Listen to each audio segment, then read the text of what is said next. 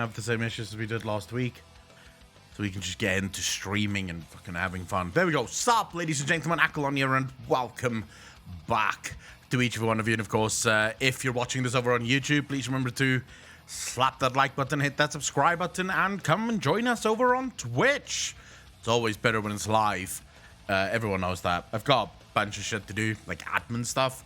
So today's stream is an admin stream. Mr. Smokin', how you doing, brother? Good morning. First again, gotta work hard to keep my crown. Yeah, well, to be fair though, I don't think there's many other people that just hang out waiting for the stream to go live. So you'll probably have that crown for a long time. But I'm always happy to have someone to talk to at the start of the stream, because in the past it was just me sort of for 5 minutes talking to myself, waiting for people to get into the fucking channel. So it's nice to have someone to chat to whilst Twitch sends out its notifications and shit. So it definitely helps. It helps a lot. All right, let's quickly I've got so much to do today. Fuck. So much to do today. We're building the new channel. I am excited. I am excited for the new channel. We've got some lore that I've got lined up that I want to discuss and talk about a bit. Got a new video for the new channel that needs to go up. So it's gonna be interesting. It's definitely gonna be interesting. So I'm quite stressed and excited at the same time. Okay, that's uploaded. Evie, how you doing? Good morning to you. Jamanio, how you doing? Prince Imrek, how you doing, brother? Happy to have you here. Thank you for the first time chat, man. Happy to have all of you here, actually. Shadow Grove, how you doing? Today we're doing a bit of administration. For those of you that wanted to know what's today's plan, we're doing admin. Like a fuck ton of admin. Malifia, how you doing? Days, how you doing? Waldron, how you doing? How's everyone doing? I'm doing good. We'll only be able to hang out for about an hour. I can already hear the chicken yelling at me for food. Wow. Wow, she's only been back for 2 days and she's already fucking off again. What is this, Germanio? Are we not good enough for you anymore? Are we not good enough for you to spend your time with us? Angawar, how you doing? Missed the Shill Show yesterday. Much sad. The Shill Show yesterday was interesting. It's been so long since I've done a Shill Show alone, right? With no apocalypse, just me. So it was quite an interesting feeling. Dad bought me a new laptop today. We'll probably receive it tomorrow, and then I can play Final Fantasy 14. I'm so hyped. It's like the day before Shadowlands launched. Purpose be praised. Oh my god, you and the Purpose, bro. But I'm happy you're getting a new laptop and finally moving away from fucking Apple. Like, you and Jamanio are both Apple babies for some fucking reason. I don't get it. Taking a break from editing vids? Shadow Grove, yeah. I used to do the editing thing. I don't have to do it anymore, so... Whew. I am so happy about that. Robostal, how you doing, brother? I am very, very lucky to have Alex, because I tell you what, the things he's able to do with some of the videos that I put out, it's insane. Bone Sham, thank you so much for the Prime sub, dude. Really appreciate that. 5 months in a row. Thank you, thank you, thank you. Ziang, how you doing, brother? Don't judge us Apple folk, but my laptop will remain Apple. I do judge Apple people. If you're playing games on an Apple, you need to take a good hard fucking look at yourself. Because that is just not on. It's just, I'm sorry. No. Slander. No, I don't play games on Apple anymore. That's good. Moni, thank you so much for the Prime stuff. Did really appreciate that. 8 months in a row. Thank you, thank you, thank you. I'm not first time here. You can go fuck yourself, Moni. Poor Alex is gonna be bald from stress before he's 30. 30's trying to edit Yako. True, Mr. Smokin'. I mean, he's doing a fantastic job. Our newest video is ready for the new channel. So I just started a brand new fucking channel, ladies and gentlemen. This is the first real new channel. Prof XXL, how you doing, brother? Ever seen the video of the guy asking for an apple to game on at a computer store? I have not seen that, but it should be funny. You're so quick. You're getting after image? No, not. What do you mean after image? Was watching the latest video about the creation ordering word. Well, there was a Greek philosopher who said that there isn't anything real until you actually do or have something in front of you. So it could be actually mean that they create something by giving it a purpose to do or be for a purpose. It's something like that, right? It is something to that effect, which I would sort of describe the way in which we've been told how the universe got started is not true. Not only that, but the Titans pretty much straight up lied to us. So fuck it, we'll just discuss it now, right? The Titans lied. Like 100% lied. First and foremost, the Titans have been to the Shadowlands. There's ample proof that the Titans have spent time within the Shadowlands, right? First and foremost, we can look at stuff within the Shadowlands and say, this does not look Shadowlandsy, this looks Titan-esque. Ouroboros comes to mind almost immediately. Even the Arbiter comes to mind. When you look at the Arbiter, who does she look more like? Does she look more like the Eternal Ones? Or does she look more like the Titans? If you put the Arbiter in the Titan Pantheon, she wouldn't look out of place. Right? She would look, oh, look, there's another Titan.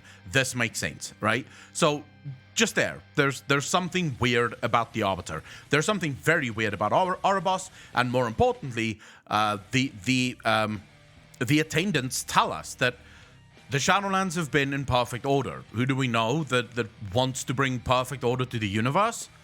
That's right, the Titans. That's what they do. They call it the ordering. It's part of their sort of MO, I suppose you could say.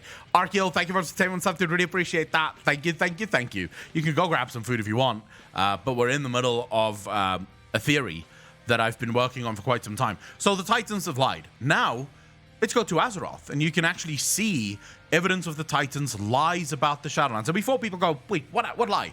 Go read the Chronicles. The Titans writes in the Chronicles that no one knew quite what goes on in the Shadowlands. No one's ever been there. What we do know is the dead souls go there. That's it. That's their entire insights into the Shadowlands. Couple of problems with that. The Mogu seem to wield a bunch of magic and artifacts, as well as their architecture specifically very much resembles things that goes on within the Shadowlands. The trump card, however, comes from Raden. Myself and Apocalypse have been speaking about this 2 days ago. Raden not only uses anima, right?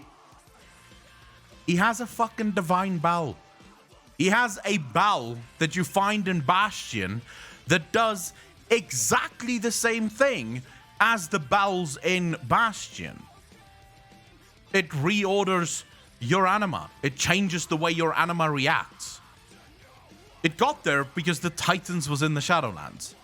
You see, this is part of a big brain theory, so you guys will have to stick with me. I think I know why Zuval turned against the ordering, against the universe as it was. It comes from Steve Denuzer's interview. There was an interview where Steve Denuzer effectively told us the cosmological forces aren't working together. They're in balance because of their sort of fighting nature. They're constantly vying for control, but because all 6 powers are constantly fighting for control, they manage to keep balance. So the way they would do this is, imagine death, right, became too powerful and death was sort of threatening to overthrow the balance of the universe.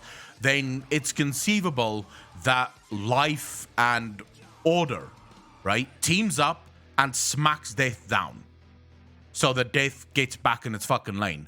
And then after that, they break apart again, life and order, and they continue doing the things that they do, right? This is according to Steve Denuzer himself. They asked him, how does the universe work? And that was his answer, right? But we know that that's not true.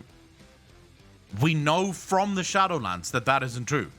because we already know that there's a deal that was made by either life and death, right, is in cahoots with one another, if I can use that very old school word. Either life and death is in cahoots with each other. However, I would actually argue that it's not life that's in cahoots. Life has been excluded from the cycle. It is order and death that made a pact, a sort of deal between themselves in order to ensure that the universe, because it seems to me like death and order care about the same kind of things. Death desperately wants to keep the universe chugging along because they gain power and anima as they chug along. Mr. Smoken, thank you for the Prime sub, dude. Really appreciate that. 3 months in a row. Thank you, thank you, thank you.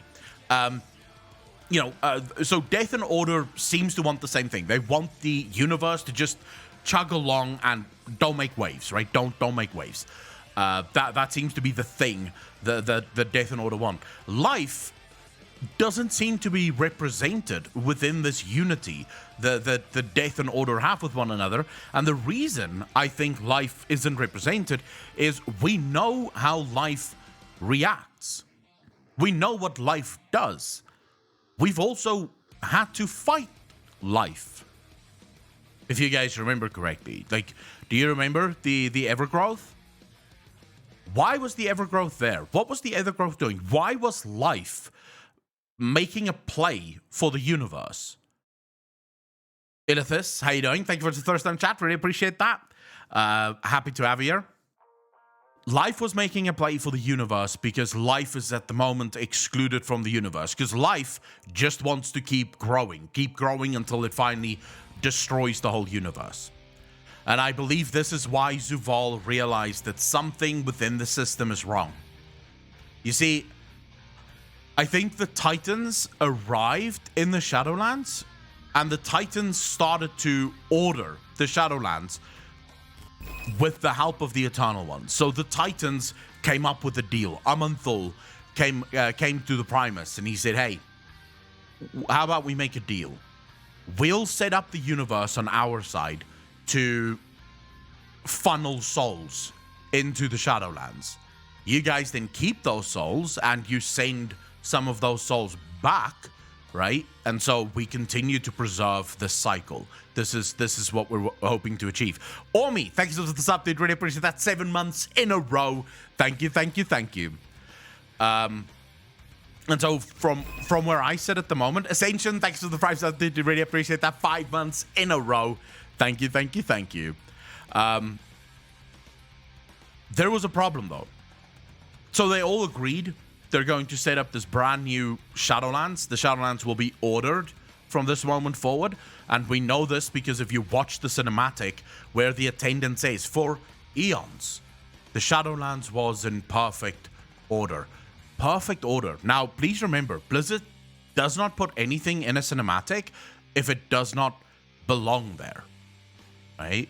Blizzard is very particular with their cinematics. I have this from Blizzard developers themselves who work on the cinematics, who told me straight up, if something is in our cinematics, it's there because we wanted it to be there. We chose to have that there. The Shadowlands being in perfect order is not supposed to be. It's not supposed to be in perfect order.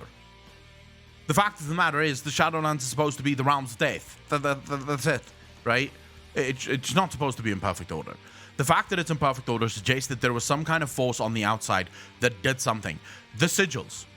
The sigils, I think, is the key to understanding the story. Constructs, Titans, and Eternal Ones, I don't think is supposed... Amanthil and Trade Chat and Group Finder, WTS Soul Funnel World of Warcraft Universe Soul Funnel DM for more information. That's exactly what happened, Zig. I don't think they're supposed to house anima. Now, what do we know of anima? We know that anima floats around everywhere, right? We know that. Anima is everywhere. How do we know that? Well, even Ravendwraith built these giant spires that would just suck anima from the air, right? So there's anima everywhere. Anima flows around everywhere, but We also know that souls seem to be some kind of void, some kind of anchor, some kind of I don't know what the English word for it would be, but it accumulates anima and it's able to store anima within itself. So unlike normal anima that is free flowing and just flows everywhere, souls are like a battery, right? So energy is everywhere. We all know that. The entire universe exists of energy. Energy can't be destroyed, it can't be made, it can simply be changed, right? So if you burn wood, you're burning energy to create a new kind of energy, but it's all energy, right? This is anima. Anima is energy within the World of Warcraft universe. So the way souls function is like a battery. It pulls in the anima. It absorbs anima from outside. And we already know the more powerful the person, the more anima the soul can store. So anima seems to have an effect with our power levels as well as an effect with just how powerful we are or how good we are in one form or another. And I think the reason for that has to do with our connection to whichever cosmological force we belong to. So when you're a priest, for example, the more powerful you become, the bigger your connection to the light, the more anima are you able to siphon into yourself through the light. So whenever you use the light literally pushes anima into you, and you are then capable of using that and increasing your power levels. But it does not seem obvious from the start that Eternal Ones and Titans and constructs need anima. In fact, we can see how the constructs in the Shadowlands work. They cannot build their own anima. They can't really store anima, except if they were built to store anima. So you have to physically infuse them with anima, and that anima will deplete. When you look at Rodden, however, he is a construct, a keeper of the Titans, with the ability to not only store anima, but somehow regenerate anima. How does he do that? He's not supposed to be capable of doing that. It's a construct, after all. Sure, it can hold anima if you designed it to hold anima. If you didn't design it to hold anima, it will not hold anima, right? So you have to physically build like a container for it if you want the anima stored inside of it. Now, this is where I think the sigils come from. I don't think that the sigils came from the first ones. I think the sigils came from the Titans. The Titans designed these sigils as a way for Eternal Ones, Titans, constructs to house and hold anima.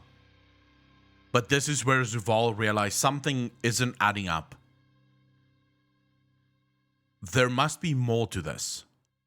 This is why Zuval says they will learn death was never meant to be chained.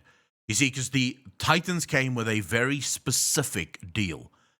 We will ensure that the universe functions as it should to funnel souls into the Shadowlands. But you will not rise up. So death will stay in its fucking lane. You'll house the souls, you'll be able to feed off the anima of the souls, you'll be able to use the anima to your heart's content. You will not, however, be able to rise up. So this whole thing of the different cosmological forces fighting each other, Death and Order does not fight one another. Instead, we have a deal. Zuval realized that he doesn't have to stick to that deal. The sigils hide something, and he wants to know what is it. What is the secrets that these sigils hide? The reason I don't believe that these sigils come from the first ones is that they can remake the sigils. The fact that they can remake the sigils suggests that these sigils were crafted by something of equal or similar power.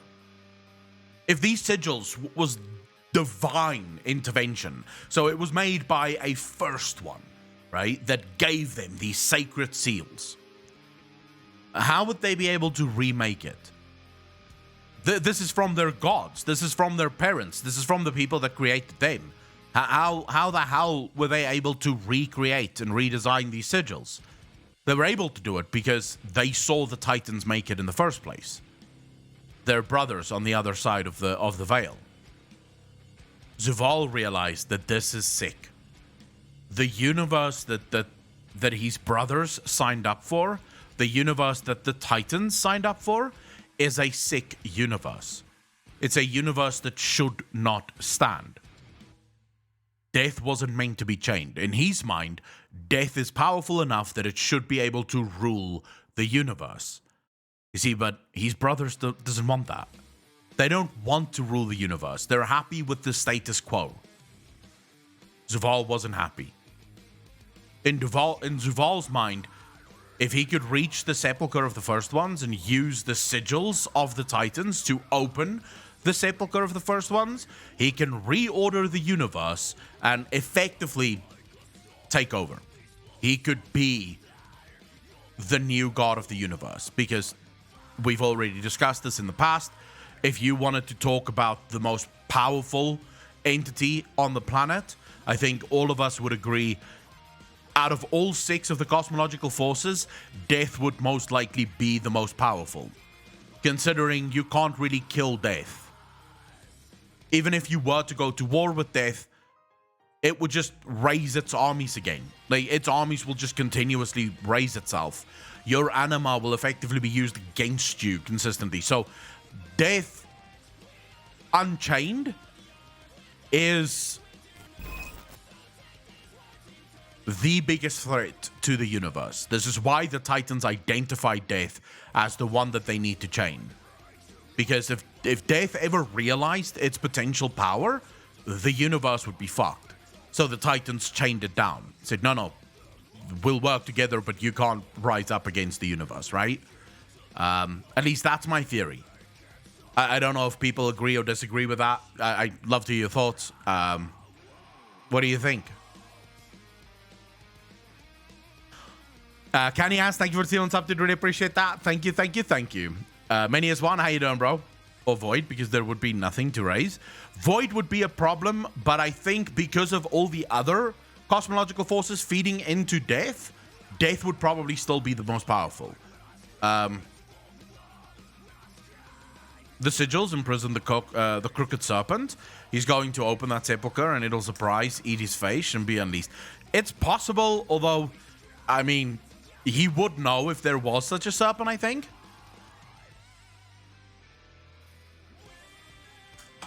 Could you say the same as life? Too much life will choke the universe. Well, we already know what too much life looks like, right? Shadow Grove? Kanye asked, thank you for the gift. It's up. Did really appreciate that. Thank you.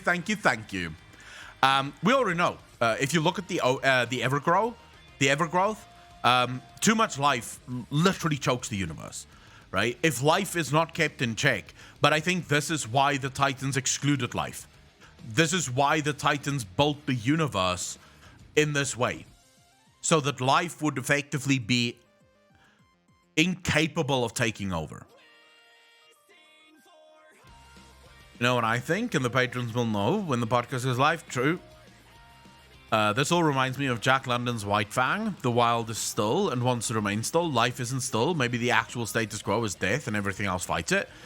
I mean, it's not like there is an actual status quo, right? At least I don't think so. I don't think the universe is filled with actual status quos, right? It's supposed to be all 6 cosmological forces working together. That's what the universe is supposed to be. The problem is that for some reason, that's not what we get, right? We get these sort of alliances that's been created. Arnold, level 40 today and get an Aqua stream. Oh my God, the big 40. Ladies and gentlemen, can we get some love and chat for Arnold? It is his 40th birthday and he's been spending it with us. So very happy to have you here, Arnold. Why are the Titans not stepping in to help fight the jailer? Jacerate, because they have their own problems. They have Sargeras to worry about. If they were to just suddenly go off to try and stop the jailer, they'd have Sargeras breaking free. But I think it's actually more a case of they don't know. They don't actually know what is happening within the Shadowlands. You can bet your ass they will most likely become part of the fight as soon as Zuval makes his face, shows his face on this at the Sepulchre of the First Ones. This is when the Titans will very much interfere, right? Chicken Man, how you doing, bro? Have we gotten an explanation from the memories of A&R and Narganon Fran and the Primus's memories? If he remembers them, does that show some kind of interaction? Chicken Man, as we just discussed, I literally just discussed, the Titans have absolutely been in the Shadowlands. It's not just the memories that the Primus holds, right? There's actually so much else. Just to recap very quickly for those of you that missed it, Radane uses anima, but more than that, Radane has a bell, a divine bell, a bell that is used in Bastion. When you ring the bell, it changes the anima, literally like the bells in Bastion. How did the Titans know to give him that bell? How did he know about that bell? How did that technology fall in their hands? Because the bells act primarily on anima. Anima is primarily something that is used in the Shadowlands. So the fact that a Titan Keeper could have such a bell suggests that the Titans was there. They've been there before. They saw those bells. Simson, how you doing, bro? Was wondering, what do you think the next expansion are going to be? I'll get to that in a minute. It's very difficult to discuss because I don't know really.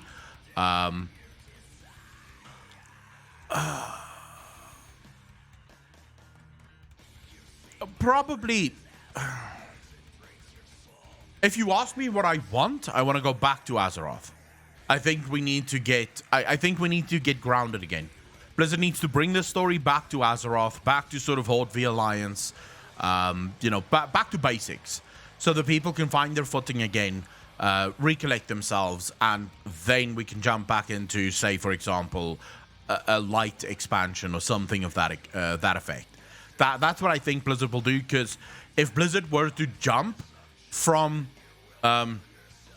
if Blizzard, say, for example, decided to jump from Shadowlands into a light expansion, players are already lost in the Shadowlands. They're going to be even more lost in a light expansion. Interesting thing about Radane, the Baal, the Baal crushed and had an effect on Anduin, whom the jailer used to infiltrate Bastion. There's something special about Anduin, which I'm not entirely sure yet what it is. That's terrible. Have a dump. You're my favorite steamer. Nihilus, thank you for the $20, dude. Really appreciate that. Thank you. 10.0, Plight of the Players. That would actually be a perfect name for the next expansion. If they bring it back to Azeroth, how would they do it? Or what do you think would be a nice expansion? I'd like to explore the dragons. Even though I'm not really a fan of dragons, I would like to explore the dragons. I think the dragons is the perfect avenue through which to tell the story of the next expansion, right? How and Arrow, how you doing, bro? Thank you for the first time chat. Really appreciate that. Welcome to the stream. So I think Dragon Isles, dragons, maybe a deep dive into the Black Dragon Flight and what specifically they've been up to. I think that's something that people identify with. It's something that a lot of people have wanted for a while now. So I think that could work, right? I think that could be a good expansion. Arthur, see Shadowlands. Arrow, you've already seen Arthas in the Shadowlands. In fact, you've seen Arthas a few times now in the Shadowlands. Whenever you lay eyes on Shalamorn, you're seeing Arthas. I believe there's a reason why Blizzard called it Kingsmoon. It's not just that it's wielded by a king.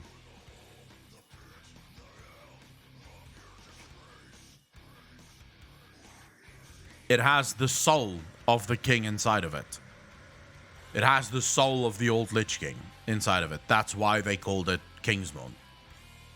Because it is the Blade of Kings. CDJ, thank you for the deal on something. Really appreciate that. 24 months in a row. Thank you. An expansion focused on rebuilding Azeroth would be nice. Blizzard needs to do that, right? And I would use that expansion as a way. So if I were to build, Thomas, how you doing, bro? Rotea, how you doing? If I were to make the next expansion, it would go back to basics, back to World of Warcraft, Dragon Isles, dragons, dragon lore, maybe a little bit about the Emerald Dream, things that people know, right? Don't throw anything new at the player base. Don't throw things at the player base that they are not prepared for and that they're not going to be able to follow. I think that's just wrong, right? I think that is just absolutely wrong. Lucius Babby, thank you for the tier 1 sub. Really appreciate that. 10 months in a row.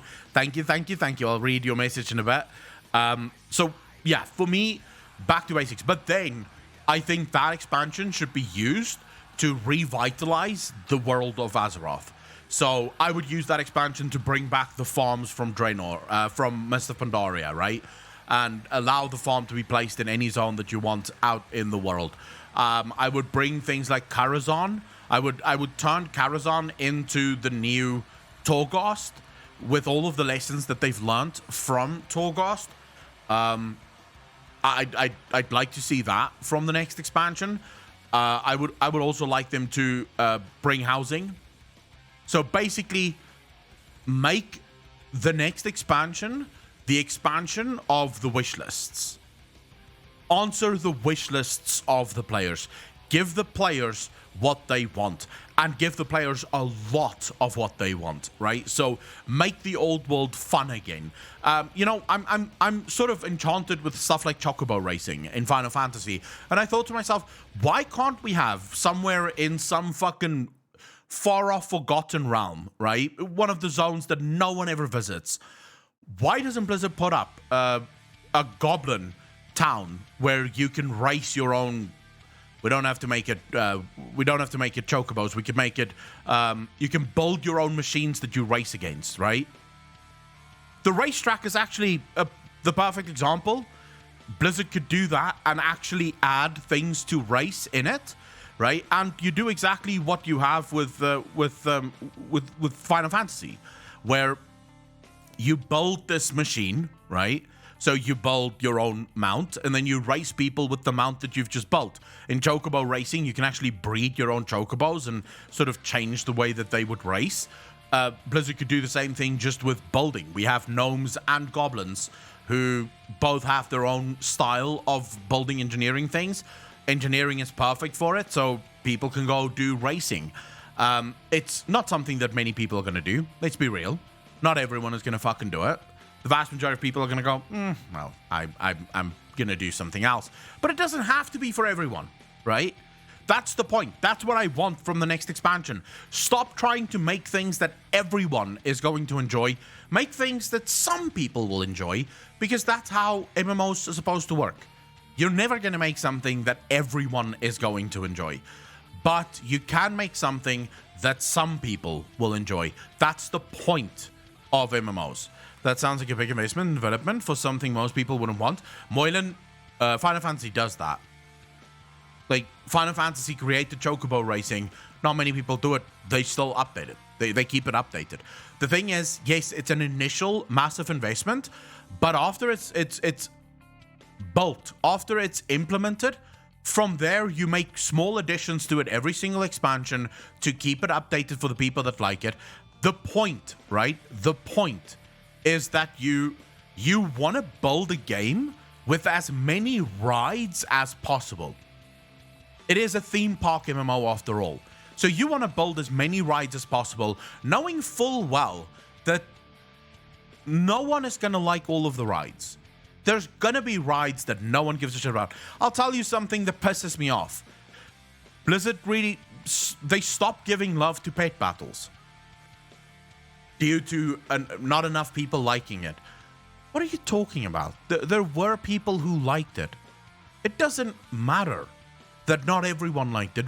What were you expecting? Did you think that everyone in the fucking game was going to do pet battles? It was never going to be a massive, massive piece of content. But it didn't have to be. If you had like 10 developers every single expansion working on pet battles, pet battle dungeons, pet battle raids, at least that services one group of the player base, right? People who might like that shit. If you had the farms, let's say you brought back the farms and you made it an evergreen feature. You had a group of 20 developers that only worked on the farm. That's their entire job. Year in, year out, they add stuff to the farm. So every expansion, people with their farms get a shit ton of content. right, from these developers, because all these developers do is they work on farms. They make the farm system great. Housing, same thing. You build enough features that enough people like the features, and then you stand back and say, great. I would argue the biggest failure of garrisons was that everyone was forced to have one. That was the biggest failure of garrisons. The expansion was built in such a way that you had to have a garrison in order to play the expansion, which was Blizzard's biggest mistake. The expansion should never have been designed around garrisons. Garrisons should have been a fun feature that people could have if they really wanted a garrison. They could build themselves a garrison, but the rest of the expansion should have happened divorced of garrisons. And Moylan, you said you disagree, and then you literally said what I said. So I'm not sure what you disagree with, because it literally boils down to the same point. The reason players were isolated is because everyone was forced to have a garrison, and the entire expansion was built around the garrison, right? That's why Garrison's biggest failure is the fact that it was the main focus of the expansion. Housing shouldn't be that way, right? Housing should be an opt-in feature. I think more than you and I agree on that. I think we agree anyways on everything I just said. We just misunderstood each other. But yeah, I think that's Blizzard's biggest failure. In almost every single thing that they do, their biggest failure is that they keep trying to design these systems that everyone should like, right? It should be a system that everyone wants to get in on. But that's not how gaming works. That's not how MMOs work. You don't design things that everyone likes. You can design things that some people like, and then you have to design enough things so that everyone likes something, right? Everyone has something to like, but not everyone's going to like one thing. And that's Blizzard's biggest failure, from my perspective at least. Lassius Babby, the garrisons had a negative aspect on roleplay rounds too. Everyone was writing in their garrisons instead of city proper and the like. I think the garrisons had a negative impact on almost everything. Happy anniversary, my friend. I apologize for not being able to subscribe on Twitch and be a patron member at the same time. You never have to apologize for that, Lassie. This month was terrible as I found out my grandfather is dying and I have no way to visit him or my grandmother. Ladies and gentlemen, can we get some love in chat for Lassius Babby? That is always horrible, right? That is always horrible. So I'm really sorry. I'm really sorry to hear that. But never apologize for not being able to support the channel. All I ask is the people hang out and have fun, right? That's all I care about. As long as people have fun, I'm having fun, and we're good to go.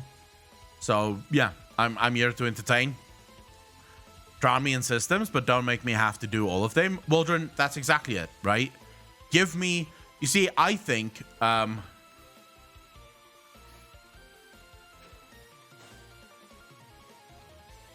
think people express themselves completely wrong when they say stop making systems. You see, I think systems are amazing. And I think World of Warcraft needs more systems. Far more. We need 10, 15, 20 systems per expansion. Because I don't think it's the systems that's pissing people off. Is there anyone in chat that disagrees with me?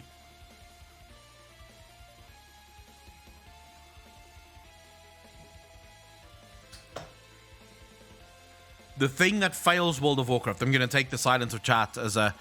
The thing that fails World of Warcraft systems is its interconnectivity.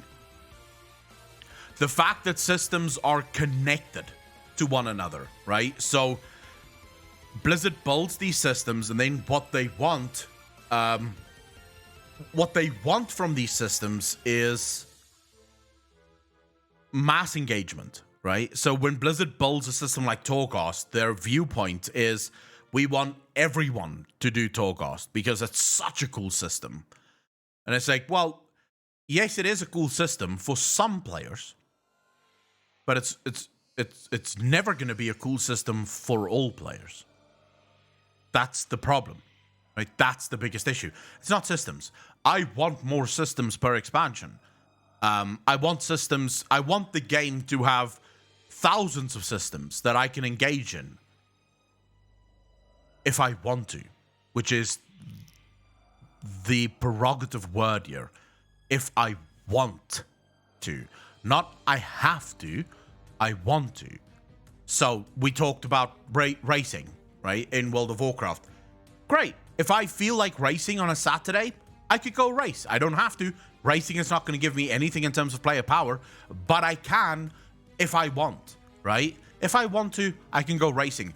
Brawlers Guild was a great example of a system that had nothing to do with anything else. And again, Blizzard sort of cancelled it. Why? Because not enough people were taking part in it. Well, that's the point. That's the point. The point is to find other things. You don't build another Brawlers Guild. You already have the Brawlers Guild. What you build now is something else, right? That other people can engage in, that is more fun for them. The whole point is you can't... It feels like Ian and the team is very much stuck in this almost... the cyclical, cursed way of thinking. They're so obsessed with efficiency. You see, Ian wants the game to be as efficient as humanly possible. So this is the idea I get. It feels like Ian wants to design a World of Warcraft where when they build a system, everyone plays the system, right? So they don't want to waste time building systems that no one engages with. And this is exactly what Ballilar said once. The most important things in a game is that which you measure, right? Whatever you measure, that's going to become the biggest, most important aspect of your game. We know that Blizzard measures engagement. So, the number crunchers at Blizzard walks up to Ian and says, hey, no one's engaging with the Brawlers Guild. It's like 5-10% of the player base. Ian goes, shit. Okay, so we can cancel the Brawlers Guild. That's not good enough. We need a new thing that's going to be, like, get at least 60% engagement. It's like, Ian, no. Let the fucking 10% of people that like the Brawlers Guild play the Brawlers Guild. Why can't they play the Brawlers Guild? I mean, it's their thing. They care about that, right? But then you build a bunch of other things that 10% of the player base will do those things, and soon you have 100% of the player base doing something. That's the point. That's how MMO design is supposed to work. You are supposed to design multiple things so everyone can engage in something. It's not how Ian and the team sees things. They track engagement, and so when the engagement on a specific feature is low, they feel like that feature is dead. When in reality, that feature isn't dead. This is literally the way game design is supposed to function. It's how MMOs are supposed to work. You can't design one thing for everyone, because as we've established multiple times in the past, and I think most of you would be able to agree with me immediately again, you're never going to be able to make a game that everyone in the world likes. Never. This is impossible. It can't be done. The only thing you really can do, right, is try to design as many mini games within your MMO that the vast majority of people will find something that they like. This is what games like ESO do very well. In ESO, even though I've not played it as much as Final Fantasy, ESO have these treasure hunts, which is actually sort of a meta thing within the game, by the way. There's people who love those treasure hunts. They literally play the game for these treasure hunts. In Final Fantasy, you have people who love gambling. You have people who love chocobo racing. You have people who love housing. You have people who love glamour. And everyone is sort of engaging with their own features. And that's what makes a game. Right? That is literally what makes a game. And that's sadly not what Blizzard does. At least half the time, that's not what Blizzard does. I wish they'd have made a Jailer Covenant. I'd have joined it instead of any of the other. I would have joined the Morsworn Covenant as well, just to help them bring about the end of the universe. Wildren, the only thing I don't like about ESO is the action combat. I like the fact in Final Fantasy I can play the patch, get the gear, then stop when I want. Compared to Final, Shadow, what do you mean compared to Final?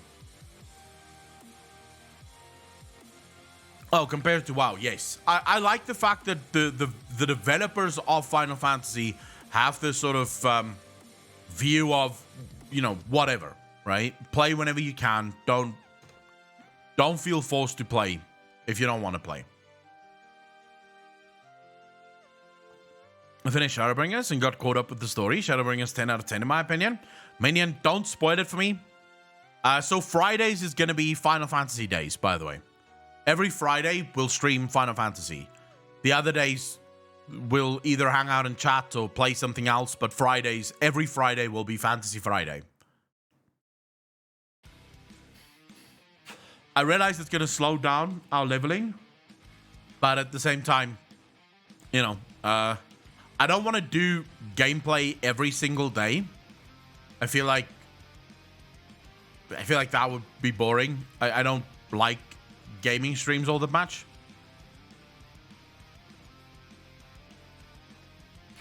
Zig, I'll probably not do that. Garrisons have potential that was never fulfilled. Moylan, so much agree on that. Can't you choose that to be on Wednesdays? Then I can have a Friday stream without cringe? No. Alex, no. It has to be Fridays because Final Fantasy Wednesday doesn't sound as good as Final Fantasy Friday. I don't make the rules, I just follow them. It has to be Final Fantasy Friday. And that's what it is. That's what it's becoming. I'm working off of that Weepness Day. No, I'm not doing that. The 3 Fs, exactly. Primero, how you doing, bro? Voice is fine. It usually just needs a rest. I mean, the just chatting stuff takes a lot out of your voice, especially if you're spending hours upon hours fucking talking about stuff. Ladies and gentlemen, we're literally just waiting for Alex to change an intro for the new video that's going on the new channel. Look at this. I've never seen a channel so barren in my life.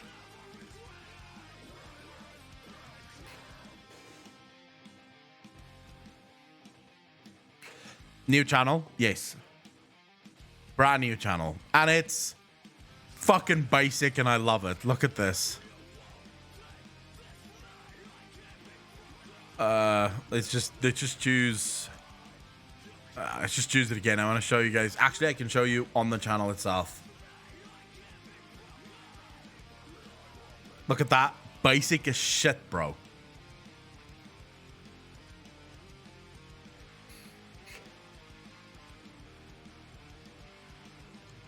Couldn't talk yesterday. Still can barely talk. Shit, Apocalypse.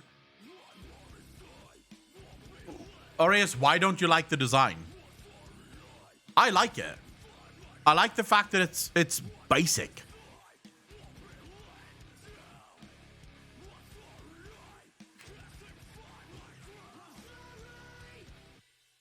You have no idea, Shay. Much like she burned the tree, I wanted to burn the Blizz HQ at one time. I think everyone wanted to burn Blizzard's HQ at one point.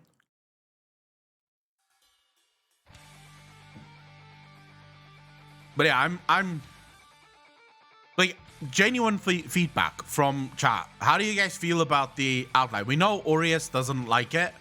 How do you feel about the layout, like the design? So true.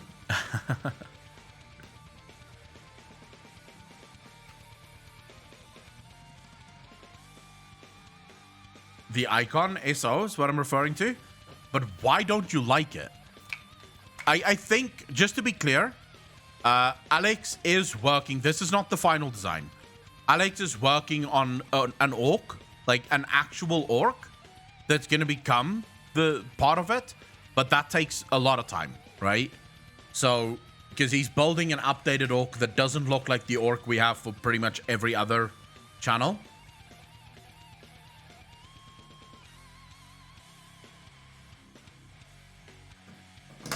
Yeah, it is a work in progress.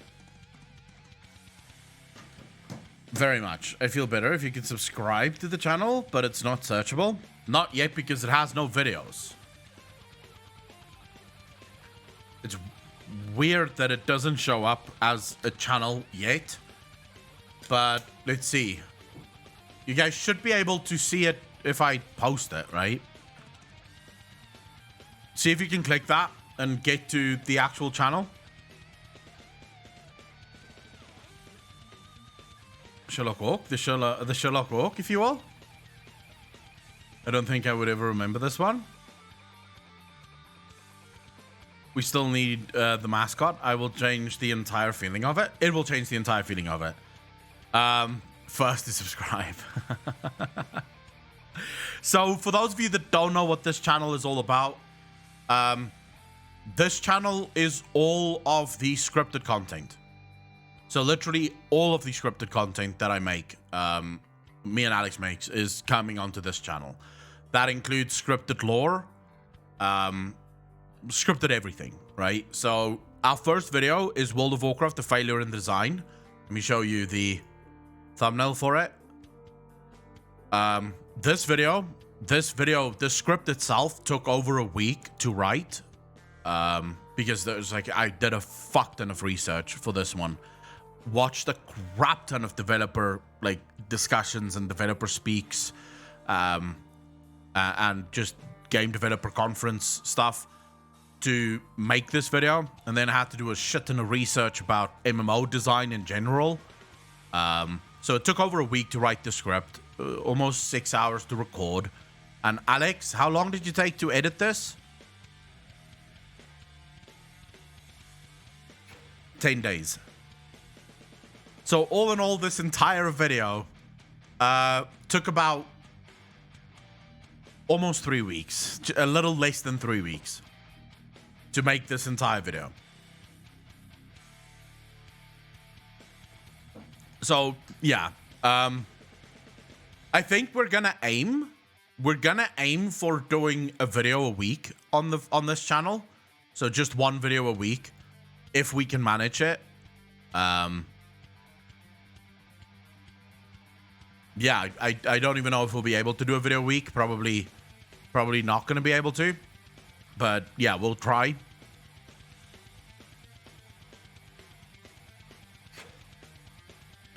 And you have to pay taxes to retain ownership. So giant gold sink. Most games use housing as a gold sink, right? It's a lot of fun, but still. The key is just to upload it the same day. Doesn't matter how long in between. Alex, true. I would love to do uploads to the channel every Monday, right? So every Monday, same day, video goes up. 10 Deeps, thank you for staying up, dude. Really appreciate that. 8 months in a row. Thank you, bro. How you doing, 10 Deeps? I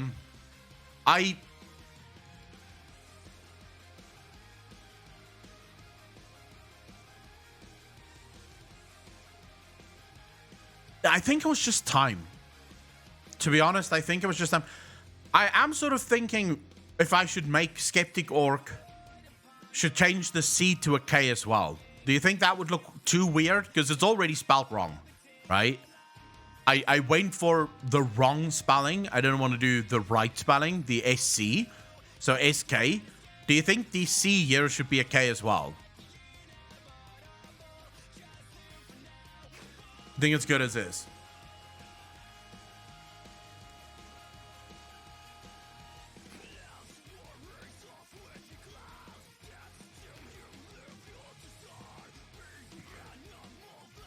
It's fine as is. No, I can find it. Okay. We'll leave it as is for now. We can always play around with it later. The name doesn't really matter, just to be clear. I'm sort of overthinking the name. Like, you can call your channel, as long as you don't call your channel like Nazi or KKK, right? You can call your channel channel just whatever the fuck you want, and most people will be fine with it, right? Like, most people don't give a fuck what the channel's name is. I think the current spelling is fine. I like it. I specifically went for, like, spelling it wrong because, you know, it is speculation. So it just worked for me. Yeah, it's so barren right now. It's so fucking barren right now. Look at this. There's nothing there. Like, fuck all. It's just an empty little channel. No content whatsoever. It's just hanging out, doing its own little thing. Existing. I will sim for this lore channel, like Autumn Wheel for Winter Queen. I wouldn't mind if you guys would help me out. Like, if the first video we upload, if you could share it as many times as possible, I would fucking love that. Because new channels are always a drag to get off the ground. The greatest crime against greenskins in history. It's uploading at the moment. All right. I'm going to watch it on stream. Just FYI.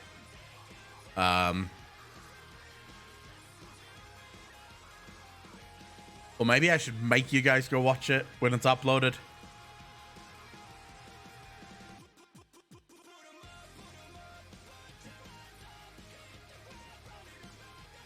Yeah, it's, how many of you were there yesterday when I discussed why I'm starting a new channel? I'm sure most of you were in the Shill Show yesterday.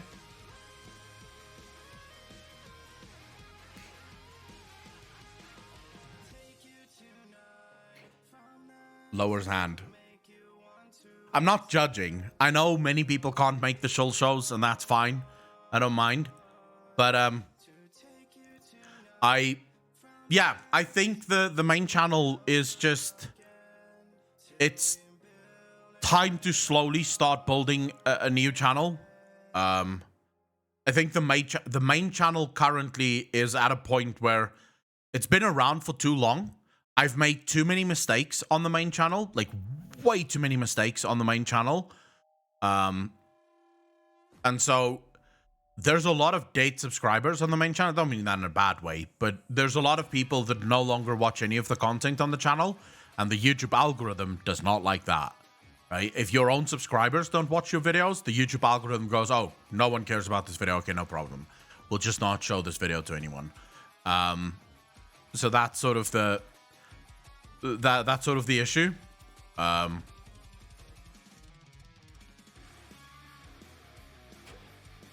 Advertise to your Discord. Wait, did you advertise the new channel to Discord, Alec? Alpocalypse. Ooh. You didn't tag everyone? How's people supposed to know, bro? I'll tag people. Don't worry. I've got you. I've got you. I need a finger that points up or an arrow that points up.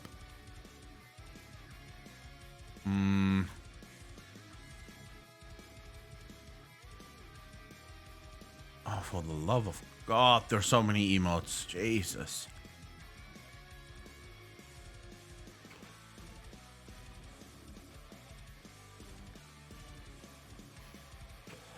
I don't need all of these emotes. Barely ever fucking use them. Here we go. Here we go. Oh, fool. Are you serious?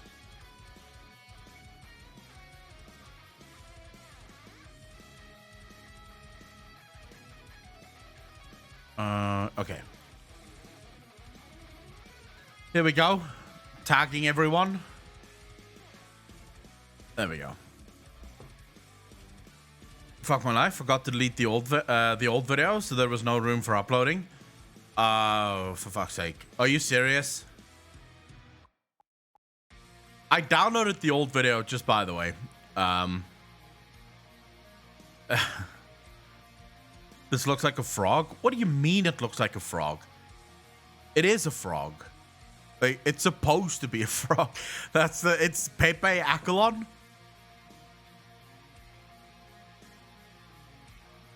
Tatiana, how you doing? Nocturne for Euros is coming out again for Final Fantasy 14. Nocturne for heroes. I don't know what the fuck that is. All right, so this is the proper one, right?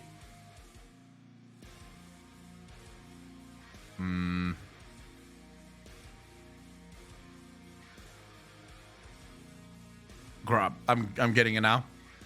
Can't find it on YouTube, the channel. No, I don't think you can find it until a video's been uploaded to it. Living Shit Show, how you doing, bro? Into the stream. How you doing, man? I am very good. Thank you much for asking. Welcome to the stream, bro. Happy to have you here. Plate Lord, how you doing, bro? I read that South Africa has like 11 languages. How many do you speak or understand? Plate Lord, we have 9 official languages, 11 unofficial languages, and something like 22 cultures or something in South Africa.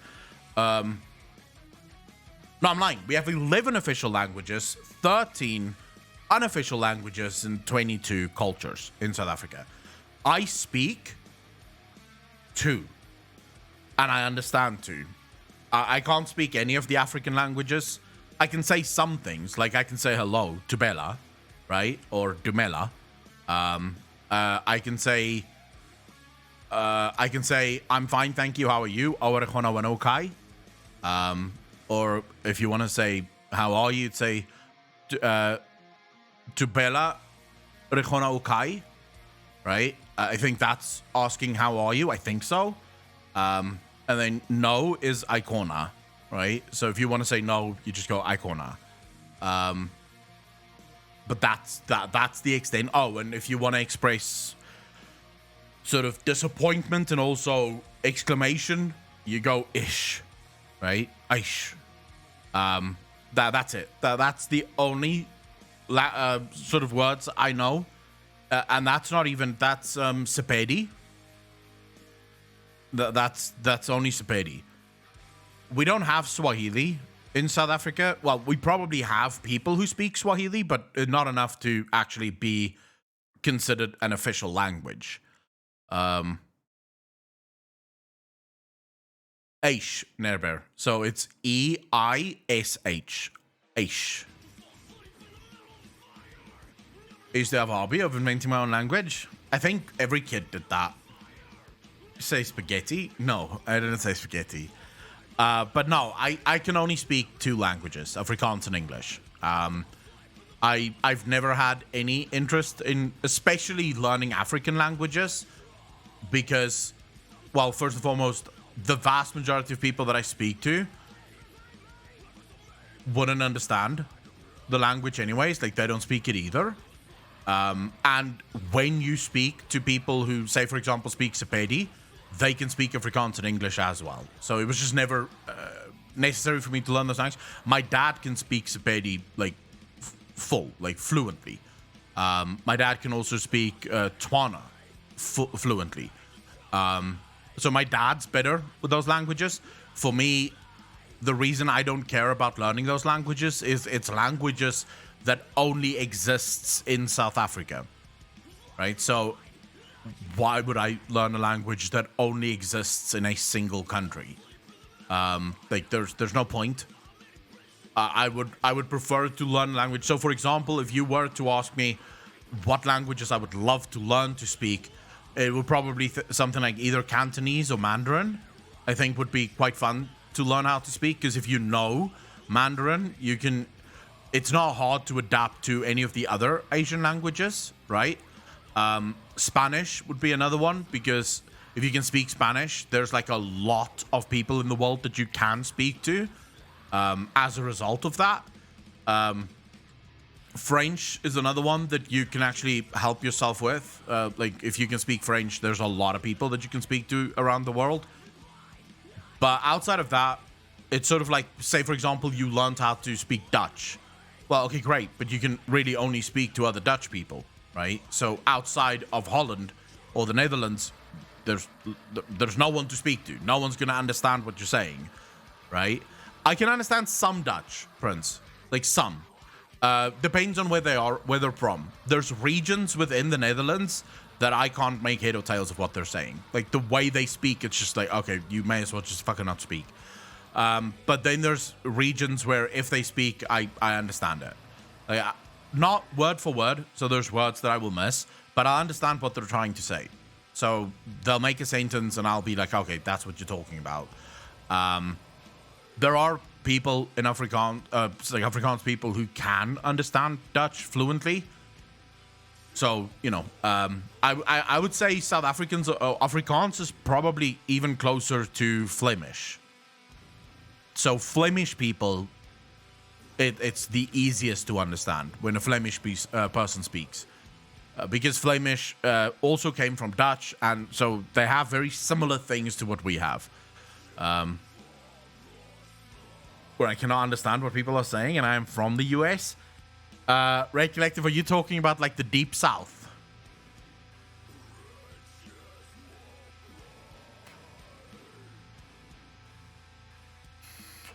I have to admit, there was this video on Instagram where like a bunch of girls were sort of saying which university they got into. And there were a couple of girls there that just they spoke gibberish. Like that you could make out that they're speaking English, but what they were saying was like, no, that's not English. Whatever the fuck you're saying is not English. I don't understand what it is that you're saying. Missy, thank you for the primes. I really appreciate that. 17 months in a row. Thank you, thank you, thank you. You see, the thing is, it sounds dumb to your ear, but it's not necessarily like it's not even an accent, right? That's a dialect. And the dialect, so for example, if you came to South Africa and you went to visit the people of the Karoo, right, which is like the Karoo is desert. It's a desert in South Africa, but there's people who live there, like in towns and stuff in the desert. And they also have an Afrikaans dialect that is almost impossible to understand. Like, listening to the way they speak Afrikaans, there's words that you just go, I don't think that's a word. Whatever the fuck you're saying is not a word. There's groups of USA girls across the country. As a girl, most girls speak actual gibberish in groups that only make sense to their clique. I think they are Boer, but they're sort of... So it's called, it's in a place called Namakwaland, right? Which is an area within South Africa, Namakwaland.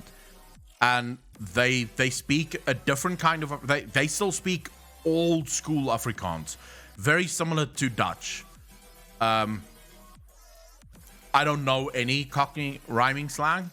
I've heard it before. Like, for example, bee's knees.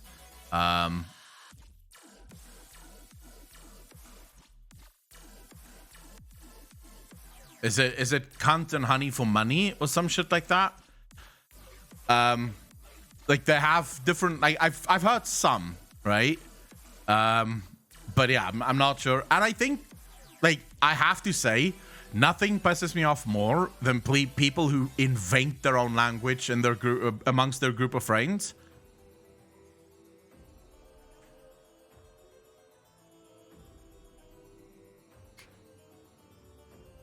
You're having a giraffe, mate. Be brown bread when I spark you. When I spark you in the bubble. Oh my fuck. Thailand and Laos use quite same language, but accents are too different to understand each other, except some easy words. Ratayo, I do have to say that that's similar to England. Something that so few people actually know about England is the English you hear in movies is not the English of England. It's not. I was in the UK and I can tell you there's areas in the UK like Liverpool where I challenge you to understand what a Liverpudlian is saying to you when they fucking speak. Like, I will challenge you. I guarantee you cannot fucking understand a word of what they're saying. Scousers is also just one of those, like, oh my fucking god, what are you saying? But I think Liverpudlian, aren't they Scousers? I think they're Scousers, right? Or they're part of the Scouser group.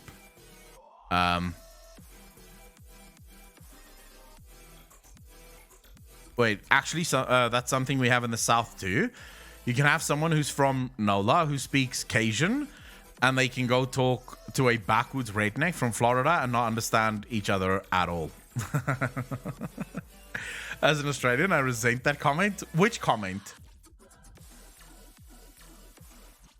Yeah, Scousers, Liverpudlians. The Liverpudlians is just... But there's another one. I can't remember exactly. Blackpool was fine to understand, even though it was a little bit... Like, they do have weird words. Although Blackpool is not as bad.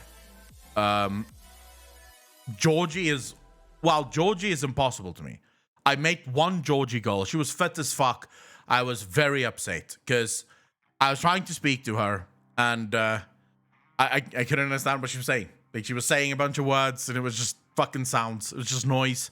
She's like, okay, this is clearly not going to go anywhere because you and I cannot have a fucking conversation because you may as well not be speaking English. Lampolly, I have a friend, like one of my best friends is actually from Blackpool as well. A dude I met years ago playing World of Warcraft, and we still play games together.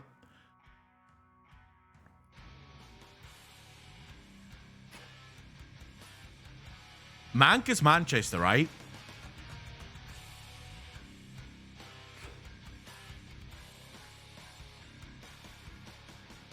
Mank is Manchester. I don't mind the Manchester accent at all. I mean, I'm friends with... My best friend is literally from Manchester, so I don't mind that accent one bit. There's an island to the east of Canada called Newfoundland. I spent 6 months there, and holy hell, I don't understand any of what they call English. Do many do that group called... Do many listen to that group called The Antwoord around you? I would say The Antwoord is less popular in South Africa than what it is in the rest of the world. They're still popular. There's still people that listen to them, although none of my friends would. Not trying to sound like a dick, but my friends would not listen to The Antwoord. It's not the kind of music that we listen to begin with. And also, The Antwoord is what we call fita in South Africa. Skills is soft mank. Hard mank is horrible. I would say, yes, probably skills and gov is very, like, they're probably soft mank.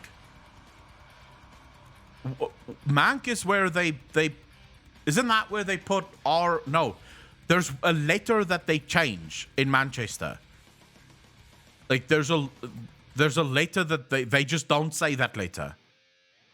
Do you watch Springboks? No, Prince. I don't. Even when I watched rugby, I don't watch rugby anymore. But even when I watched rugby, I supported New Zealand. Just because they played so next level. Like, the rugby that they played was so astonishing to me that I couldn't help not supporting them, right? So I don't really watch rugby anymore, to be fair. I'll watch the highlights. For example, I watched when the Springboks were playing the British and Irish Lions. I watched when they played, and it was quite nice. It was nice to see South Africa win that. But yeah, more. I'm not really a rugby fan. My sport is esports. Send you Echo a PM. Nice song text. Check when you have time. You will like it, I think. Arkiel, I'll definitely check it out. Almost only listen to Mandarin pop songs. I don't listen to pop whatsoever. I'm sorry, but just fucking no. Pop? Really? No. No. Alright, let's do this. Let's do this upload. Let's get this shit uploaded. I'm very excited for this. Even though this video might tank and it might not do as well as I had hoped, I'm still looking forward to it. Having a new video on a new channel, that shit's wild. Mr. Chop, how you doing? I'm not on keto. I'm on the carnivore. But I need to recommit like hard to the carnivore. Because I have been sort of cheating and doing things that I'm not supposed to do. But this week is the week where I go back full blown, right? Just straight up fucking do the carnivore straight up again.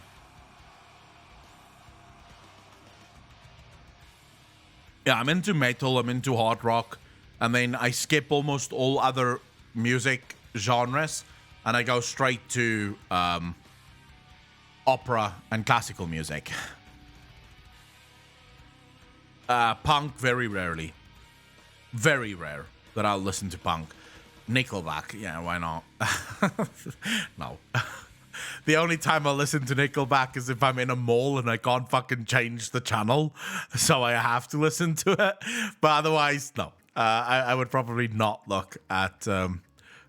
look at this photograph. Oh my god, that band, bro. That band is so miserable. I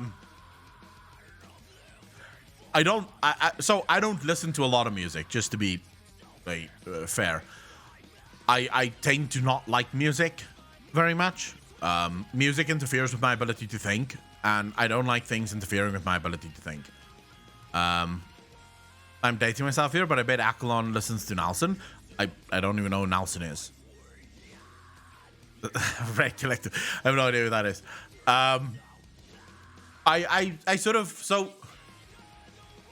I would much rather sit in front of my PC and think than I would listen to music. Because if you're listening to music, you can't think because you're listening to something. And I don't like background music because yeah, it just interferes with me. Like, I've gotten better at streaming. There used to be a time where whenever I wanted to do a lore theory, I would pause the music on stream so that I could do the lore theory because the music would interfere. Nowadays, I don't even hear the music. Like, I'll sit here and I'll talk to you guys, and I have no idea what music is playing in the background. I barely hear it. Flinderoinkies, how you doing? ADHD and music tends to tame the beast, so I can think. No, music completely distracts me. It's way too distracting for me. I'm good, how are you? Flinderoinkies, I have no complaints. The Devil Wolf Sniper, thank you so much for the follow, dude. Really appreciate that. Welcome to the channel. Thank you, thank you, thank you. All right, you guys want to watch this World of Warcraft failure in design? I haven't seen what Alex have done to this video at all. World of Warcraft has had... Like, I have no idea what Alex have done to this video. I don't know what the editing for this is going to look like. We're going to be experiencing it together. Alex, are you ready to have yourself judged in real time?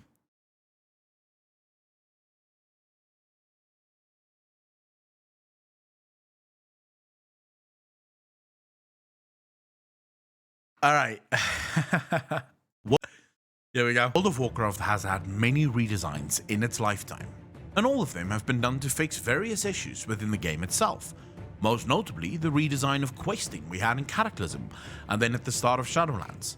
These redesigns, however, have created invisible problems. These problems aren't visible because they cannot be seen. Rather, they are very hard to see without thousands of hours of play data, and even then, the natural feedback you'd get would not necessarily be helpful, since a new player might not even understand why they dislike something. They only know that they do. Something just feels off, sort of like that feeling when you accidentally put on your underwear wrong. You don't quite know why, but your balls just don't seem to be in the right place today. It's like your balls are literally fighting you. You won't know what the issue is until you take off your pants to realize just how big of a moron you've just been. Oh, that aiming? Ladies and gentlemen, my name is Akalon. Alex, I judge that aiming, bro. Like, oh my fuck, do I judge that aiming? I'm not a god at aiming, but can we just appreciate this again? Hey, just appreciate the aiming here. Issue is until you take off your pants to realize just how big of a moron you've just been. Ladies and gentlemen, my name is Akalon, and today we're diving into World of Warcraft, a failure he did it on purpose. in design. Why does the world feel empty? Why is it that players feel disconnected so often from the game? All this and more will be explored in much more detail in the coming video. Very quick shout out to all of the patrons and the Twitch subs of the channel. Thanks to you, this channel keeps growing. For more ways to support the channel, please wait until the end of the video. Slap a like on the video, sit back, and let's jump into it. New players are alien to the world that you create until they reach a level of knowledge about the game and its culture. So new players will almost always need some level of handholding to learn from others until they feel ready to accept the terms and conditions of the world that they are now a part of. To give new players a full experience of at least a single expansion, World of Warcraft itself has sequestered new players in their own little bubble where the rules of social decorum and social interaction aren't explained or learnt until much, much later in the game. Part of this failure comes from a very direct, self-imposed decision from Blizzard to have every expansion tell its own story with the old world completely forgotten.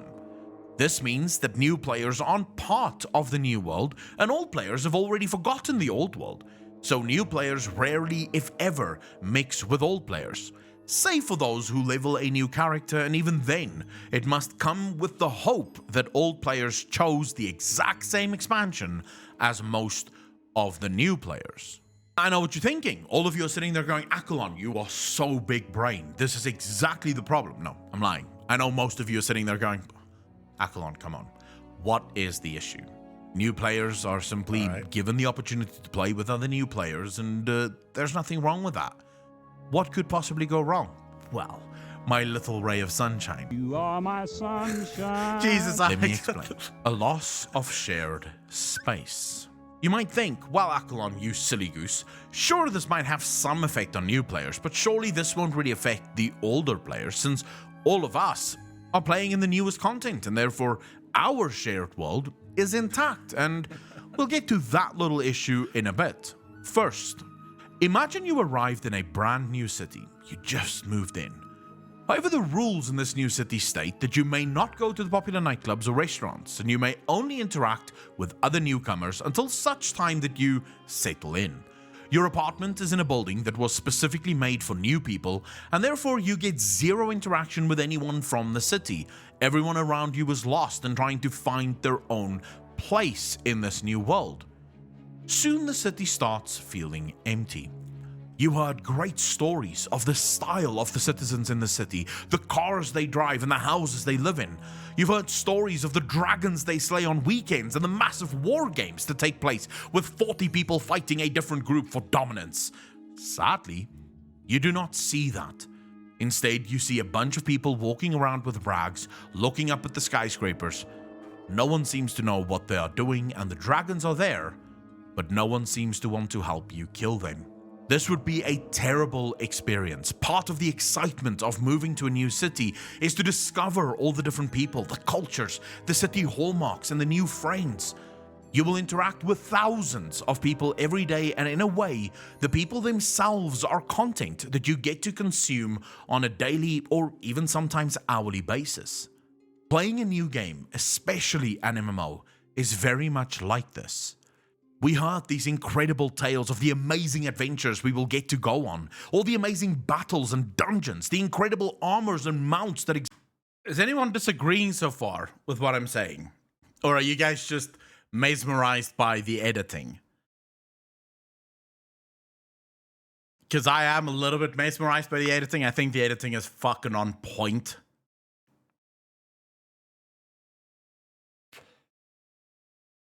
So I'm playing Sea of Thieves again. Have you played it yet? I played it when it was in beta.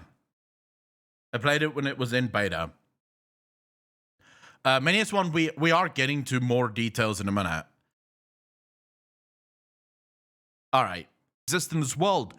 Sadly, in World of Warcraft design, as a new player, you will only really experience that if you can bite your tongue, grit your teeth, and survive the initial leveling experience. A new player in World of Warcraft will never interact with the old players until much later. This can easily lead to a new player opting out of the game before they even have given the game a fair chance. This is something Final Fantasy solved with their Duty Roulette. You see, the Duty Roulette is used by new and old players to gain valuable resources. Maybe you just want to level a new job. These are the classes in Final Fantasy, by the way. Or maybe you just want the Grand Company seals from them. Either way, even veterans will likely run these dungeons every single day, and the Duty Roulette chooses from every dungeon ever introduced to the game.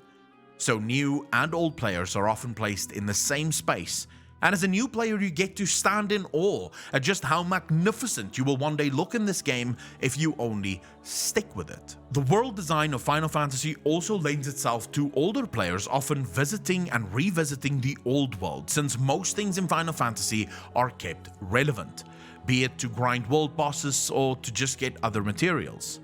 The old world is kept breathing as a result of the design decisions taken very early on. Now, veterans, on to you. I did promise that I would get to you, didn't I? For older players, this issue isn't really alleviated. You see, for a series of reasons I am yet to understand, could be that I'm not smart enough, World of Warcraft have been designed to be a menu clicker. Shared spaces have been removed from the game and replaced with a simple button to click to go into an instance version of the world to obtain power that can be used to gain access to even more difficult menu clickers. So the shared world, as a result, becomes nearly empty. This is an all too familiar sight. Remember how amazing it was when the new expansion just came out, everyone out and about killing monsters and questing, only to come back a few months into the expansion and be surprised if you even spot another player. Slowly but surely, shared spaces were replaced.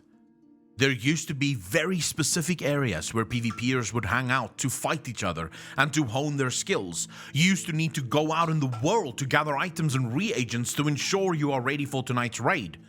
Some of this loss is just new to the nature of the modern player base. It's easier to just go to the auction house now and buy all the reagents than to farm it, since bots farm this stuff daily and often corner the market with cheap options and a limitless supply.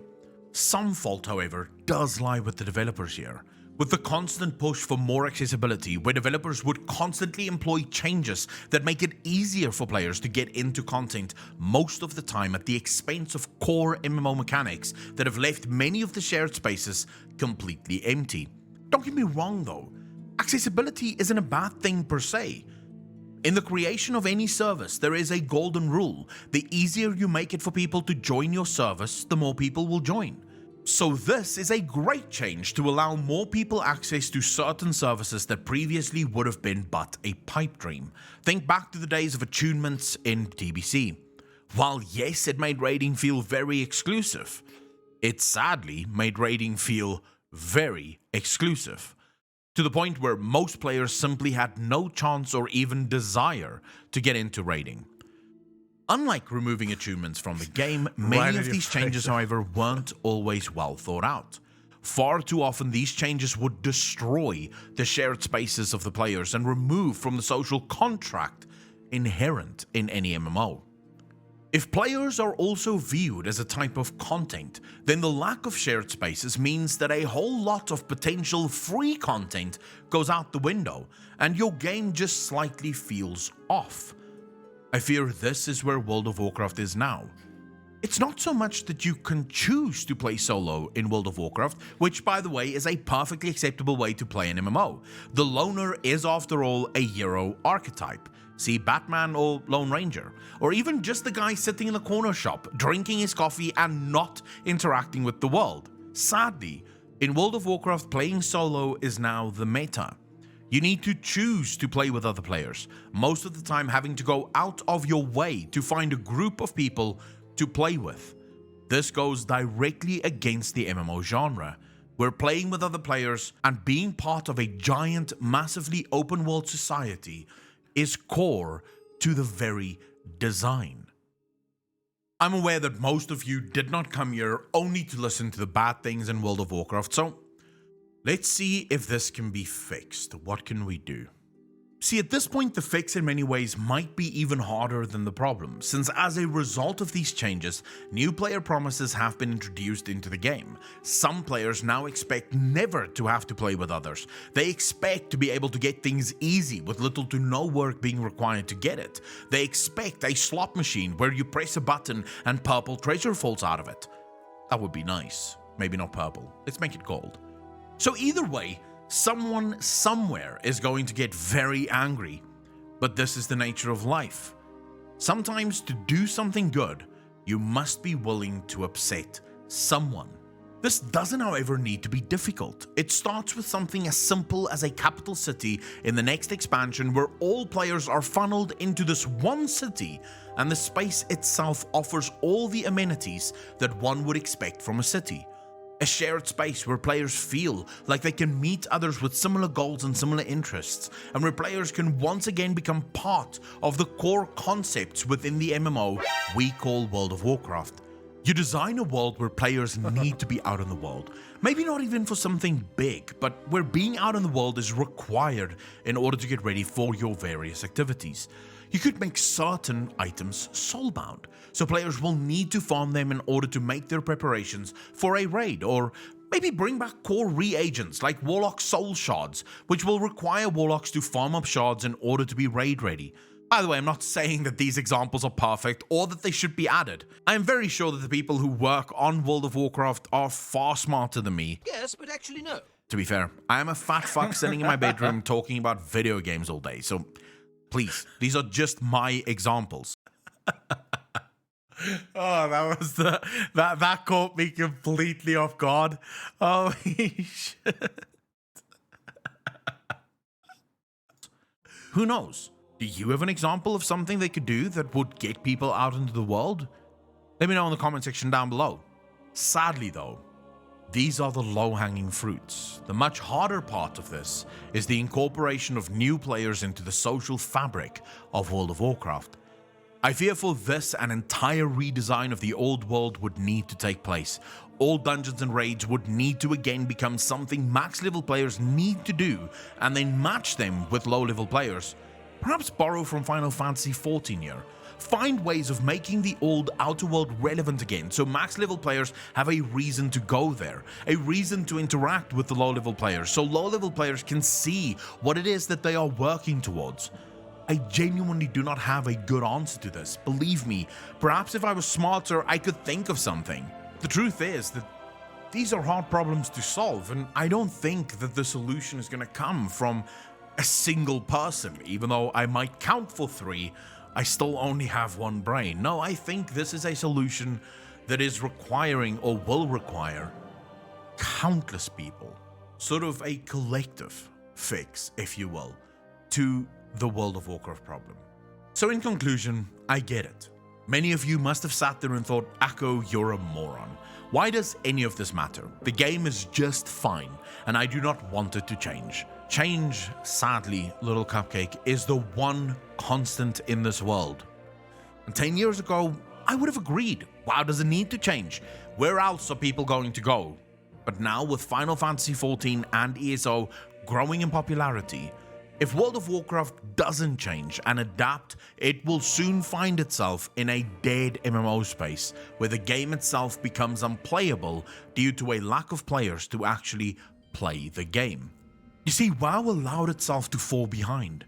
Where once it was the MMO everyone else wanted to beat, everyone aspired to be it. It is now the MMO chasing the tail end of the spectrum, and for a while, it will still have millions of players, but even those players will eventually move on and go play something new.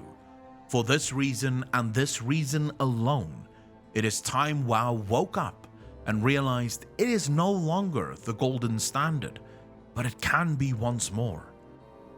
It has all the best elements to one day be the greatest MMO on the market again, and I am simply doing my small part in trying to make that future a reality. Much like how our patrons do their part in making my dreams a reality, I want to thank all the patrons, Twitch subs, and YouTube channel members for making this video and videos like this one possible. If you want exclusive behind-the-scenes content as well as an awesome weekly podcast, click the link in the description down below and join Patreon today. Or come watch us live every Tuesday to Friday on Twitch, link in the description below. Thank you so much for watching. If you like this video, please remember to hit that like button and the sub button. And as always, be kind to each other, be good to each other, and I will see all of you in the next one. Peace. What do you guys think? Like, genuine, honest thoughts. What do you think?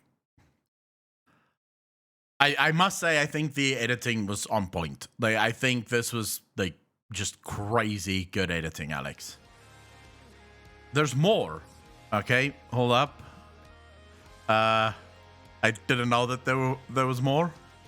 If you only stick with it. Oh, let's retake that. Also lends itself to older players, often revisiting. No, let's redo that. Some of this loss is just due to the nature of the modern player base. So this is a great change to allow more people. A fat fuck sitting in his bedroom and talks about video you have games all of the today. fucking I'm gonna faults in read there that as well? one, Alex. You see, WoW allowed itself to fall behind. It is now the MMO chasing the tail end of the spectrum. No, I'm gonna redo that one. You see, WoW itself allowed it to fall. Fuck! Okay, redo. Much like what our patrons do, much like how. Oh, for fuck's sake, Fuck Alex. me. All right. The bloopers at the end, I like that. Graphs need to be put alongside gameplay so it doesn't stick out in low res in the middle of the screen. Bloopers are the best. Thank you for the follow. Really appreciate that. Welcome to the channel. Thank you. I'd like to request bloopers at the end of all videos. So Ollie, usually in the main channel videos, I don't really have bloopers in those because it's more just discussions. These are filled with bloopers. I make a lot of mistakes with the script reading. So these will probably always have bloopers in them. Like there's likely to be blooper reels always. Fiona, I'm 20 minutes overdue to my date. All right, Alex, take care of yourself, bro. Have fun. Great vid. Current pressing topic and relevant analysis. Keep it loose. What the fuck are they talking about? Video was too long. Are you serious? Oh. But I am verified. Oh, for fuck's sake. Really? Are you fucking serious? It wants me to verify a channel that is already fucking verified. Michael, thank you for the follow, dude. Really appreciate that. What up? Great video. They're never too long. Devil Wolf Sniper, thank you very much. Really appreciate that. Welcome to the channel. Happy to have you here. Not big enough channel to post. No, it wants me to verify the channel. So I'm just quickly gonna do that. Give me a moment.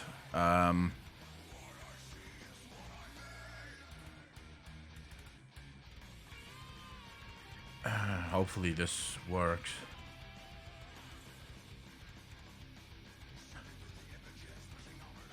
Now I need a code. Where the fuck's my phone? Here we go. All right. I need to verify before I can upload longer than 15 minutes. What does Blizzard think? Do they think that the actual con artists are gonna upload videos that's longer than 15 minutes? All right, we're almost done.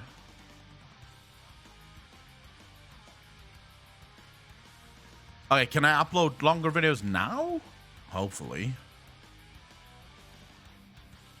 All right. Let's just quickly see here. Hold up. Let's just quickly see here. I think it's settings that I have to go to.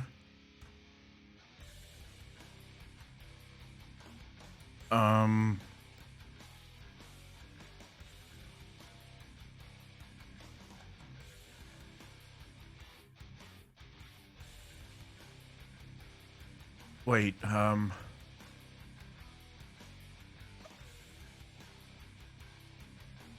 what the fuck is this?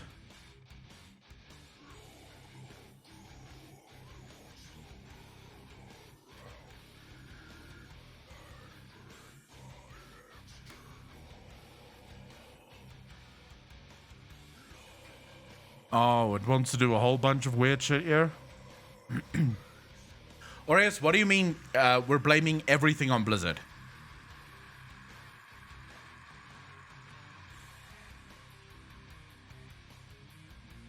I'm not sure if I'm... Okay, never mind. We're good to go. I can do videos over 15 minutes now. So we should be fine, right? Oh, did I blame? Okay, my apologies. My apologies for that.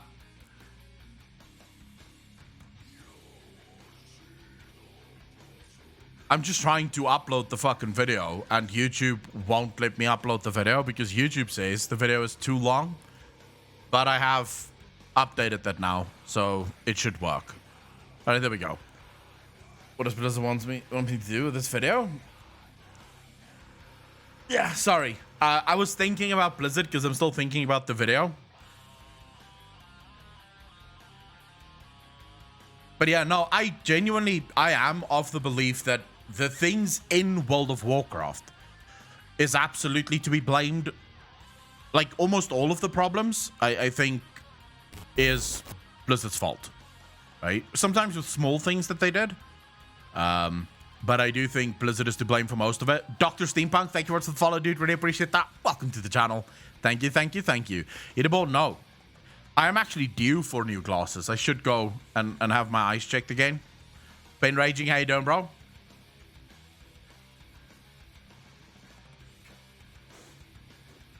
I really hope that people are going to like this video. The amount of fucking work that went into this video is... fucking next level, dude. Next level. New 6-month sub mount? I did, yes. I don't mind this one as much, mainly because it's not actually a 6-month sub, mount sub, or sub mount. You get the mount simply by playing Hearthstone, but you do get goodies when you subscribe to World of Warcraft as a Hearthstone player, right? So you get some goodies in Hearthstone, and this is actually something that I believe should be done. I have said this before. I think World of Warcraft subscription should extend to the other games that Blizzard, Activision Blizzard offers. Because think about something like Xbox Game Pass, right? The Xbox Game Pass is $15 a month. Actually, it's cheaper than $15 a month, but let's say $15 a month, right? And you get access to over 200 games. Every month, there's like 6 or 7 new games that launches on the Xbox Game Pass. With World of Warcraft, you pay $15 a month for one game. So I have said quite a bit. What Blizzard needs to do is extend their subscription to other games. It could be like goodies that you get and stuff like Hearthstone, for example. It could be as small as, you know, champions that you unlock in Heroes of the Storm. Things like that, I think, is a good use case for the subscription. Scoobers, how you doing? Thank you for the first time chat, dude. Blizzard made a good step forward with next patch, but they need to improve their communication with their community. Best example was in the interview with Vin Rookie and a link about PvP. The interview was great, but it was only 1 hour. They should get different devs with special people of the community. Ian shouldn't do an interview with Breach. Ian should do an interview together with Max and Roger, together only about raiding. So, Scoobers, I agree with you. I agree with everything you just said there, although I want to take it one step further. So first, on your point about the next patch being a good step in the right direction, 100% agree. Is it enough to win me back to World of Warcraft? No, not even close. You see, because it will only be enough when I can see how Blizzard will act in PTR. Like, how does Blizzard approach their PTR? When players are complaining about certain things in the PTR, is Blizzard actively making changes? Or are they going, well, we can balance that in a future patch? As soon as I hear balance that in a future patch, that's where I go, no. No, you don't get to do that. I'm paying $15 a fucking month. I do not deserve playing a broken game for months on end until you finally decide to balance the thing that is breaking the game. So no, you using the PTR for what it was meant to be used. Change the fucking game now. And if it's something that you almost know is going to need balancing in the future, then maybe that feature shouldn't be in your game to begin with. Like, if you know that the thing that you're designing is far too difficult to balance, then that thing should not be in the game, right? Because you're making trouble that you know is going to be a problem down the line. So that's sort of what I want for now. I want to see how does Blizzard react and respond to feedback. And can they actively change their minds when feedback suggests that the things that they're trying to add is wrong and the people don't want it. So if I see that, I'd be happy, right? That will be the first way. That will be the first part of me going, I think we have a new Blizzard on our hands. And I'm, because here's the thing, right? If I make any video, Cloudy Hate, thank you very much for the Prime sub, dude. Really appreciate that. 3 months in a row. Thank you, thank you, thank you.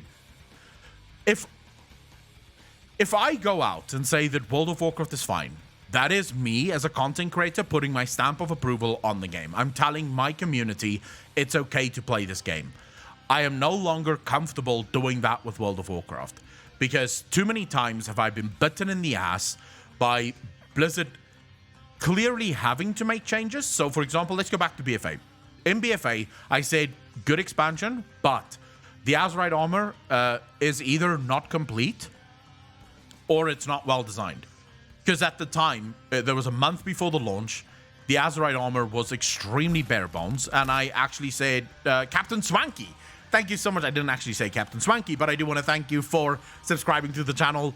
Welcome to the Fat Fuckers Club. Thank you, thank you, thank you. I actually said, look, maybe this is just the leveling Azerite, right? Maybe it's the leveling Azerite, and I'll forgive them for that, right? Let's see what the raiding Azerite looks like, because at the time, we still didn't have raiding Azerite. It was not added to the game until the game went live. So I said, okay, let's see. Let's see what happens with this. I'm not sure how the Azerite is going to play out, but right now, it's not a good system. I also said that the Island Expeditions feels very bare bones, and I'm hoping that Blizzard will fix it before the game goes live. Everything went live with none of the things that I said should be fixed having been fixed. And then those things that I said should be fixed were the very things that people hated about BFA. And it wasn't just me, I'm not special. Almost every content creator did the exact same thing. Let's go to Shadowlands. In Shadowlands, I said it looks like a very good expansion that's really going to work. However, the covenants don't feel organic. It feels very bare bones and it's not fun. I said the conduit energy is going to be a problem as soon as they announced it.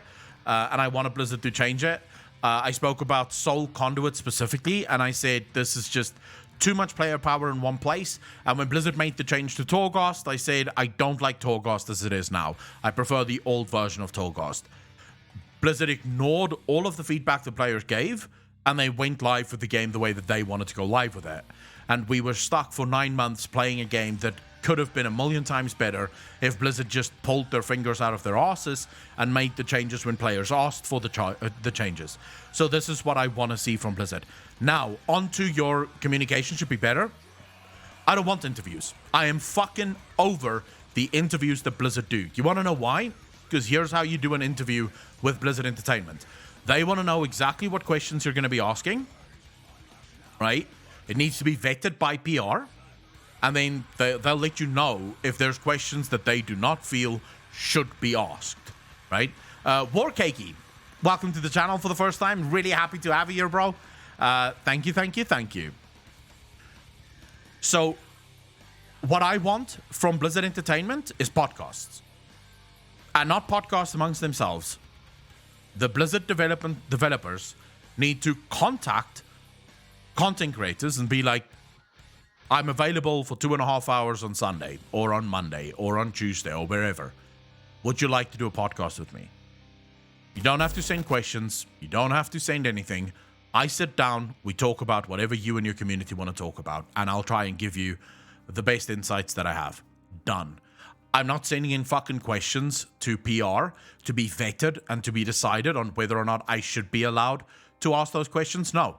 If I want to talk to you about something, it's because my community wanted me to ask it. For those of you that don't know, every single time I've had anyone on the show, I've always reached out to the community and I was like, hey, what questions would you guys like me to ask? And the community always gives questions. I don't do it alone. I almost always do it with my community. And I think that's every single content creator. They do it with their community. So what you're getting is what the community wants. Right? You are getting what the community had asked for. That we need that desperately within World of Warcraft. because I don't actually think it's just something that's good for the community. I think it's something that's going to be brilliant for the developers as well, because the developers get to see in real time problems that the community may or may not have. In real time, the developers get to respond to the community, right? They can see Twitch chat or YouTube chat. They can see what people are saying about the questions and answers that they give. And so you just get a more organic feel for what may or may not be wrong within your game. Right now, the problem with Blizzard is they seem to be pretending to be this massive corporation, which they shouldn't be. Even though they are a massive company, they shouldn't act like it. They make games after all. And making games means that you have to loosen the fuck up and be in lockstep with your community.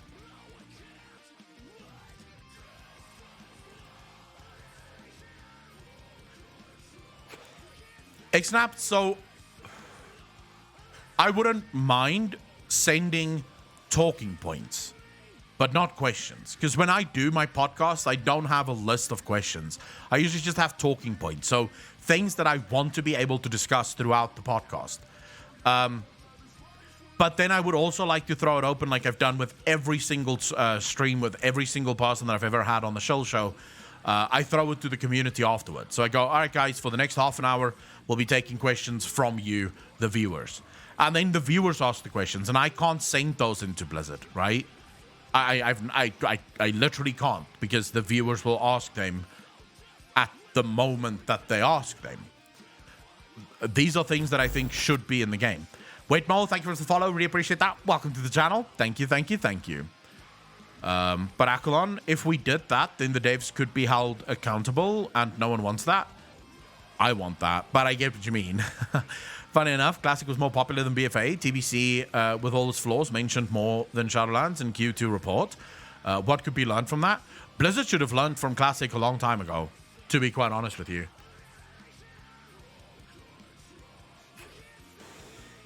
If Blizzard really acted like a big company, they would have the current. They would not have the current legal problems. That's the thing. They try to act like a big company to the viewers or to the players, but in the bowels of Blizzard, they still act like frat boys.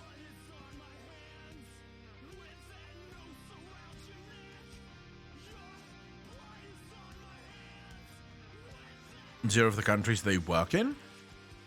Warcakey, so the problem with the taxes thing is obviously that's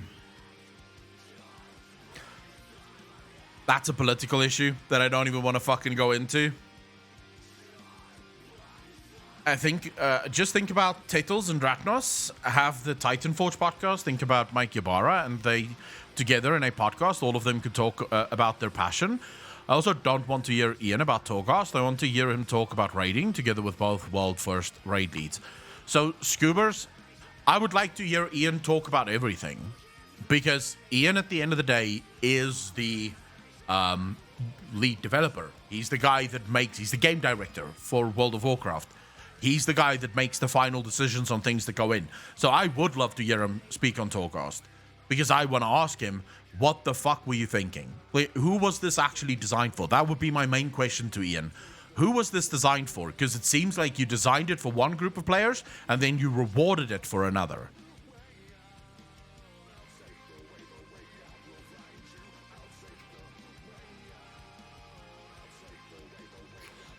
Foul Smoke, so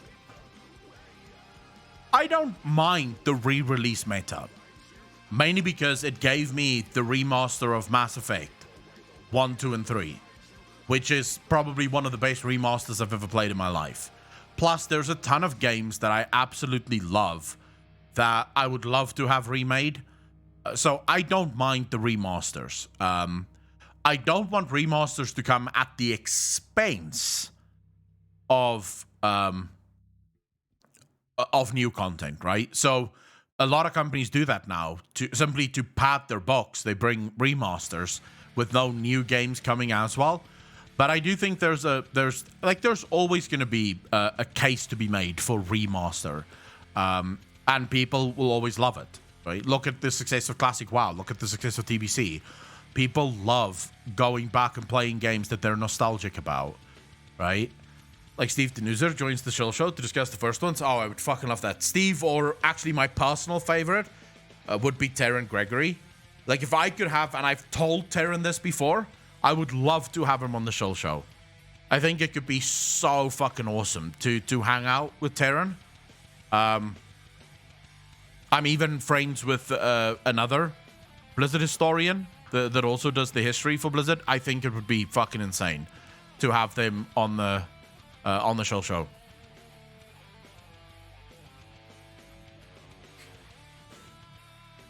Shay, that is also true. They only have one more classic to monetize. How do you guys feel about that, by the way?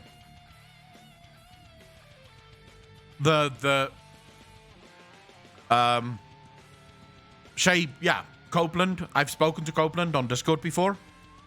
I would love to have him on the show as well. But how do you guys feel about the classic re-releases? Where do you think it stops? Where would you want to see it stop?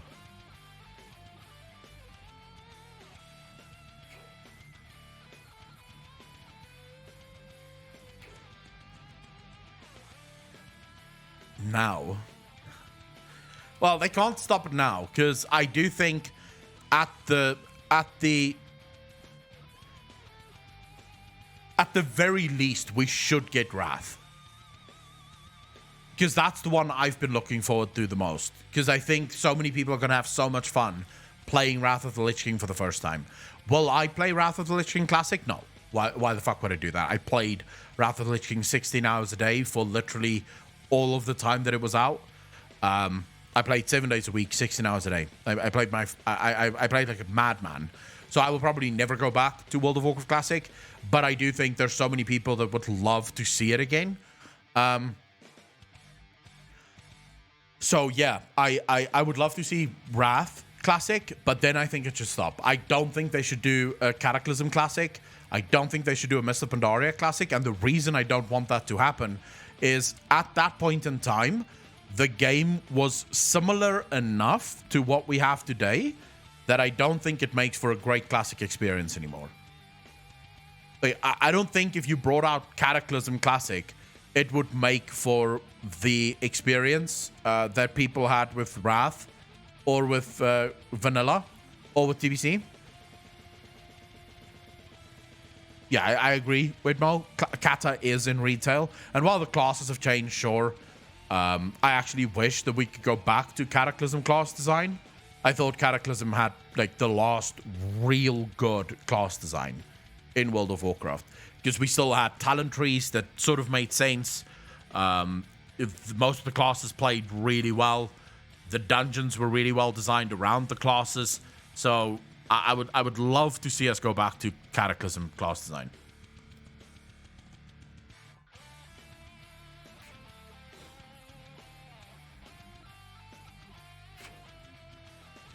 In many ways, there is also an argument to be made that Wrath is to be blamed for all of the problems that World of Warcraft have today. Like, that argument can absolutely be made. It was the expansion that started the fire. It wasn't a problem at the time. Things like Group Finder, the ability to click a button and go to a dungeon automatically with no need to travel there or whatever. That was introduced in Wrath. In Wrath was the first time that they sort of streamlined a lot of the professions to the point where it would eventually lead to a death of professions. So while Wrath still worked fundamentally, it introduced a lot of the problems that would eventually kill the game. So that's why I would want Wrath to be the last. Just have it be fun. Have people have fun in what Wrath was and what it used to be. But moving on from that, I think the game from Cataclysm onwards had far too many problems. Literally anything other than fat pandas would have had people hyped. I think, well, there's a lot of people that love the pandas, though.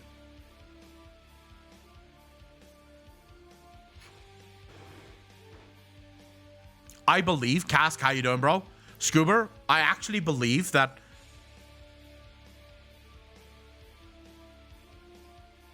the only reason people deem Legion to be a success is a couple, right? First and foremost, most people don't remember the start of Legion. Legion was a dumpster fire at the start. It was an absolute dumpster fire, right? For at least the first 2 patches, Legion was miserable. For a lot of classes, it was unplayable. If you were an Affliction Warlock, good fucking luck. Good luck. Your damage ramped way too slowly. Once it ramped, it wasn't there. That you were still not doing damage. Then you had Destruction Warlocks that was also pretty piss poor. Like, I remember the Chaos Bolt hitting like a wet noodle.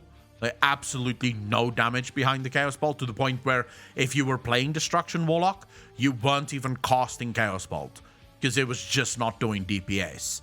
There was even a point where people were using Rain of Fire instead of Chaos Bolt, because Rain of Fire would collectively do more single target damage than what Chaos Bolt would do, right? So that was sort of like that was sort of there was massive problems with Legion, but the saving grace of Legion, as you correctly pointed out, was the artifact weapon. The artifact weapon was the saving grace, because the artifact weapon fixed. It actually hid all of the problems that became so apparent in BFA. If BFA still had the artifact weapons, BFA would have been a success. You see, because the artifact weapon tied all of the content together, which meant that you could choose whichever content you wanted to do in order to level your artifact weapon, since that was why you were doing it, right? You were doing it to level your artifact weapon. But from a pure, like, gaming perspective, BFA had far more things than Legion had. It had far more content than Legion had. The problem was that there was no artifact weapon to tie all of that content together, and so the game just felt sort of empty. And then I have to give it for Legion, or to Legion as well, Suramar, Kildana, as you just pointed out. Suramar may have been the greatest thing Blizzard ever added into a game ever. Like, I genuinely don't think Blizzard have ever been able to do something that even came close to Suramar before or after Suramar. The entire... just that feeling of progression that you got with Suramar. You know, as you did more things, you could physically see the place level up around you. It was insanely cool to be in Suramar and to see Suramar come together. I loved Suramar. I still have fond memories of it. What are you hiding? Who goes there? That I was saying before also, we had paid beta tests for about 1 year since Legion. True, Scoobers. Suramar sucked so hard. Really? You didn't like Suramar? Charette, if we watched the video of all the cut content with what? Believe me, anyone who hasn't watched that video yet, you need to do yourself a favor and go watch that fucking video. If all of the content that was cut from Warlords of Draenor made it into the game, Warlords of Draenor would have been Legion. It would have been the greatest expansion Blizzard ever made. Players would have looked back at Warlords of Draenor and would have been they would have just had fond memories of what Warlords of Draenor could be, and what every game since then could have been.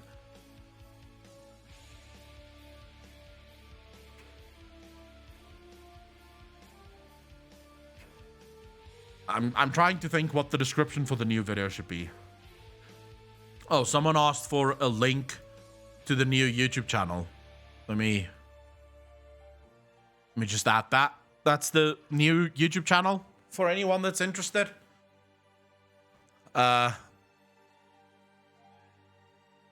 Very much afraid of what this new YouTube channel is gonna do. Very stressed about it. Concept of time travel is what I really did enjoy.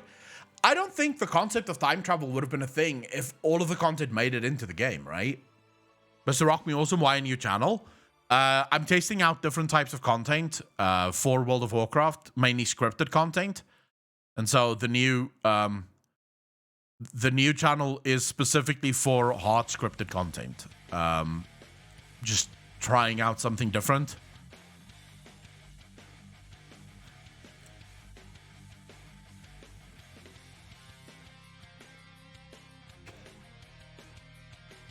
More content to watch?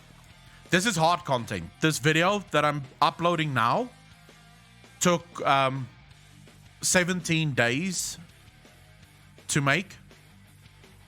It was a week for writing, right? About 6 hours for shooting the video, and then about 10 days, 10 days for editing the video. So it was almost 17 days of work to get this one video out.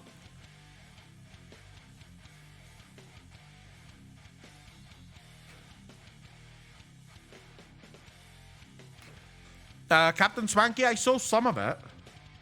And I got a little bit annoyed. Because again, the WoW store has some of the best things in the game, right? Some of the most cool things go to the store, which I don't like, right? I feel like that just takes away from the game. Plus, Captain Swanky, I only streamed one day last week because my internet died on the Wednesday. Like, we went live and the stream just dropped frames like crazy. And my internet just got fixed the Sunday. So last week was a horrible day for streaming. Stevie, I can. The new video is going live in a bit as soon as it finishes the processing the HD version of the video.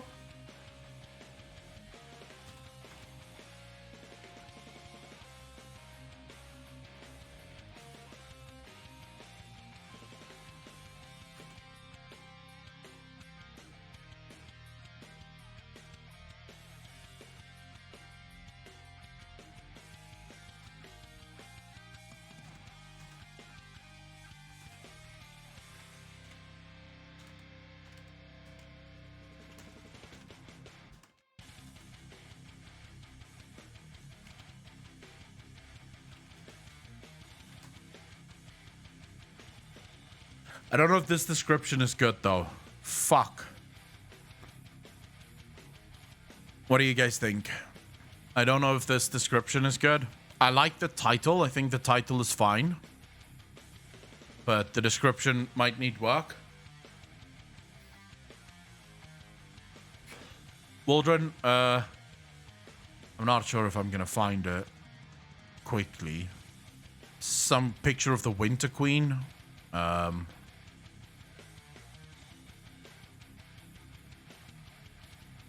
I probably fucking skipped it already. Hold up. I'm looking. Here we go.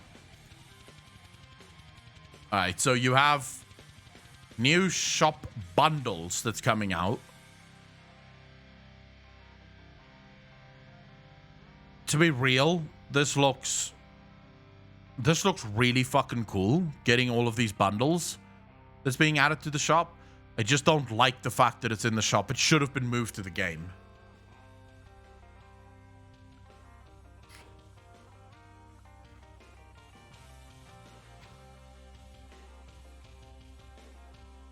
It's possible. Blizzard likes hinting at the shop.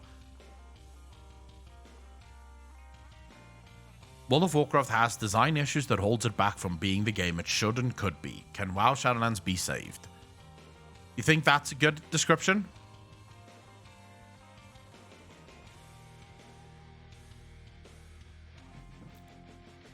All right. All right.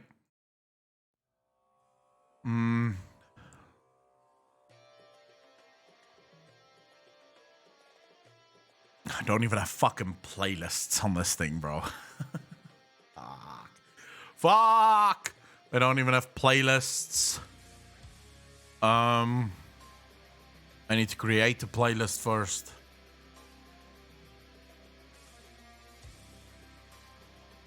I'd need to create a playlist. Skate to get a Lunix back. I think they ruined her enough as it is. I personally think that Elune's X-Pack should have happened before the Shadowlands.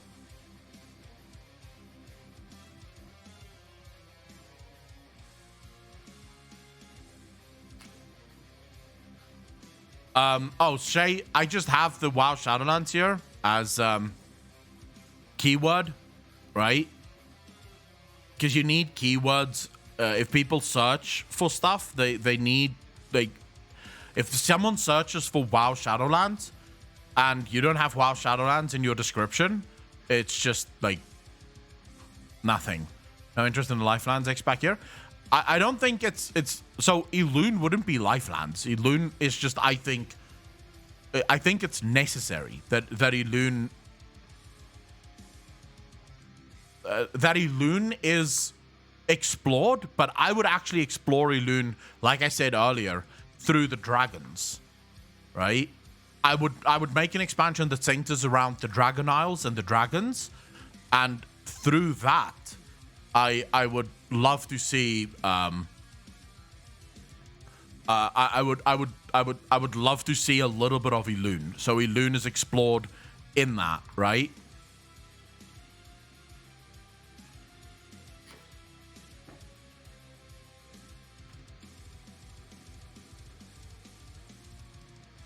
Let's do Skeptic Orc. And then there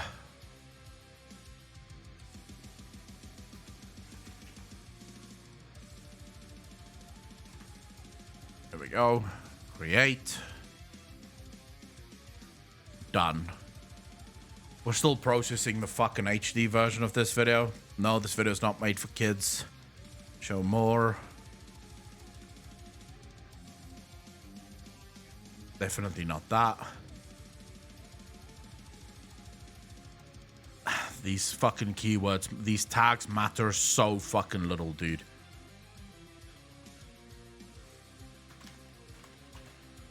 I genuinely don't even care about changes or these tags, because they only really work for Google, and who fucking Googles videos? Gildana, I think it's a good video. We watched it off stream, actually.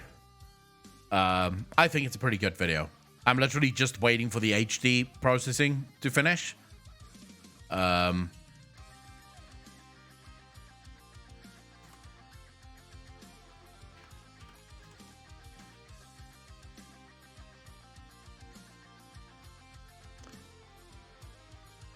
right.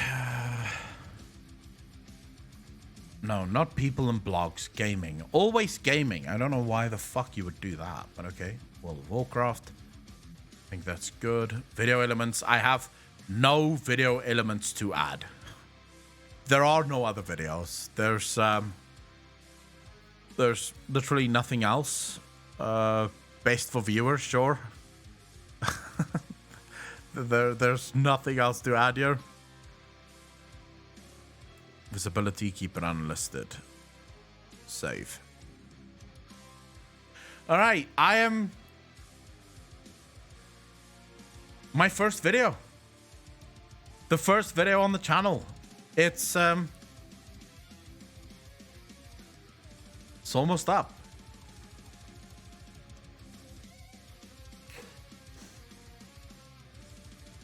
I think there is a link to the main channel. Or isn't there? Yeah, there is, Kildana. Everything else takes you to a link to the main channel. So if you click everything else, you'll get to the main channel. I don't really mind taking people from this channel to the main channel, right? Because this channel, I don't think I can do that. I can try, but there's sort of like, yeah, Blizzard have some stupid rules. Oh, not Blizzard. YouTube have some stupid rules about when you're allowed to add more links, but we can try. Yeah. I have to be a partner first before I can do more links. Princess Melina, how you doing? It doesn't give a fuck that I'm already a partner on YouTube. This channel isn't partnered.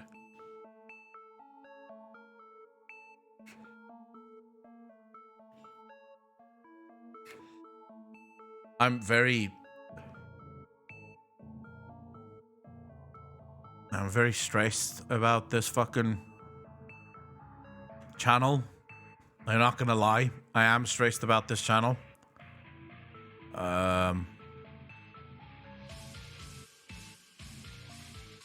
Because this is content that could work on the main channel, by the way. My own YouTube, and I have 3 subs. I can't. Like, I literally just showed you. So I have the link to this channel to subscribe to this channel, which you sort of always put in there. As you can see here, I can't. Actually, maybe I can.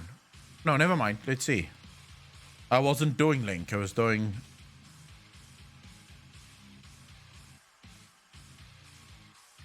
Hold up.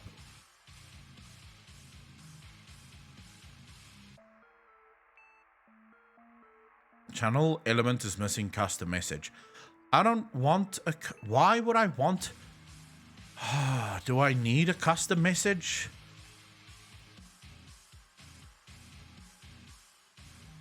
Let's just fucking do that, I suppose. Did that not? What the?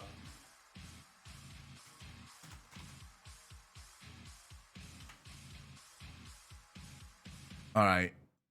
There you go. I think you and Alex need to chillax and casual it down a bit. Shay, what do you mean casual what down a bit? Ridiculous restrictions. It's worse than conduit energy. So, the reason YouTube doesn't want or doesn't allow for so many things to be done before you're a partner is because it's free to make a channel, right? So you can have people that start channels that farm content and then give links to malicious sites. That's why you're only allowed to do links when you finally get into the partnership program, because then YouTube actually looked at your content and said, okay, this is good content. We don't mind this content. Why is the processing, the HD version, taking so fucking long to process though?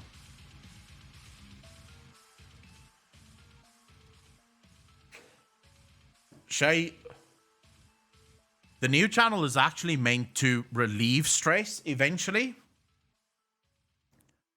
Because, like I explained already, yeah, the main channel, so let's call it Casual Dan Echo, gives F-bombs all day. It's already casual as it's going to be. Eleanor, I just want to say though, the new video, I don't think has any swearing in it. Like, I can't remember that I swore once in the new video. I said balls, but I don't think that's swearing. Because it's scripted, right? Everything is scripted. It's full-blown fucking scripted video. But so the... It's so difficult to explain. Let me see here.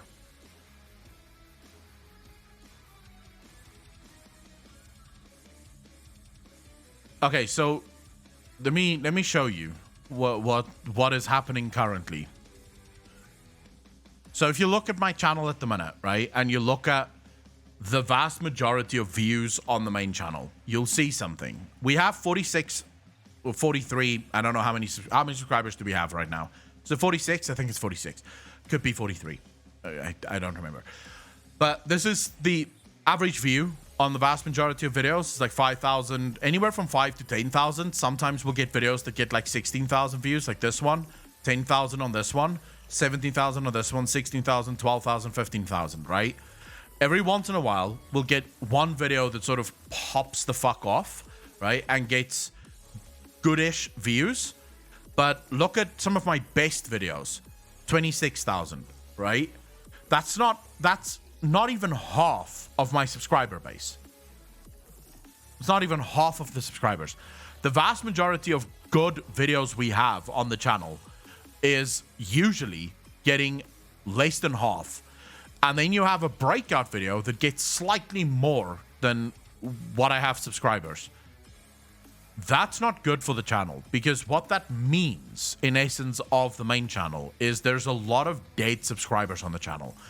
And I made mistakes. I take full responsibility for it. It's my fault that the channel has as many dead subscribers that it has. I started the channel as a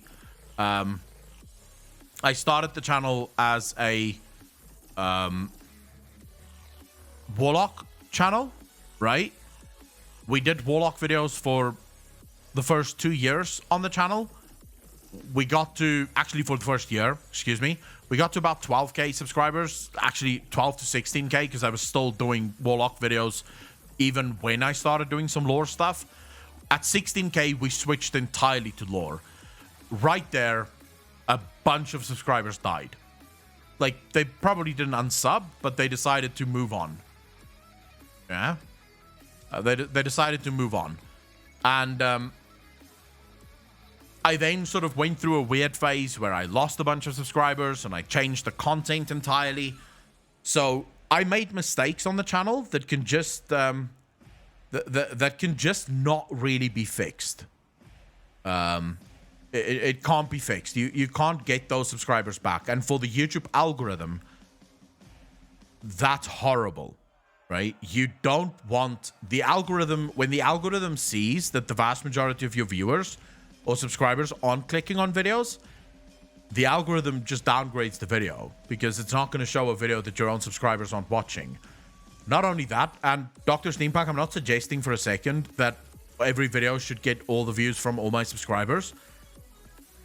The point that I'm making is if you look at the vast majority of massive YouTubers, right? So people that get to 100, 200, 300, 500k subscribers, the vast majority of them didn't do it on their first channel.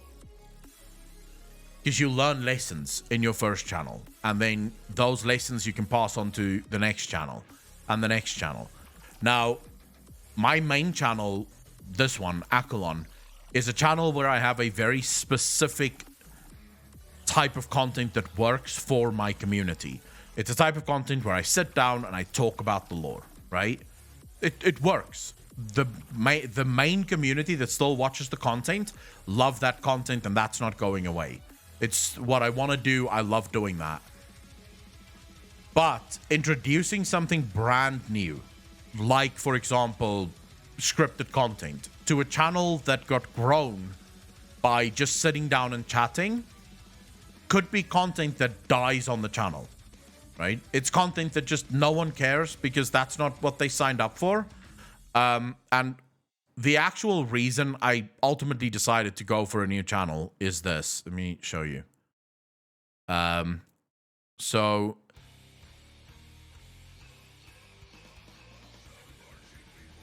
here we go. So this is a fully scripted video that I did, that this could end World of Warcraft. It's a fully scripted video, right? Fully scripted, well edited. I think it was a pretty good video. The issue is 4,000 views. Why? Because the vast majority of the community on the main channel isn't here to watch content like that. They want to be on...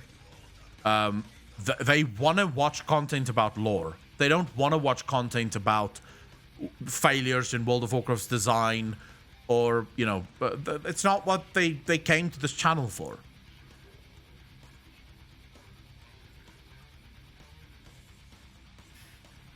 Sure, so it's not really about what matters more, because the one feeds the other, but likes and dislikes on YouTube is king. Interaction. This is literally something that the algorithm maps. Engagement. The algorithm wants to know if someone engages with the content. The algorithm wants that. When the algorithm sees that the vast majority of people that watch the video click like, the algorithm goes, whoa, okay, these people loved it. We need to show more people that watch the same kind of content, because the algorithm goes from both sides. Just very quickly, the algorithm looks at the people that watch my content and it says, okay, these people watches his content, will show these people the content. But then it goes on you as well. So you as the viewer, what content do you watch, and who else watches the same type of content that you do? And is there crossover between this type of content and what other people are watching? So when you hit like, the algorithm goes, whoa, okay, this person loved this content. There's 2 million other people that love content that this person likes. So how about we show those 2 million people this content as well? If you don't hit like, the algorithm goes, well, okay, no problem. They didn't really engage with the video, right? So likes is everything. Likes is the #1 thing on YouTube. If someone doesn't hit the like button, it tells the algorithm you don't really like the video. You didn't like it enough to engage with it. Even though that, in my opinion, is the shittiest metric to follow, because I don't even hit like on the vast majority of videos that I like. I just usually forget to hit like. There's a couple of channels that I've now sort of gotten into the habit of liking as soon as I start watching, because I want to help them out. You know, but it's something that I have to actively remember. Hit the fucking like button. So yeah, it's difficult to know what YouTube wants half the time. It really is difficult to know. But I'll tell you which channel is blowing me the fuck away. And I think that's actually why I decided to start a new channel, just to be fair. Like, it's the Clips channel. The Clips channel is absolutely like my favorite fucking channel. Because it's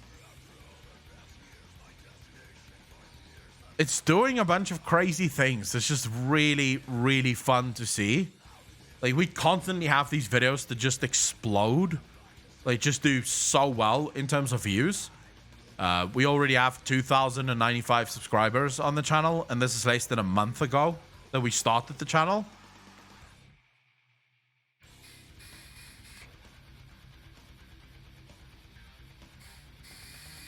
Well, we do upload a crap ton of videos, so there is that.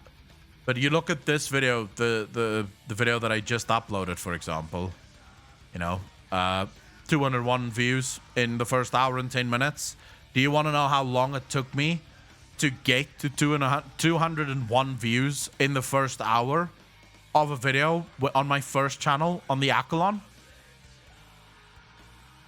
I always said, I will know I made it when I get 100 views in my first hour. And it took over a year on the main channel to get 100 views in the first hour. It used to be like 50, 20, 30, 40, sometimes 50 views in the first hour. And then it may maybe go on to get like 600, 700 views. This was like the first time. Like, oh, this was within a month. We started getting videos that did really well on the channel.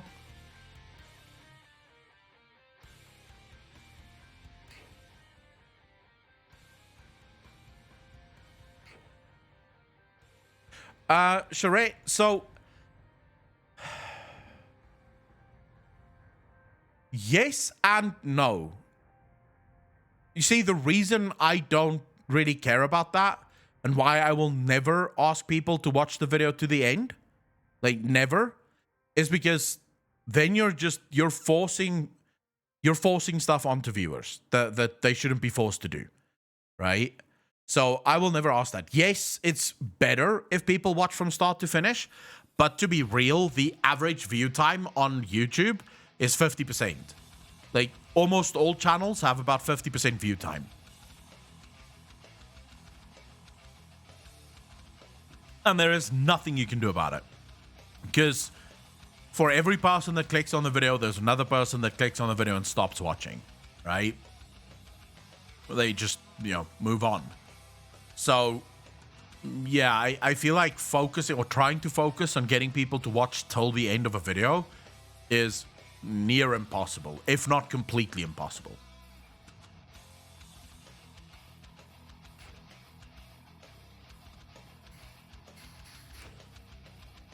No, Captain Swanky, it doesn't. Look, at the end of the day, from sponsored content, as long as people hit the link to the sponsor, you're good. You're fucking good. Doesn't matter. Most people skip sponsored segments. However, there is some good news. This SO channel will have 0 sponsors until the day we have at least 250,000 subscribers. I won't be accepting sponsors on the new channel.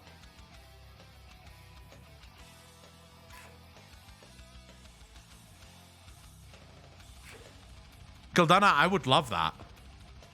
Like, if this new channel can get, like, if this video when I make it live, can get like fucking, let's say, even 1,000 views for the first video, I'd be overjoyed. I would genuinely be overjoyed. It would be insanely cool to me. Can't wait for Raid Shadow Legends. That is one sponsor that I have turned down, I think, 4 or 5 times now. I've turned down those sponsorship from Raid Shadow Legends, yeah, like 4 or 5 times now. I refuse to promote anything on my channel that I don't use myself.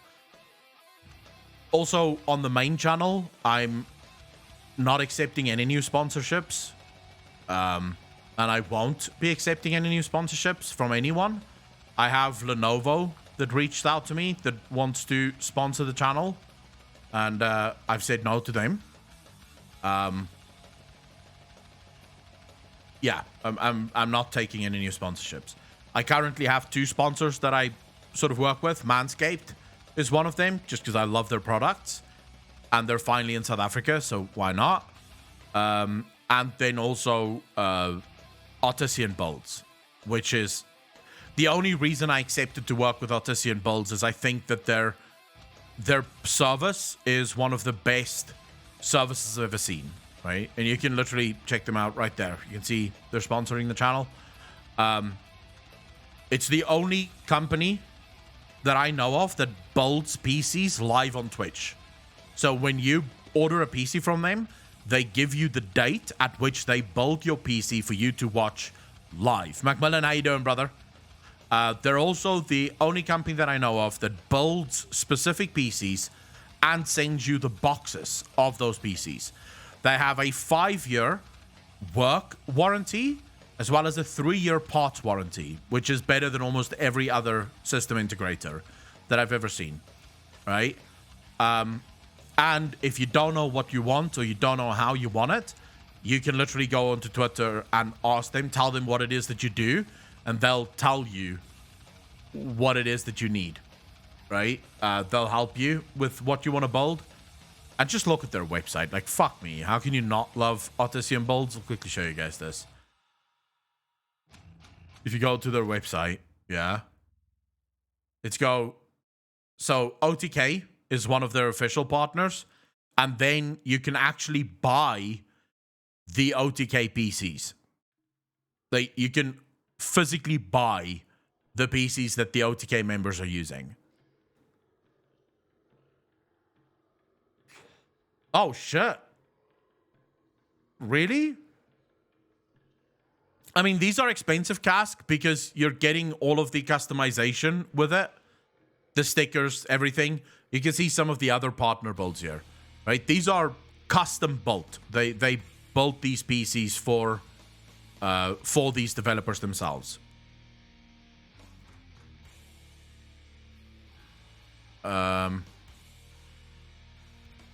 So you can go view partner build. This is Moist Critical's build, right? And then you have your selections that you can sort of go with, whichever you want to do. They could probably build you a mining rig, Aureus. You'll just have to tell them, listen here, I want a mining rig. But yeah, you can choose whatever it is that you want. So you can literally use his case, the Moist Critical case. They send it to you as they customized it for him. And then you can choose to change the individual components of it. Or you could just go with a normal, like one of their normal PCs, as you can see here. Right? And again, it starts from 4,000 and you can go as high up as you want. Flinderonkies? No.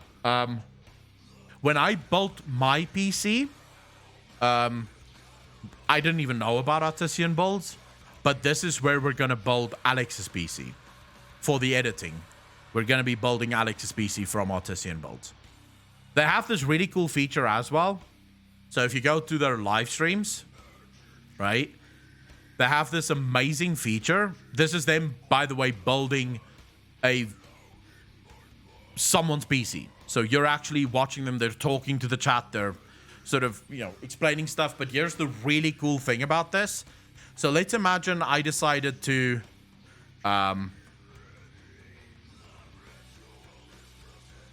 gift some subs on this stream. Yeah? I decided to gift some subs. My gifted subs will upgrade this guy's PC. Yeah, you watch them make you watch them build the PC, and if I gift some subs, I can upgrade this guy's PC. So at a certain number of gifted subs, it actually upgrades the PC, and they put something more expensive into the PC, and they just keep rolling with that. So as a service, I think this is just I think this is just awesome, right? At least in my opinion, this is awesome.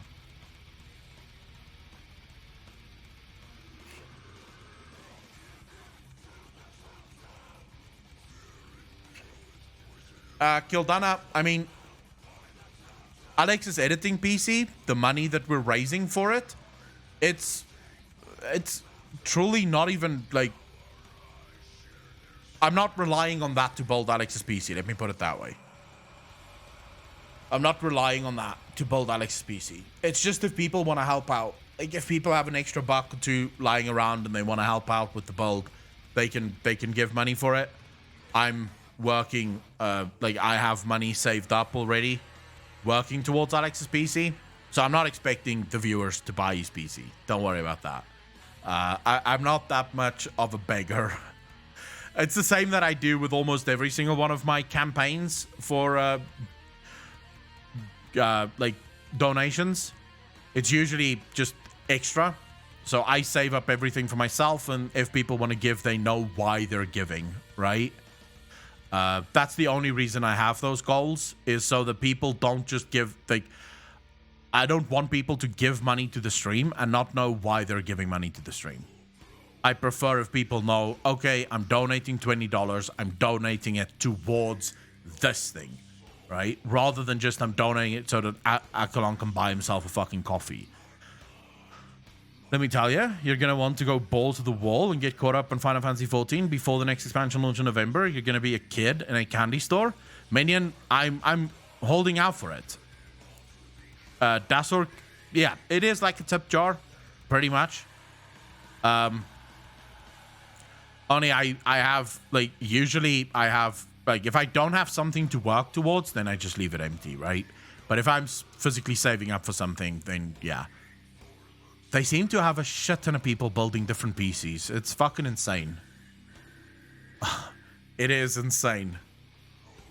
These guys, I'm really happy for them as well. They're a startup from the Bay Area. The guys from Artisan Builds, like, they're 3 years old. And they seem to be doing really well.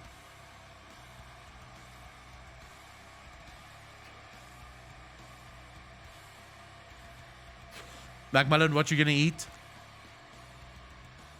Physically saving up. Well, how else would you put it? Like, I am physically saving up. Or literally saving up, maybe? Probably some steak. Ooh, nice. Nice. I've got some kebabs for tonight, so I'm really looking forward to that shit. Cask, I prefer building my own PCs as well. But I'm gonna be real. If I can get the guys from Artisan Builds to just build my PC, why not? Right?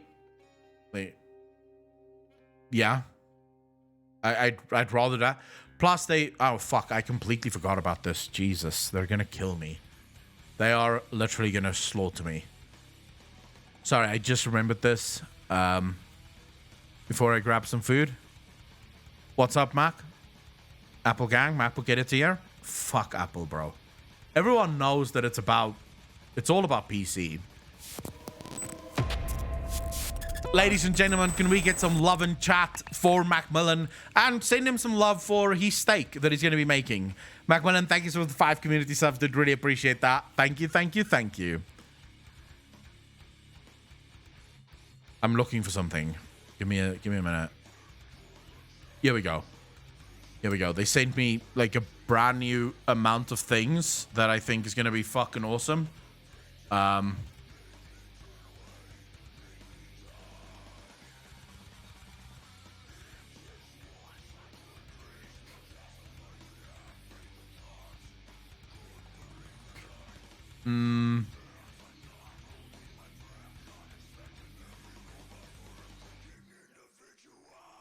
Yeah, I fucking love this one. Hold up, let me just see. Which one do I want?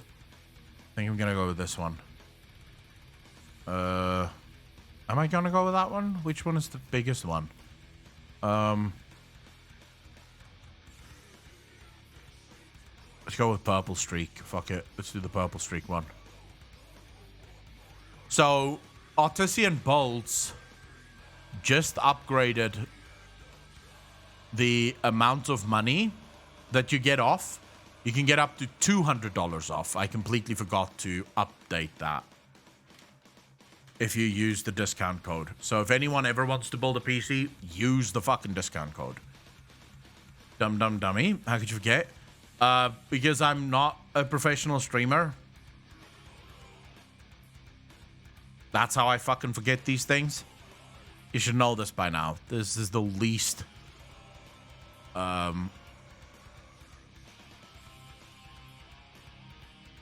This is the least professional stream in the world. For up to $200 off. Okay. So $200 off there. I think I should also do... Did I miss something? No. Let's update that one as well. I love you guys too. I love the fact that most of you join in and you just go, yeah, we know this guy isn't professional, but fuck it. We'll just hang out anyways. We'll just hang out anyways.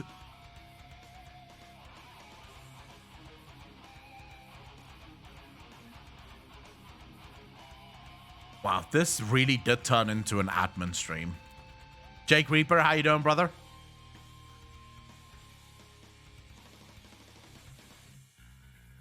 Pro is not fun, bro. No, I don't think I could do pro shit. I think I would struggle with...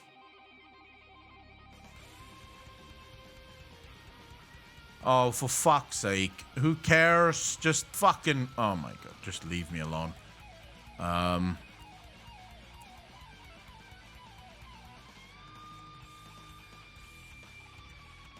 Okay, that works. Chat commands needs to be updated quickly.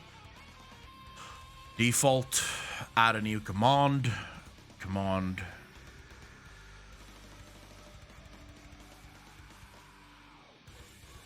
I think that's fine.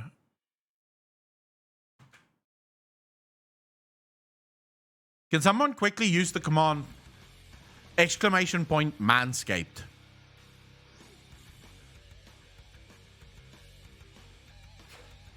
I just want to see if it would. Thank you.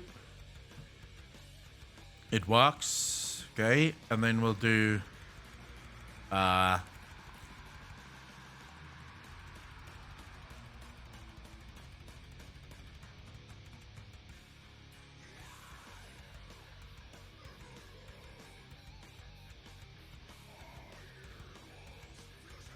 do the... Okay, now do !PC God.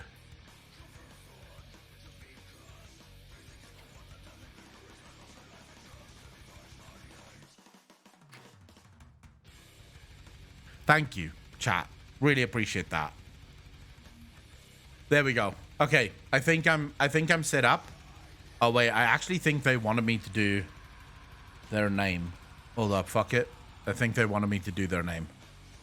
So yeah, !Artisan is what you should use. Okay. Anyways, I think that's it. Now we quickly have to update the panel. Let's go to panels. Update the panel with the new one. Add image. Finish product. Sponsors, Artisan Bolts. 。 . 。 . 。 . 。 . . . . . . . . . . . . . . . . . . . . . . . . . . . . . . . . . . . . . . . . . . . . . . .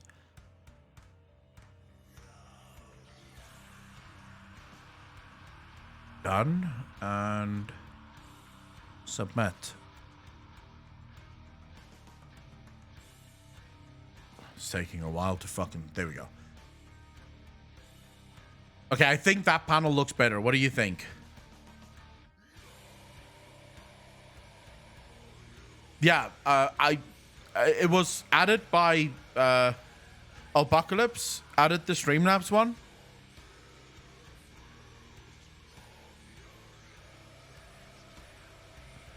I don't even use Streamlabs anymore, bro. Like, it's been years. Hold up, I need to go to Streamlabs and see how to remove that.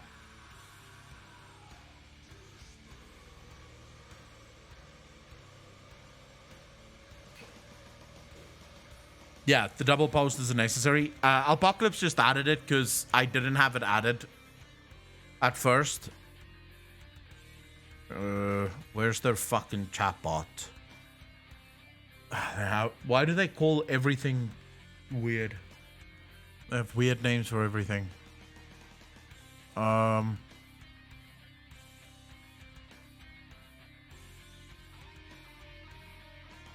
on, here we go. Here we go. And delete. We can delete the Manscaped one as well. All right, it should be good now. Jake the Reaper, thank you for the follow, dude. Really appreciate that. Welcome to the channel. Thank you, thank you, thank you. Okay, it should work now. It should only be Stream Elements that's sort of posting shit in the channel.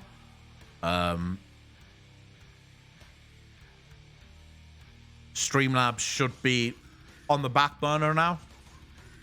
How far is that video from done? The video is done.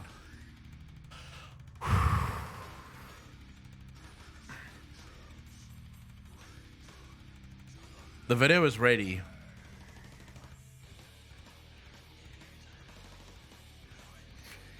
Should I make it live now? What do you guys think? Make it live now? Leave it for tomorrow?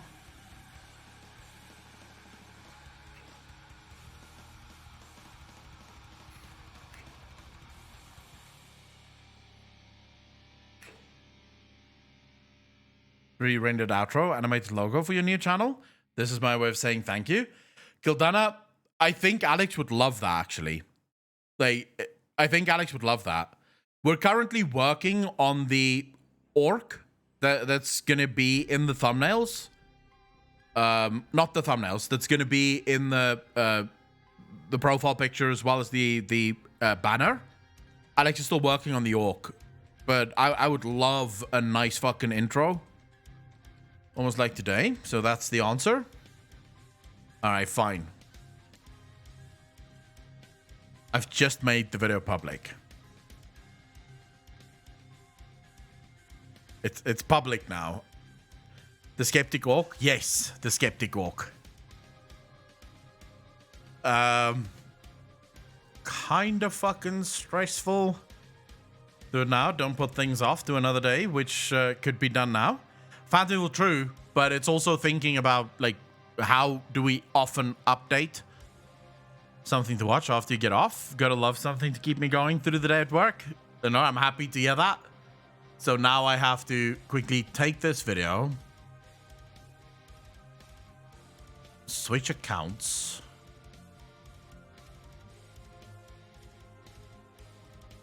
and then do a post about this video.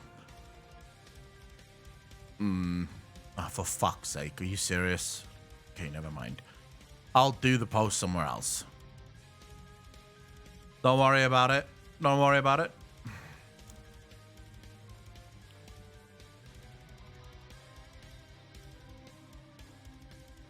I hate using Google Chrome.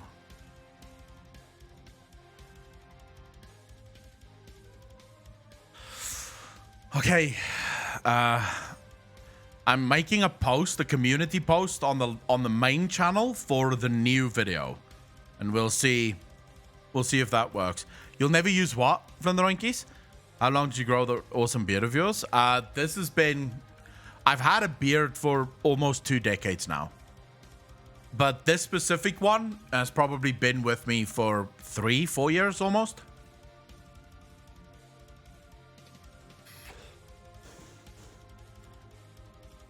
So what do I say in this post?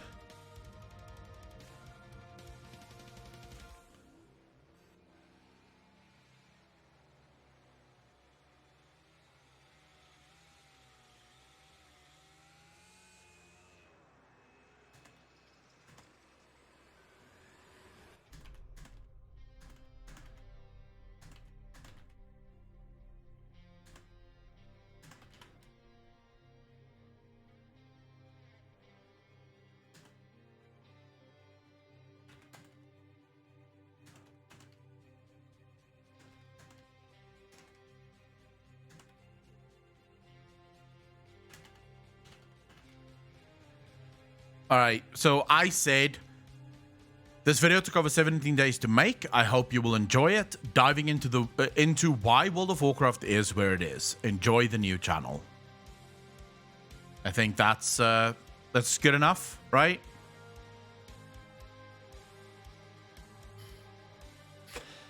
I started growing a beard at the end of my of grade 10, I believe. I started growing a beard. At that point, I had to keep it very short because the school didn't actually allow you to have beards, so I had to keep it fairly short. But it was already like stubble and sort of getting there. And then as soon as I left school, beard. Then it was just full-blown beard.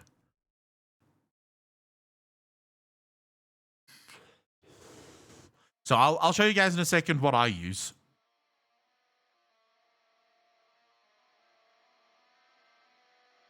I'll show you in a minute the browser I use. And I do believe that this browser is the only browser anyone should ever use.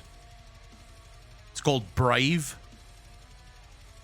The reason I use Brave is it literally doesn't collect any of your data.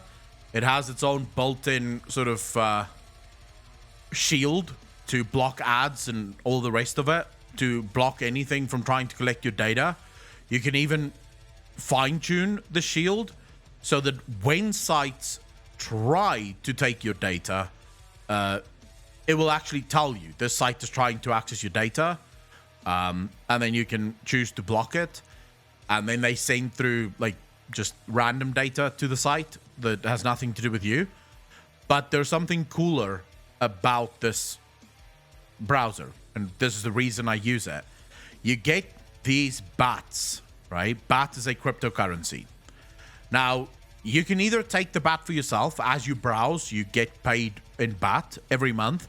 So last month I got 1.9 BAT. I probably have...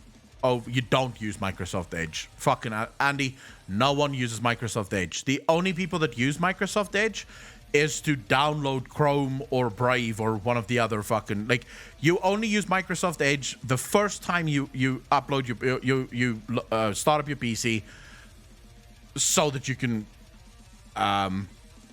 install a different browser. No one uses Microsoft Chrome or Microsoft Edge.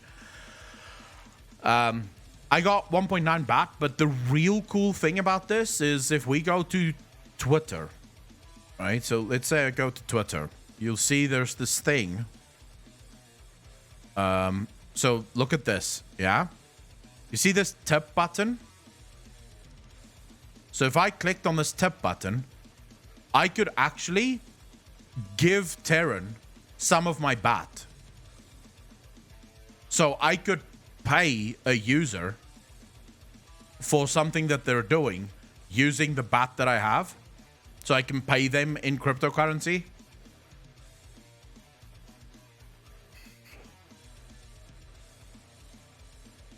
And that's something I think is really fucking cool.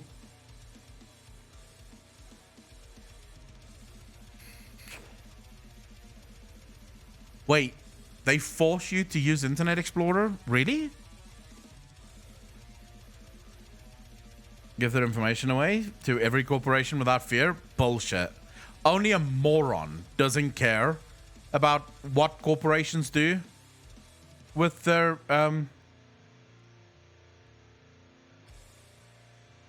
money.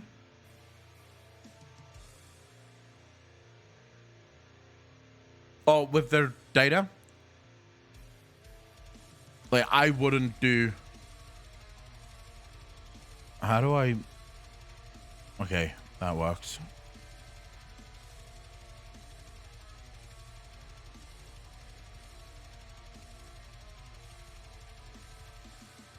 Alright, that should work. The US government still uses IE 8. That's why you shouldn't trust the fucking government. That's why you should never trust the government.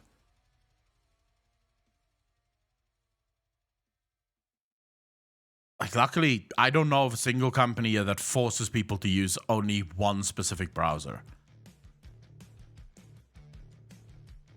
I hate Internet Explorer. Like, fuck my life, is that a horrible search engine.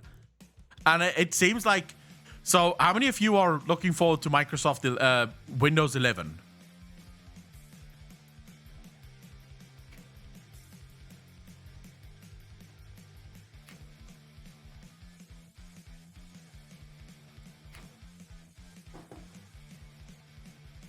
Because in Microsoft or Windows 11, they're actually trying to force Edge onto people.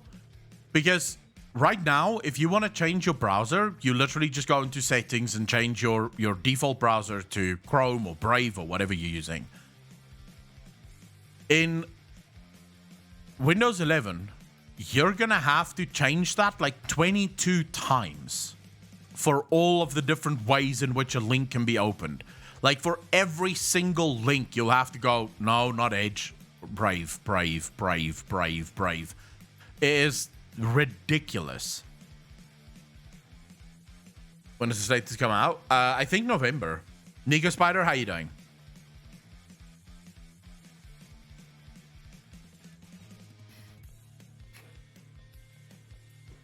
We vote for them to see to our best interest? Sure. Sure.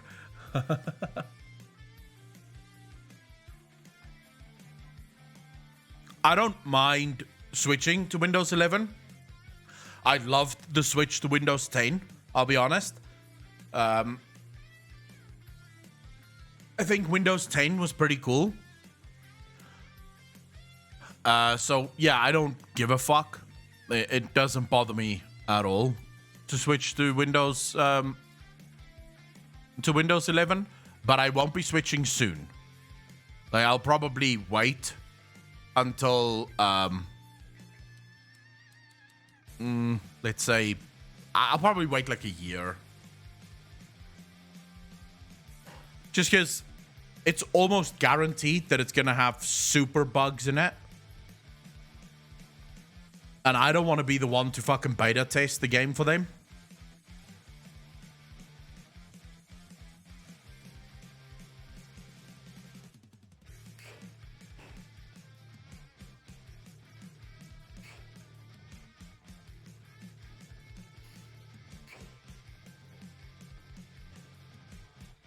Apocalypse, yeah, I should probably do that.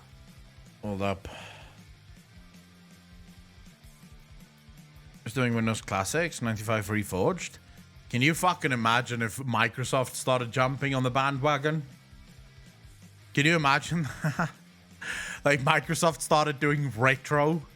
To be fair, I don't think I'd mind going back to Windows 95. Windows 98 actually was fucking brilliant. I actually liked Windows 98. We had that for a long time. Like, we skipped the whole Windows 2000, ME, all that bullshit. I used Windows 98 for the longest fucking time.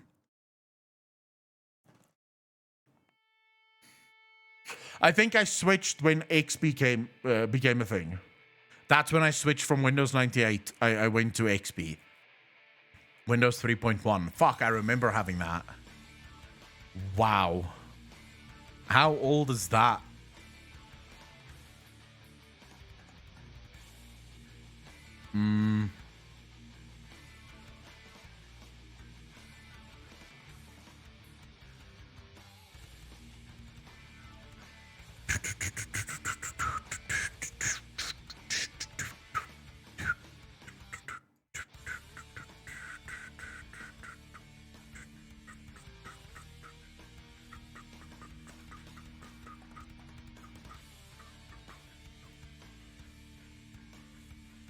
All right, it should be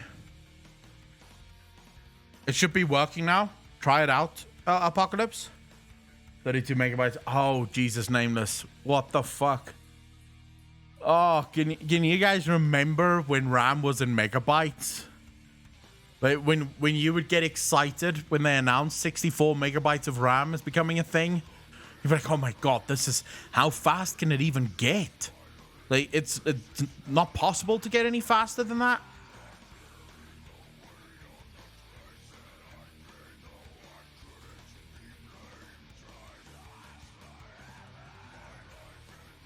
Alright, it should be better now. The social links should now have Skeptical first. I just hate the fact that it's such a long-ass link. Wait, it's such a long-ass link for a reason. Hold up.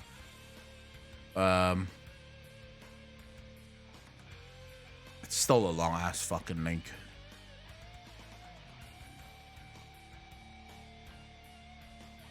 But anyways, that should work. Let's test this out.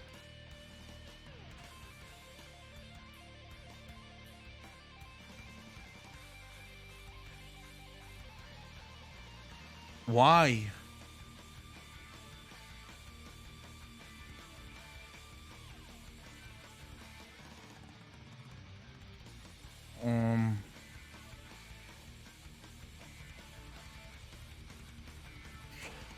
I remember my first ever game. My first ever game came with a floppy disk, right? And it was, I think it was the first ever Prince of Persia. Like, way back in the day. There was like a sort of like a similar to Prince of Persia type of game. And it was on floppy disk. And then, of course, Stiffies became a thing. Stiffy disk. Like, he just went from floppy to Stiffy. And then there was like a bunch of games that I played on Stiffy disk as well. And I remember just having one fucking game, right? Having one game, you'd need like 20, 25, 30 Stiffies. Just like fucking one after the other. Insert them.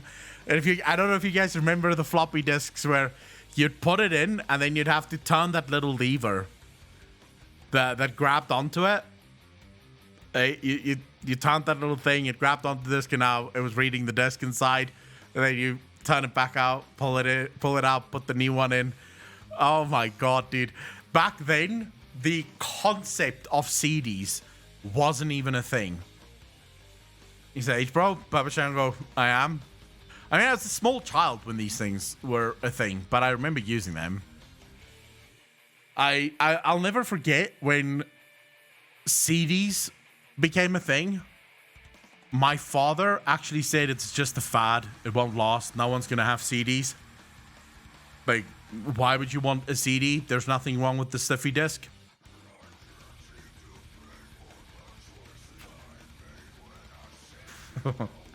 And then, of course, came the biggest sort of letdown. They did all this work for Blu-ray discs. Like, I mean, Blu-ray was supposed to be massive, and it just sort of, it got replaced with the internet, right? Because Blu-ray came out, and not shortly after, people were able to just watch movies online. So Blu-ray discs was effectively just a failure. It came and went, and it was over.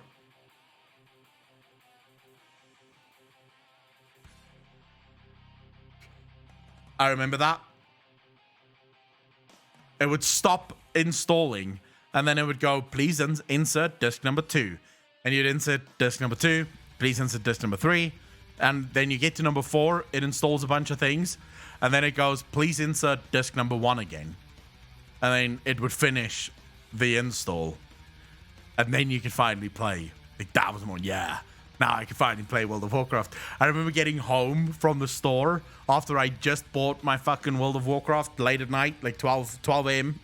midnight launch.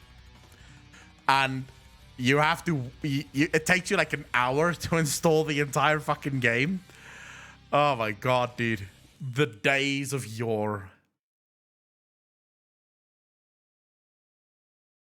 Primero, you still care about like buying stuff? Really? cinematic in DT, you had to keep disc number 2 in. I think that was part of the magic, the installation of the mission. Yuki Bazooka, very true. It's part of what you look for. I don't. I am completely different. I love the fact that I no longer have to physically own stuff. It takes up a lot of space, and it's just it's so annoying to have discs and shit. The only things I love physically owning is books. I don't like sort of ebooks and stuff. I want the physical copy. I like the fact that I have, for example, you know, The Traveler. I have the Ultimate Visual Guide. I have a bunch of other books there. Like that I like. Everything else I don't give a fuck about. Like I can play games and they're just on my hard drive. Oh yeah. I remember when I built this PC, the guy at the PC store, he was like, before we send you this PC, which CD drive do you want? And for a minute, I was like, huh? And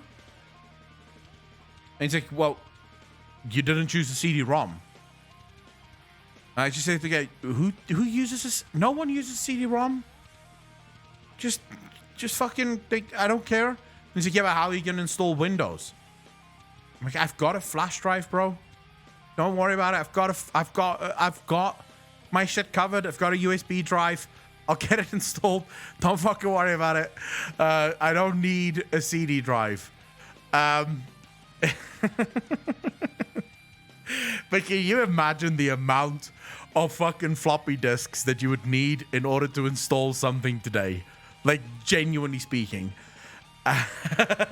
Imagine you had to install something like WoW with a floppy disk, bro. You'd have like a fucking book filled with like be this stack of floppy disks, and it probably wouldn't even install the living experience for WoW. That's how many floppy disks you would need. Literally fill a small crate, probably, yeah. I did the opposite. I just asked for a CD drive because I play a lot of music from CD. Why don't you just download your music, Flinder? I never had a turbo button on mine. Oh my god, Red Dead Redemption on turbo. Oh my god, no. I have the worst one, Andy. Imagine Call of Duty before they updated it on floppy disks. Like, every patch is your entire house filled with floppy disks just to get a fucking patch going. To get the car from the shop. If I don't see you again, have a great one, Echo. Primero, thank you for trying out. Did really appreciate it. Take care of yourself, man. There's 5 floppy disks on the table. Bro, check out this new WoW cinematic in 480p. I don't even think you'd get 480p on 5 floppy disks.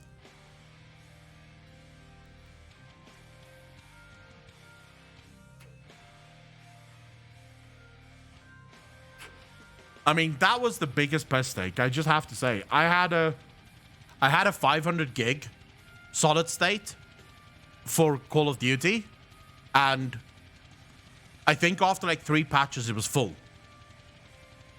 And I remember sitting there going, "There's no fucking way. There's no way this game is this big. How's this even possible?" So finally, they did the fucking update that removed all the unnecessary patches and unnecessary information from the patches.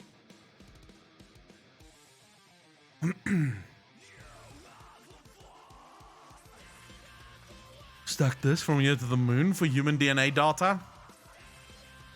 I wonder what's next, though.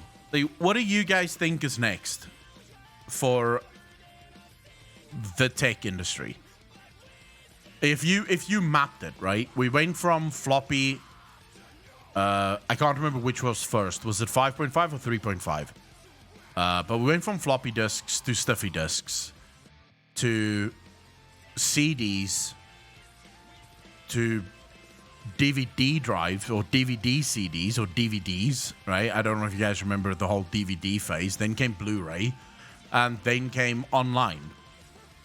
So what is after What is next? What do we get next? Oh, deal layer. Fuck, digit. I remember those. Where you could write on both sides of the disk. I remember those.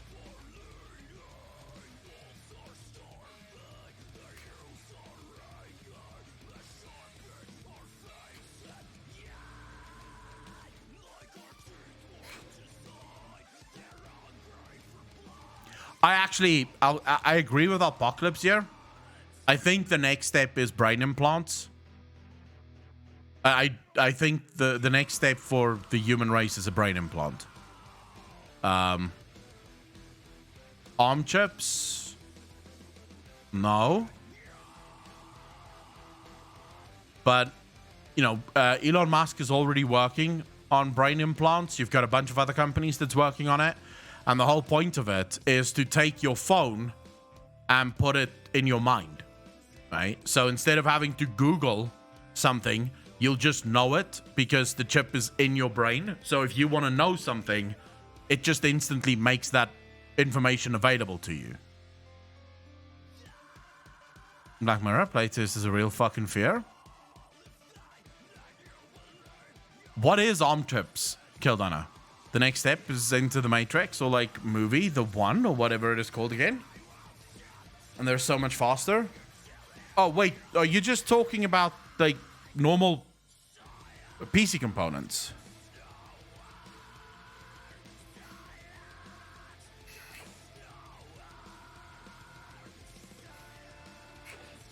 See, I would get the implant. How many people in chat wouldn't get the implant? Like, how many of you would just be like, fuck, no. Hard pass for me. Because I would.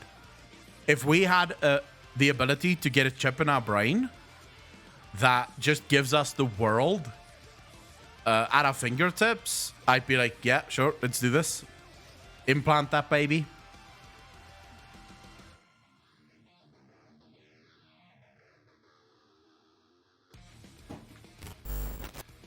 Hey, thank you for the follow, dude. Really appreciate that. Welcome to the channel. You see, it's the first step. It's the first step in eternity or eternal life, right? If I'll know that it's 100% safe, sure. If not, pass. Danny, I obviously wouldn't be the first. Like, I wouldn't be the first person in line to go, yeah, all right, chip my fucking brain. It would take... I would let a lot of people... do it first. I have that about everything in life. Even the vaccines now. I'm like, yeah, everyone go get it. And if in a year or so you guys aren't dead, I'll get it too. Until then, I'll just stay at my house and social distance from everyone. There's not going to be ads pop. You can have an ad blocker installed too, I'm sure. Is the new chip design with integrated RAM and GPU? Apple's M1 chip is ARM based. Oh, yeah. Okay, I know exactly what you're talking about now. I saw the new ARM chips from Apple. They're pretty good. They are pretty fucking good.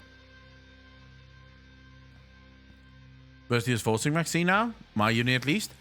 There's a lot of people that is forcing the vaccine. A lot of companies, I heard, is forcing it too now. And I actually know of people that have quit their jobs because of it. They just said, no, I won't take the vaccine and I'll rather quit my job. I don't really have an opinion on the vaccine. I don't know if it's good or bad for us. I don't know. I would like to see just... I think if you asked me, like if you pushed me, I would probably go like for the Johnson & Johnson one, just because that's still an actual vaccine, right? The Johnson & Johnson vaccine is literally just a benign version of the virus, whereas the Pfizer ones and those, that's brand new technology that we've never used on humans before. So I would just like to see how it plays out before I get it. Because I'm not sure.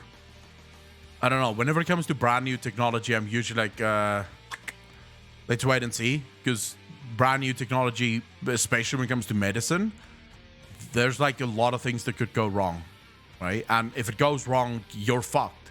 Like, imagine if it comes out that this brand new vaccine shot gives people cancer 5 years from now. What can you do? You now have the cancer. There's nothing you can do. It's done, right? Considering also the fact that you can't sue vaccine companies, so they have no risk. So I'm sort of just, I'm just waiting. But then again, I don't leave my house, so I'm not really a threat to society in any way, shape, or form. I've been social distancing long before it was a cool thing to do. I social distance as a rule.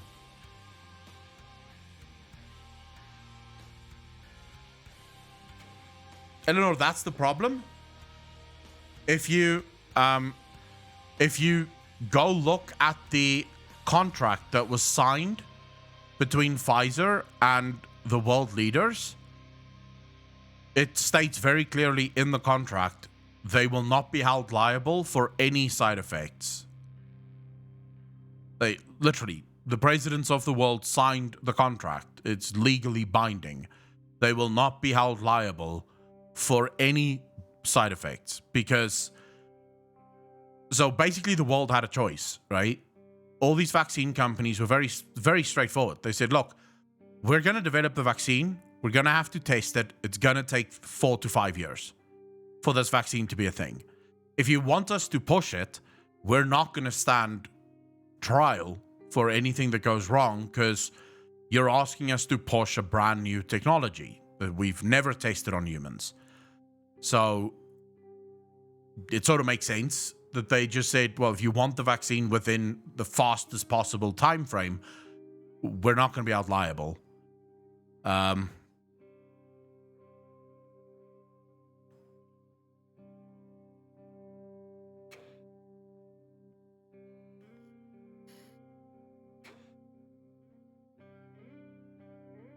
So you can say there's choice, but it's still forcing.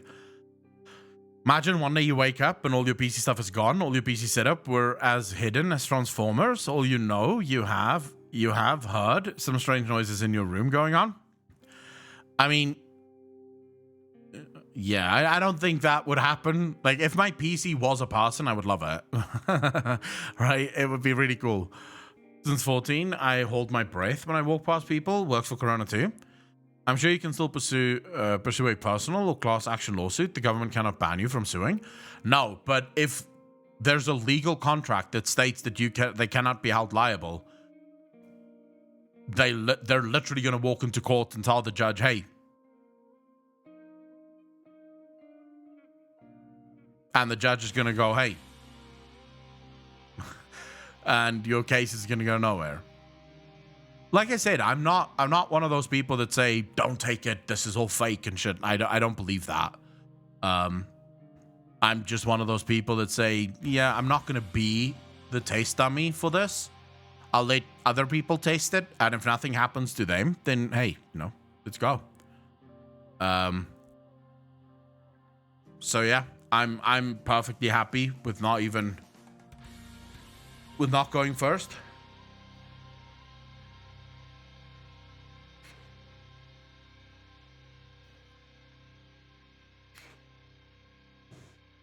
Never, wouldn't that be cool though? Like, I think that would be super fucking cool.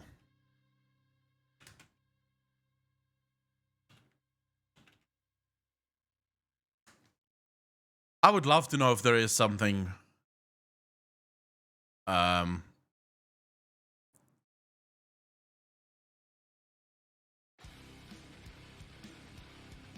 trying to see. Hold up.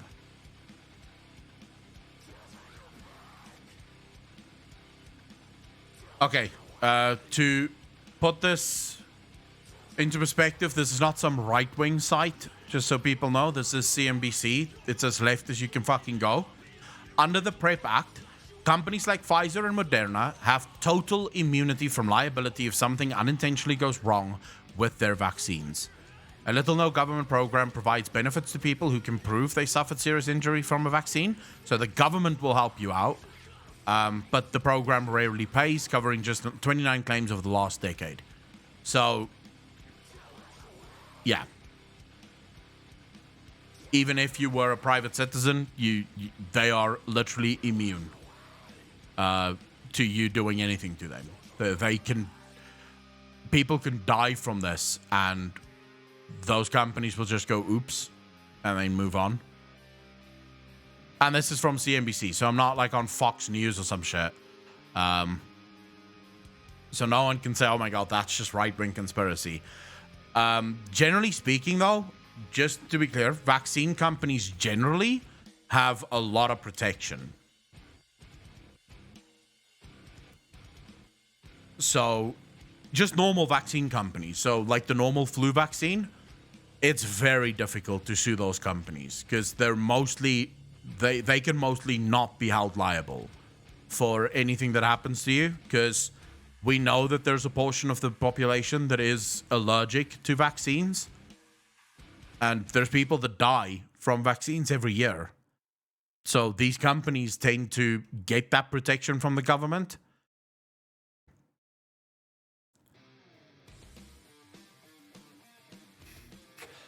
And no, don't worry, I searched it because I wasn't sure if I was correct. So I don't know if that counts as education, to be fair. When I was sitting here going, wait, maybe they have a point. So it's basically educational for everyone. But yeah, you know, I don't know. I'm one of those weird people that just go, I don't want to put stuff in my body that I'm not sure about. Second Matrix 4 has now a confirmed release date. Yeah, well, we knew the Matrix 4 was coming. To a point, no one would create vaccines if they weren't. Captain Swang, that's true, right? That is true. But at the same time, there is a part of me that sort of thinks that no one should be immune from being held responsible. I have the same problem with police departments, that you can't sue the police. It's like, what are you talking about? You should be able to sue the fucking police. If the police is doing something that you don't agree with, you should be able to sue them.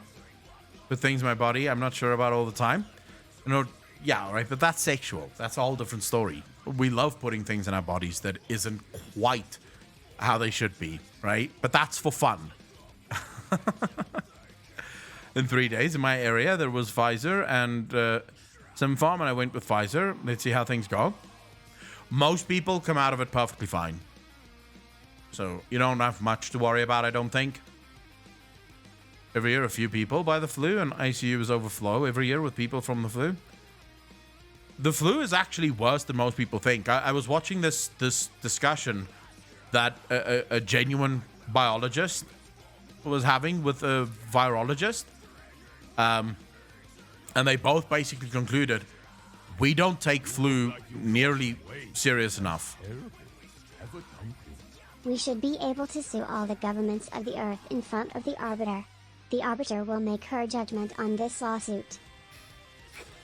The Arbiter is part of this system. She's not going to give you the outcome that you fucking hope to get.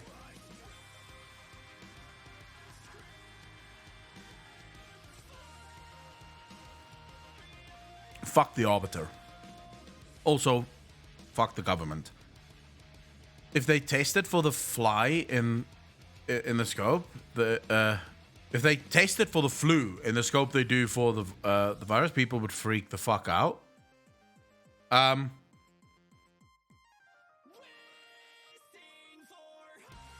mean, I think this entire COVID thing is a mess. Like, I think in 10 years from now, people are gonna realize just how stupid most people were, governments included, in their reaction to this. And by no means am I saying that this is this isn't a bad virus. It kills a lot of people, more than it should, to be fair. But I think everyone handled it so fucking badly. It was handled so poorly. But there's also some interesting things about this virus. The rate at which it mutates, it's astounding. Very few viruses do that. Very few fucking viruses do that. How is it able to mutate so fucking quickly?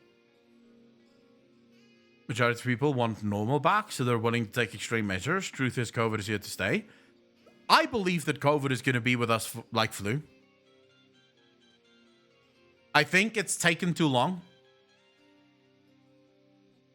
I think it's taken far too long.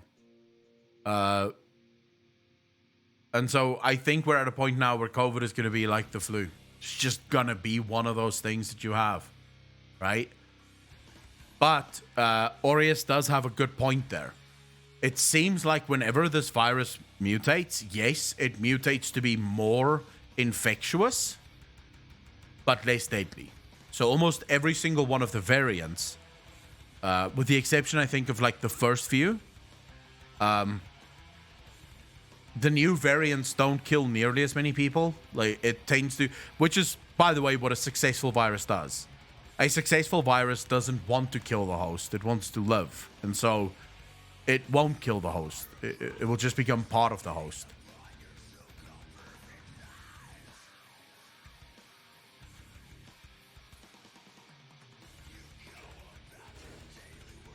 Eleanor, very true.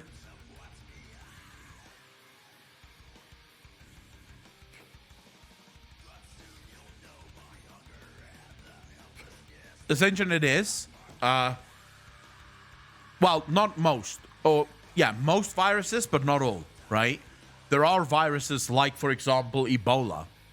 One of the reasons Ebola is not the big problem that it is in the world is because it has such a high mortality rate. I think it's what, something like 95% of people that get Ebola die. But the world over, it's like not even 100 people that have died from Ebola because it's so hard for it to actually exist. Some people believe it's created by Bill Gates, and they also believe it's created by the CCP, and also by eating bats, and also by 5G towers, and also not exist and made up, and also Area 51 experiments, also by reptilians, and Illuminati. I think it's the Illuminati, personally. It's those fuckers.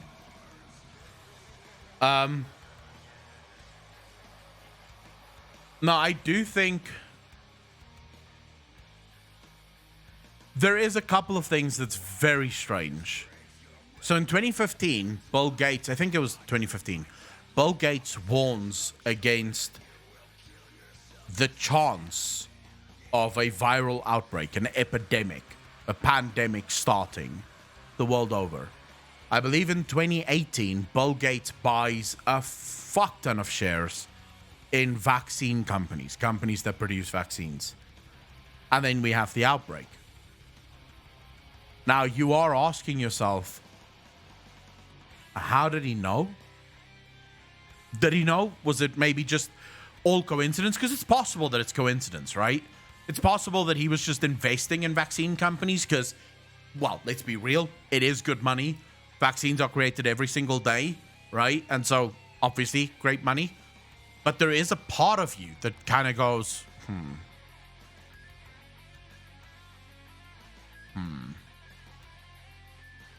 could there be something to this? And it's possible, right?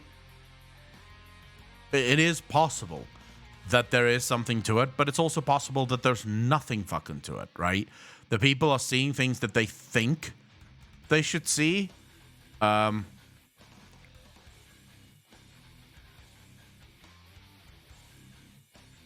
really there's nothing to see. But that's the problem with... so I'm a huge fan of conspiracy theories. Because a conspiracy theory is only a conspiracy theory until it's proven true.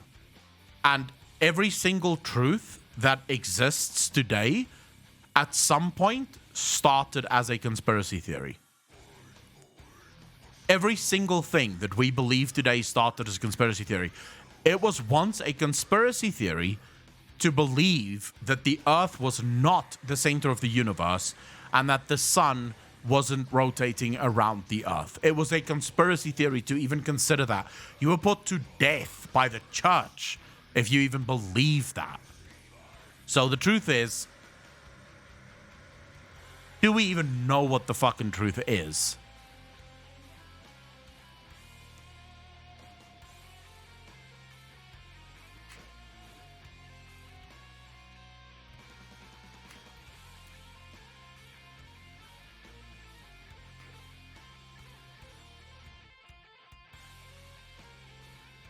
The thing is, so there's actually more to this, Papa Shango, and everyone else in chat. So it's not hard to believe that someone could predict a pandemic. I'll give you an example of someone that I have a lot of respect for. And then, of course, I can't remember his name. Jim Rickards. Okay, Jim Rickards is sort of like an idol of mine. Flinderonkies, take care of yourself. Thank you very much for hanging out. He's an idol of mine, right? Because he's a master economist. Like, that dude is just awesome. Do yourself a favor and go watch some of his interviews and stuff. Jim Rickards is awesome. Jim Rickards wrote a book in 2016 where he basically predicted the downfall of the world economy. And he gave 3 scenarios in which will trigger the downfall of the economy. One of the scenarios was a pandemic. The reason he was able to predict that pandemic would be one of the scenarios is because pandemics are far more common than people think they are. Just because we've not had a pandemic in our lifetimes, pandemics have been with the human species for a very long time. They've always been around, and it doesn't take much for a pandemic to start. You just need one successful virus to start it. Jim Rickards. So it's Rickards. Jim Rickards. So it is possible that you just have people warning about it because it is going to happen. Pandemics have happened multiple times. So it doesn't necessarily have to be a conspiracy theory, right? It could just be... It could literally just be that they know it will happen at some point, and they know that it might take down the world. Elon Musk has been warning us of AI and technology for years as well. Now he's saying it's too late for us to do anything about it. Is he saying it's too late?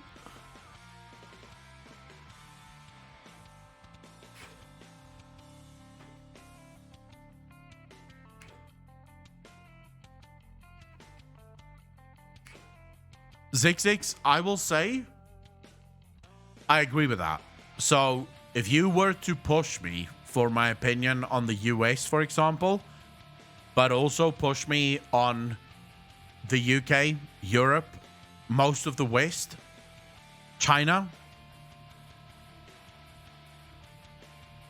America is doomed.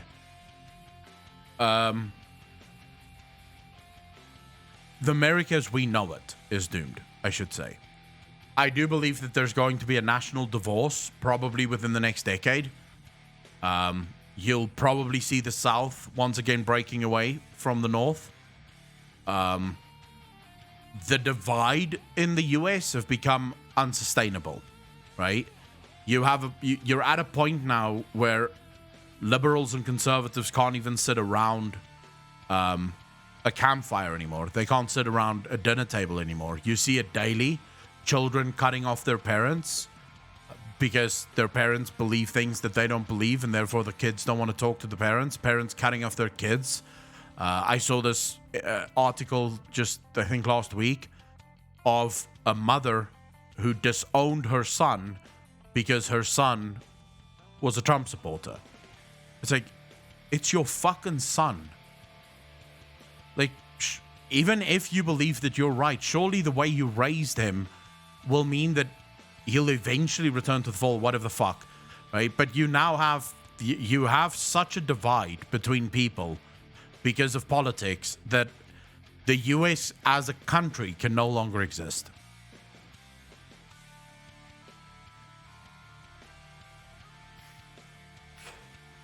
Well, that's very cool. I can see that.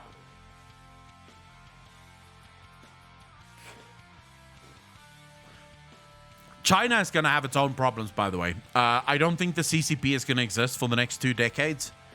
It's because the conservatives believe everything they read on Fox News, written in crayon and stickers. Eleanor, I think that's a wildly unsubstantiated view. Conservatives are actually far more questioning than you think. As someone who stands in the center and believes nothing that anyone else believes, that has friends on the conservative side and on the liberal side, I will tell you that the things that the liberals accuse the conservatives of, the liberals are guilty of too. The difference between conservatives and liberals is liberals believe everything CNN says. If it's on CNN, it must be true. If the government said it, it must be true. So there's no difference. It's the same. Both sides have their issues, and both sides have their good people. Both sides have people that genuinely keep an open mind and isn't nearly as evil as most people think.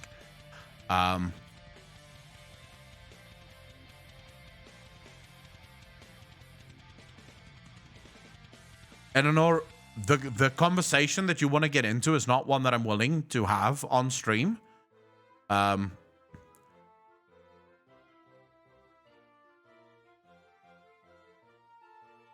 can tell you that both sides are equally ridiculous to me. Because I see what liberals believe and I see what conservatives believe. I will tell you one thing, though, that I find far better about conservatives than liberals. And this is not a big thing, but it is something. I will have disagreements with conservatives, viewers of mine, where we'll have ardent disagreements. We'll take our disagreements and we'll be fine. It's cool. We don't agree on this. Let's move on. Let's play some games. Almost every single time I disagree with a liberal viewer, that's the end of it. I'll never see that liberal again in my life. And actually, I think I should stop calling it liberal because the Democratic Party as a whole is not liberal, and the vast majority of the left isn't liberal. They're actually very illiberal.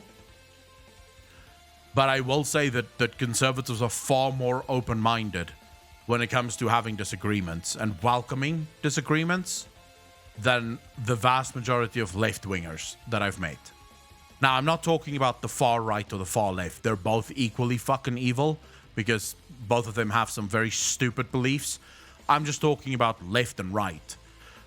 There's far more times where I'll disagree with someone on the right and they'll be fine with the disagreement. They'll just go, okay, fine. We don't agree. Let's move on. But when I have that same conversation with someone on the left, it's like, go fuck yourself.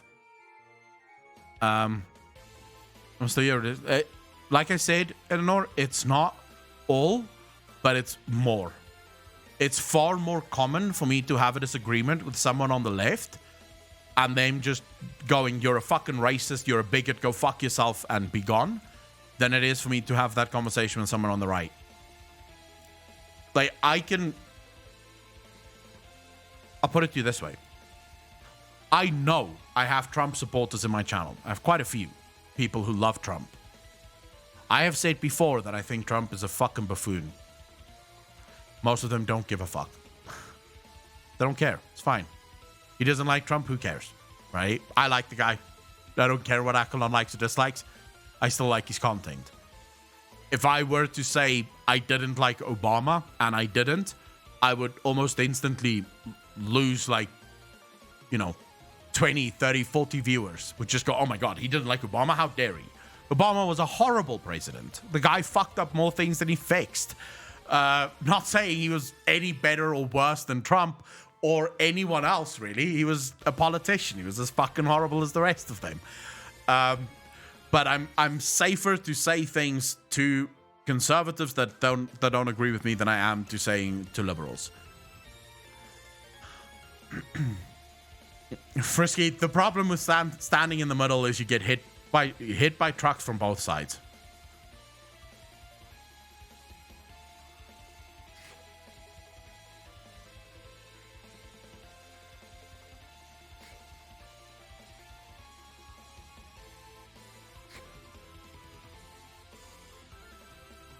You see, I don't even like to view or label my views as left or right, because I follow what I call common sense views.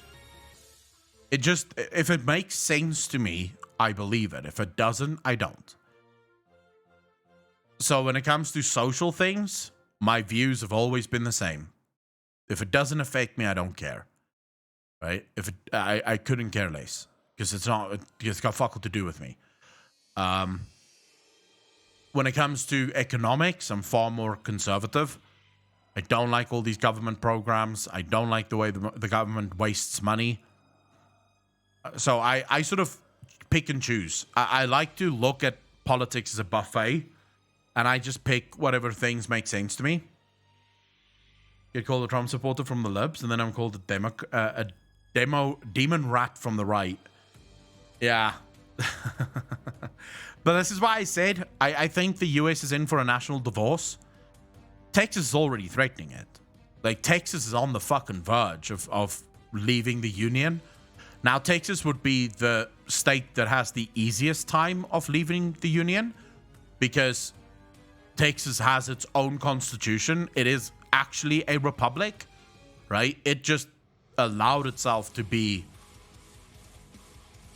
joined or enjoined with the union. But Texas would have the easiest time of leaving the union.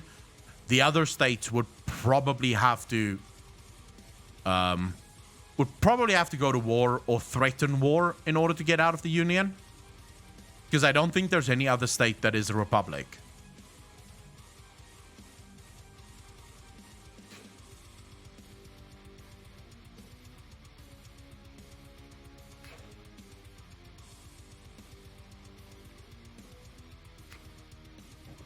Eleanor, you see, my issue with that is most government programs are the reason people are poor, sick, and hungry.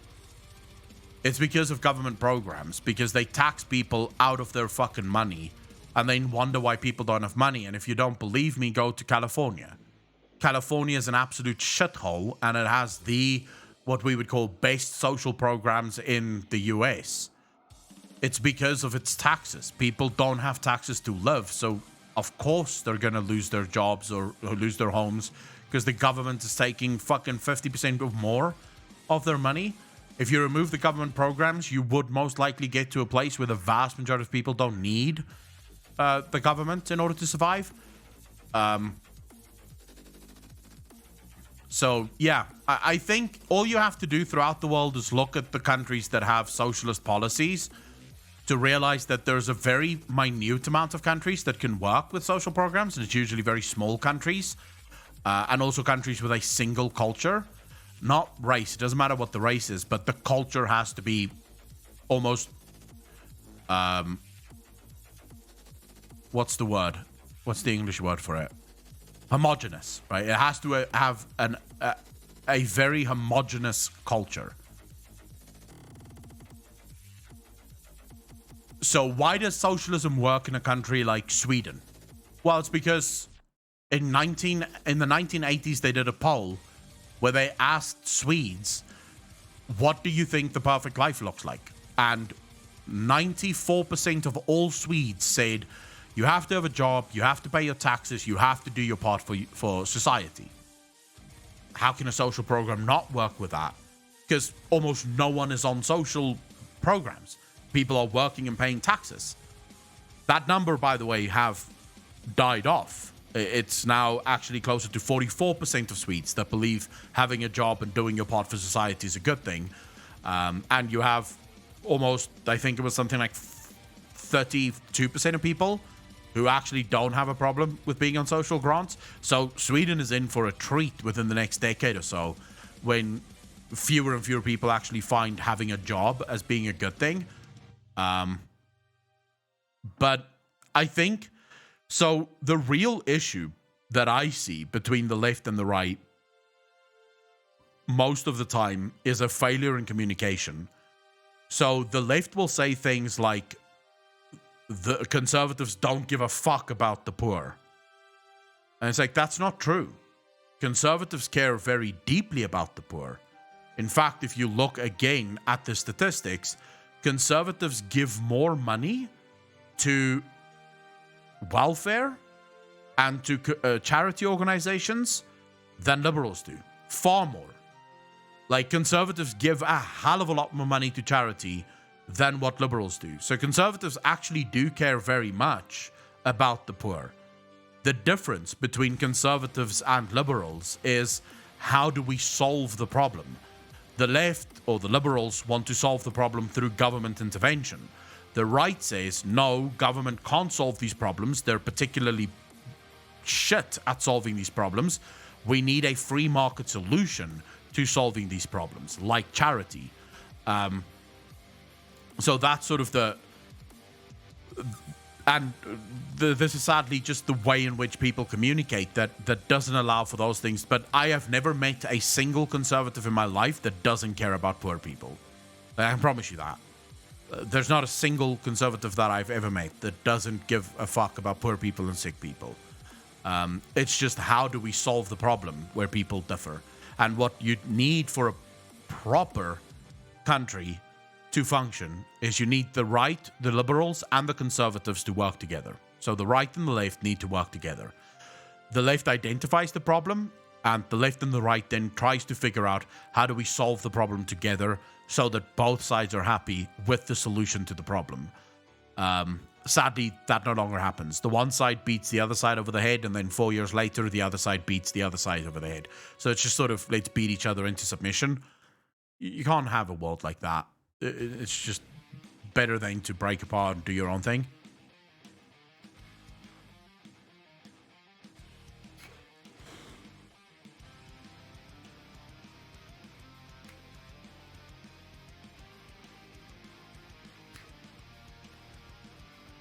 Friends can be closer than family. My family, I'm very close to my family. I love my family. So I can't really say that. While I have very close friends, I prefer family over friends.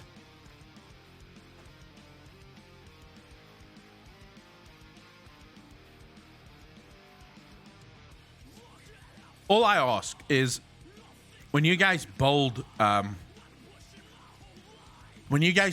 your perfect worlds, can you build a little space for me where I don't have to fucking deal with anything? It's like all I ask. Just leave me alone. Like, literally, do whatever the fuck you guys want. You want to have a communist utopia? You want to have a capitalist utopia? Do whatever you want. Just like a small. I'll be okay with an island. Just give us an island where there's no government and no intervention, and I'll be happy. Sometimes being beaten in submission is fun, though. Don't deny it, Echo. Considering I'm not much of a sub, I would find myself very much out of my depth if that were to happen, Eleanor. I'll put you in a snow-covered land with an amazing PC. Yes. Look, I just really, really want no government, and I don't want that for the rest of the world. You guys can have your government. Just, I don't want a government. I don't know if Canada would ever be a choice for me, Ascension. There's too much shit in Canada, dude. Like, your prime minister is a fucking joke. I seriously can't handle that, dude.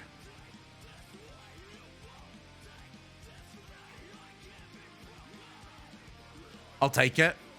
I'll fucking take it. With lots of women and end this sub of wow. Okay, can I post it with the link that I think sums things up pretty good? Papa Shango, do it in Discord. Otherwise, the bot's just gonna time you out. You can DM me on Discord. Just send me a DM. I'll keep an eye on my DMs.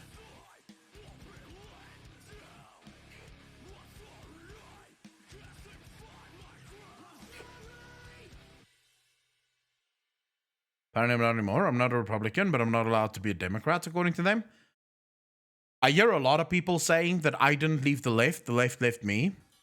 Like, I see that quite a lot from a bunch of people. Shadex, thank you much for the follow, dude. Really appreciate that. Welcome to the channel. Thank you, thank you, thank you.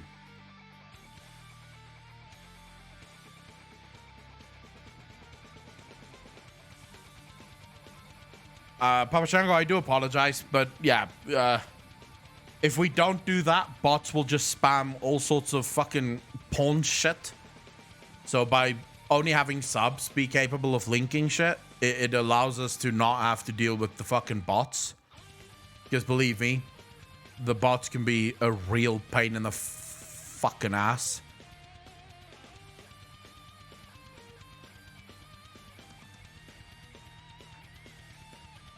Let's see. I don't know. I've never been part of any group. I don't like groups. I find them problematic at fucking best. So I've never been part of a group.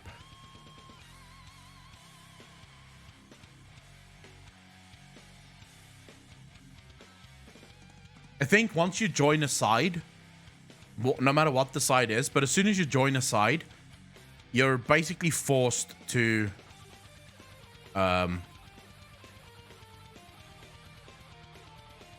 you're sometimes forced to believe things that you fundamentally disagree with, right?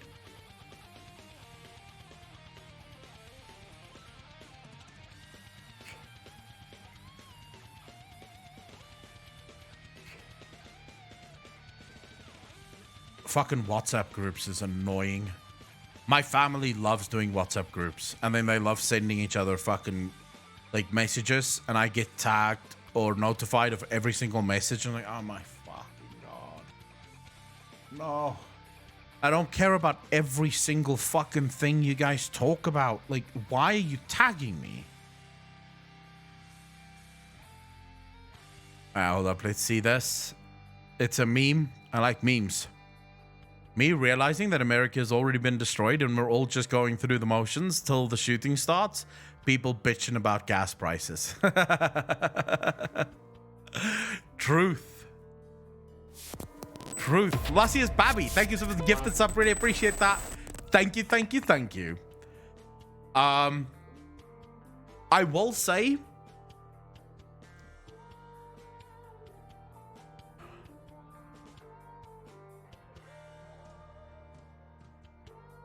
the issue that you have with you is, I was watching this talk by a guy who broke down why America's Civil War started. Like, why the Civil War was a thing. I think it's the Civil War. But you had one side, right? One side wanted freedom. The other side wanted safety. So literally, one group wanted to stay with Britain because Britain had the largest navy in the world, and therefore it would be safe to stay with Britain. The other side said, "Fuck your safety, we want freedom," and so the Civil War started. What is it exactly that happens today? Like, what do we have exactly today in the US? That's literally what is happening today in the US.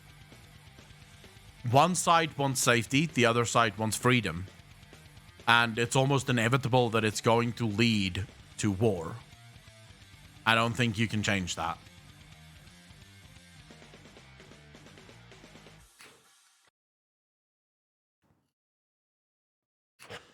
Wait, Eleanor, you don't use WhatsApp? I will never understand these people that don't use WhatsApp. No, yes, the US Civil War. I think it's the Civil War. It could have been a different war. I can't remember now which one it was. It was the Civil War. Pretty sure of it. But I don't get how people don't use WhatsApp. First and foremost, texting is very fucking expensive. Like, why would I ever send a text? I haven't sent a text in probably more than a decade. Like, ever since WhatsApp became a thing, I've legitimately not sent a text ever. Oh, sorry, yeah, the Revolution. The US Revolution. That's the one. And also, there's some... So, the US Civil War actually had very little to do with slavery. There's actual, like, historians that point out just slavery was sort of slapped onto it later on. right? But it didn't start because of slavery. It actually, there was like a bunch of other reasons they actually started that war. Slavery just eventually became one of them, which is a good thing. I think that's a fucking great thing. And eventually became the number one reason they were still at war with one another. But the revolution, so the United States or the US Revolution, that was fought between like a group that wanted to stay with the UK or Britain, and a group that wanted to leave Britain and have their freedom. And that's effectively what you have now in the US.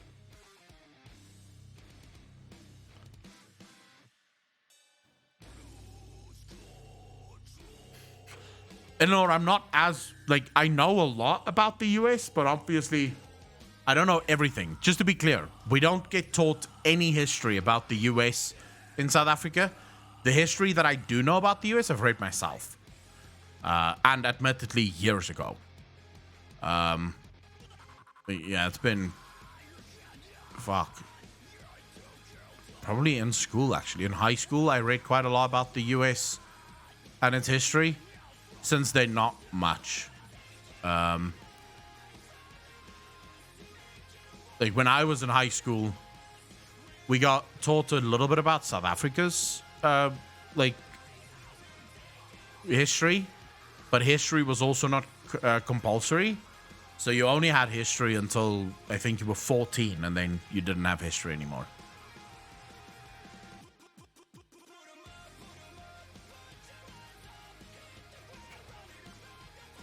But I know a lot about the US, admittedly not as much as I should, but I know a lot about the US because I truly find the US fascinating, right?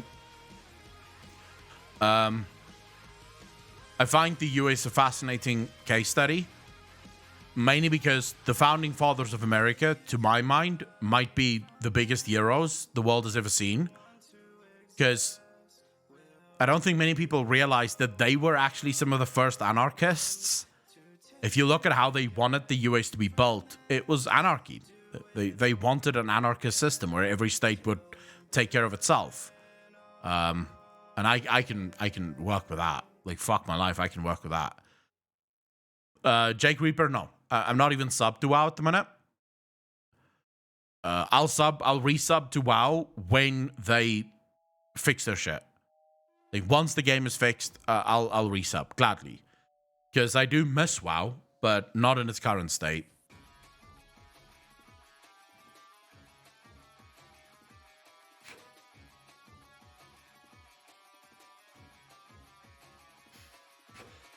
Also, I think I just like the US. I just really fucking like the US. Texas, baby. Where I want to go. Want to go make a home for myself in Texas.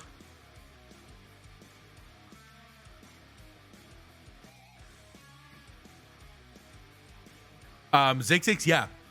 Because Black Mage fucking destroys shit. No Cortez, how you doing, bro? Last year's Babby, Texas for me. I want the lone state. I like the idea of a state that doesn't give a fuck. Now, I will say, there's been talk of Cape secession. So there's like a massive movement in Cape Town at the moment where people are asking for a referendum so that they can vote on Cape independence. Now, if that happens, I'll probably move to Cape Town because the Cape Independence Party is doing exactly what I want them to do. They are 100% for anarchy. They want every community to govern itself. They don't want one government that governs the whole province. They want every community to govern itself, which I am all for.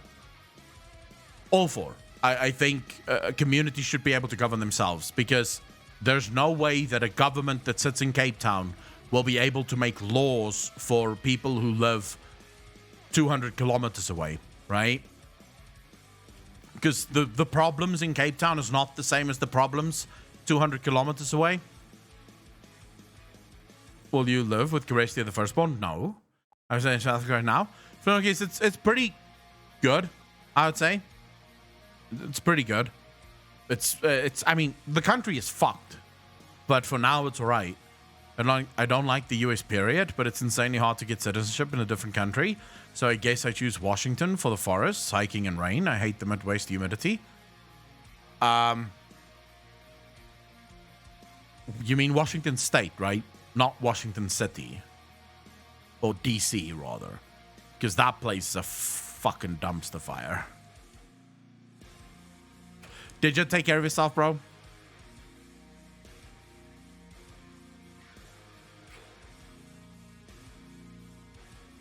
Plus, if I were to move to Texas, I'd be able to look at all the the cute cowgirls. And I mean, fuck.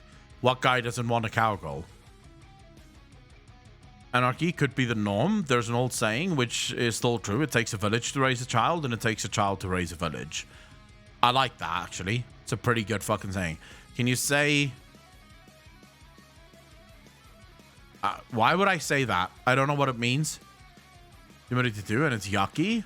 I lived outside of Houston. DC is a shit show. Washington, the state. Ah, right. It looks like a beautiful fucking state, to be fair.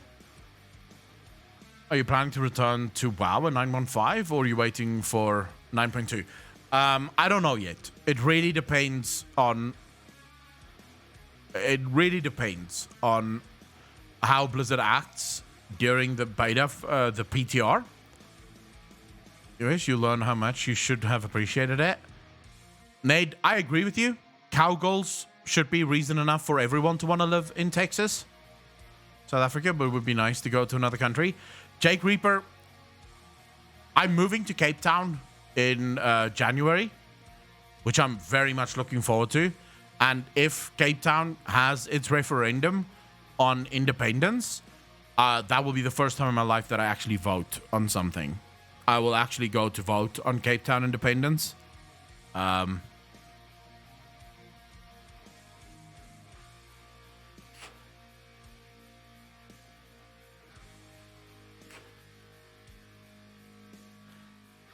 Cask, that's just because you don't pay attention, bro.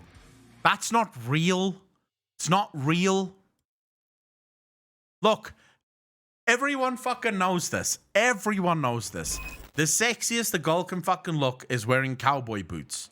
From there, I'm not fussed, but cowboy boots, holy fuck, is that sexy. Stebby, thank you for the 2 months up. Did really appreciate that. 4 months in a row.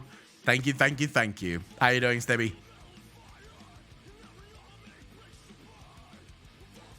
Kildana? Yes. If Cape Town gets its independence, I think...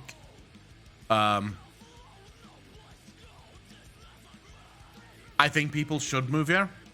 What is Cape Town independence referendum? Please educate us from the US. Okay, so... Cape Town is the only province in the country that isn't governed by the main party, right? It's the only province that has its own government that isn't the ANC. So the DA runs Cape Town, or the Western Cape. The DA doesn't want Cape independence, but they are losing elections to the Cape Independence Party.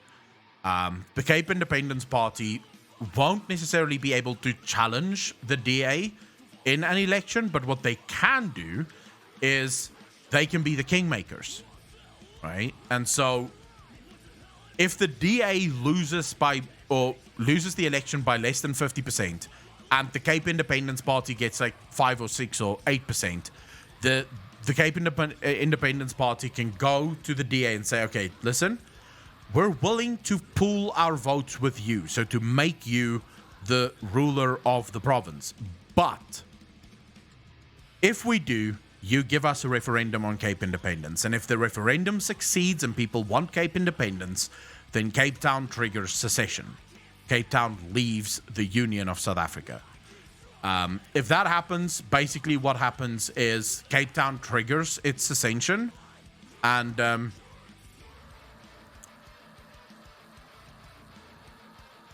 Cape Town triggers its secession, and Cape Town effectively becomes its own country. So it becomes an independent country within South Africa. That's what they want. That's what the Cape Independence Party wants.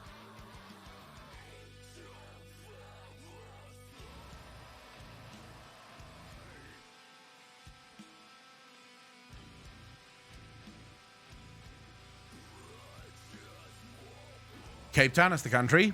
It will probably be called Cape, just the Cape, or Cape of Good Hope, since that's what it's actually known as, is the Cape of Good Hope. Or maybe Western Cape as a name.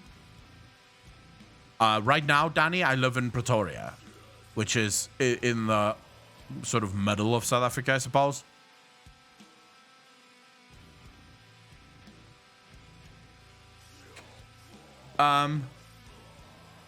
It's not necessarily that they want, so it's not that the Western Cape wants to break away from South Africa. It's that they feel they no longer have a choice. So there's a couple of things that you have to know here. South Africa as a country operates similarly to the US. Our constitution is very similar to that of the US in that provinces is technically allowed to make their own laws, and they're technically allowed to do their own things. They technically don't have to do what the government tells them. The one big difference is under our constitution, provinces aren't allowed to raise money. This means this effectively breaks the ability for them to pass their own laws, because if you can't get money yourself, you can't really pass laws. And so Cape Town currently contributes $200 billion a year, billion rand a year in taxes to South Africa, right? $200 million a year. No, 200 billion rand a year in taxes. They get back from the federal, from the national government, they get back 50 billion. That's paid back to them to do what they do. So their argument is, why the fuck are we paying 200 billion a year and we're losing 3/4 of our money that now goes to other provinces? We only get back 50.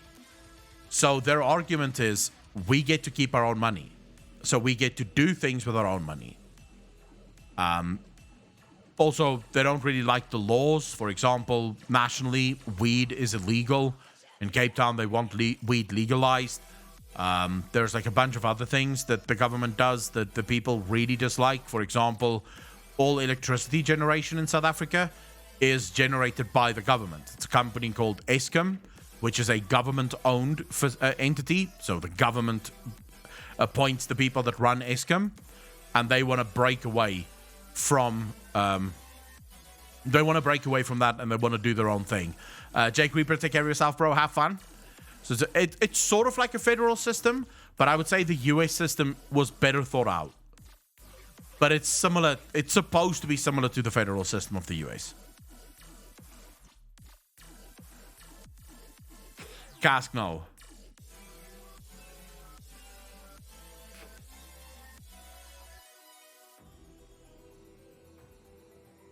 I mean, the truth is, natural beef, it would be funny if they called them racist, though. Because, so the Western Cape demographics is very interesting. The demographics of the Western Cape is, I believe, same-sex marriage have been legal in South Africa for decades now, I think, Eleanor. No one gives a fuck, really. Like, there's people that have problems with it, but no one gives a fuck enough to change the law, you know?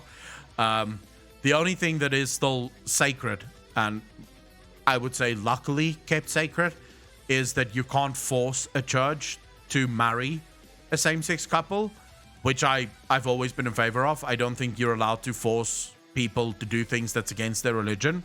Even if their religion is backwards and doesn't make sense, it's still their religion, and you should honor that. Also, I don't think if you're in a same-sex relationship and you want to get married, why would you want to get married in a place that doesn't want you to be married in the first place, right?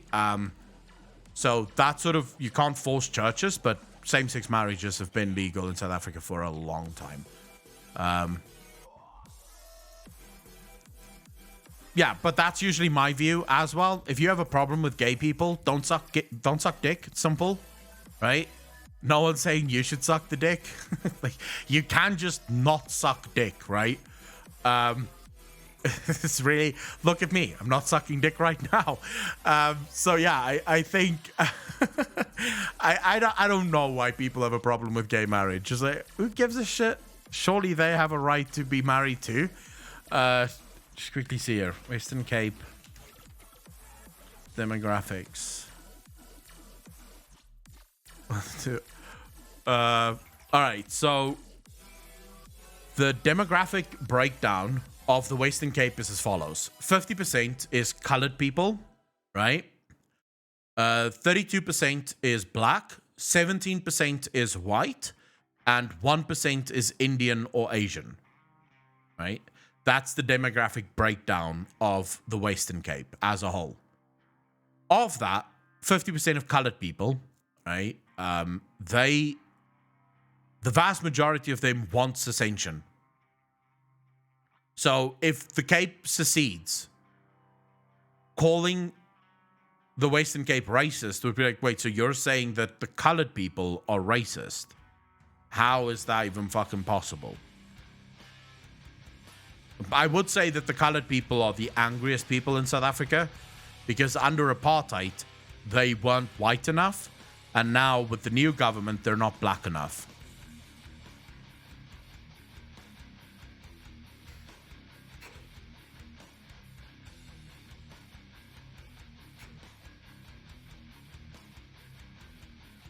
So they're very unhappy. Most colored people don't like the country, and they don't like the country. They haven't liked the country for a long fucking time because the country keeps fucking them over. But yeah, I'm looking forward to why they gotta say colored. What do you mean? Why they gotta say colored? It's literally what the colored people call themselves in South Africa, Eleanor. It's their word for themselves. I guess in the US you'd call it mixed race. In South Africa they call themselves coloreds, and everyone calls them coloreds. I think if you said mixed race in South Africa, people would look at you weirdly. I mean, people would genuinely be saying, huh? What's that? Yeah, we don't use the word mixed race here. Coloreds is what they're called. Well, they call themselves coloreds, like without the R, like without the R-E-D, like colored. You'd say it as if it is C-O-L-A-D, colored, right? But it is colored. In other words, it's a mix of black and white. Is the phrase in the US? All right, no. Biracial is not the phrase in South Africa. They called Larry Alder the blackface of white supremacy. I almost pissed myself laughing. I like Larry Alder. He's one of the few people that I think isn't too bad. At least a straight shooter. If you say colored here, you'll find yourself in an ER operating room quickly. Or in South Africa. So we have a bunch of things that's very different in South Africa to the rest of the world. So, for example, the N-word, that's like a big no-no in the rest of the world, doesn't have much meaning in South Africa. Like, the word itself holds very little meaning. Mainly because it was never actually used as a slur. So, like, some black people might take offense if you use the N-word, but the majority would probably not even know what you're saying because it doesn't bother them. We had a different word in South Africa that was used, which is a no-no, which the rest of you would probably not give a fuck about. Like, if I use the word, the vast majority of which would be like, who cares?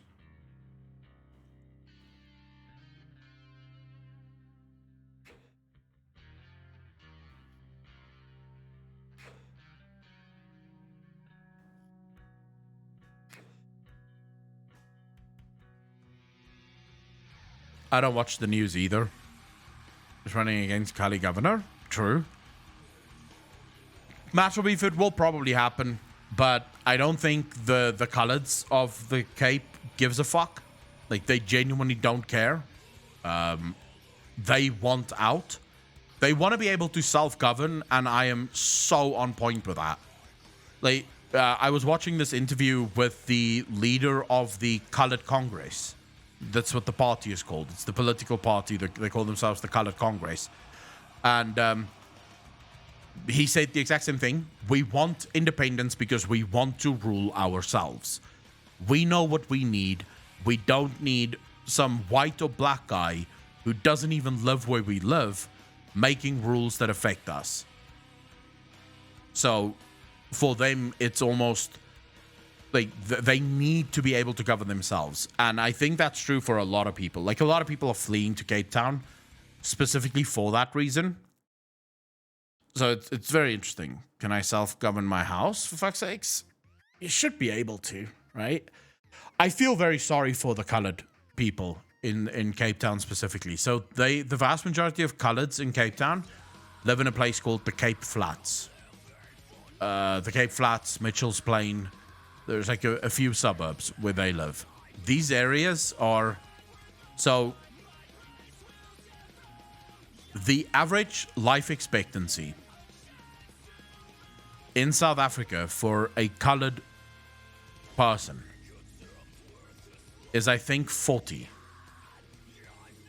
That's their average life expectancy.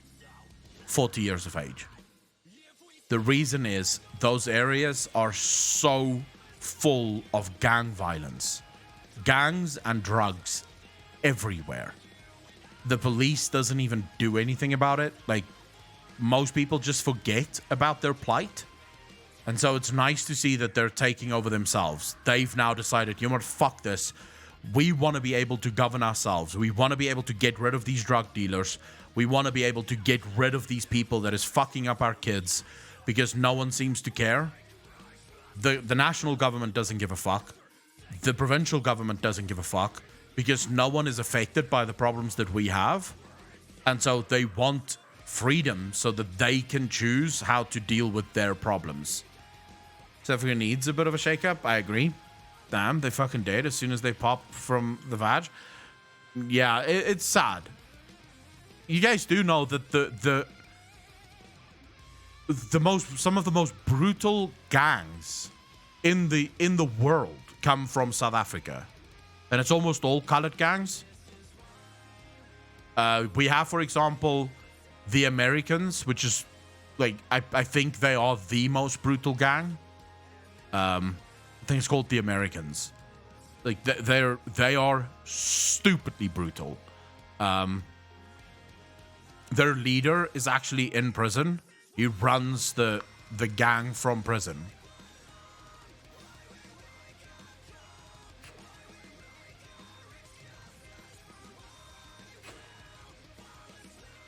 So, yeah, they want to take care of themselves. They want to be able to get rid of their issues, and I'm all for that. The brutal gang here, it's called the government. Are they worse than the cartels? I would say so. X-Snaps. I would say so. Like, they're... I don't know how... It really depends, but they are in the Cape Flats and in Mitchell's Plain. They are the law, right? So they decide what goes. They even chase the police out. Like, if the police wants to get in there and do something, the police gets chased the fuck out. Like, they make the rules. And they take kids from very young ages. And the kids have a choice. Either you join or your family dies, and then you join anyways. So it's sort of like it's bad.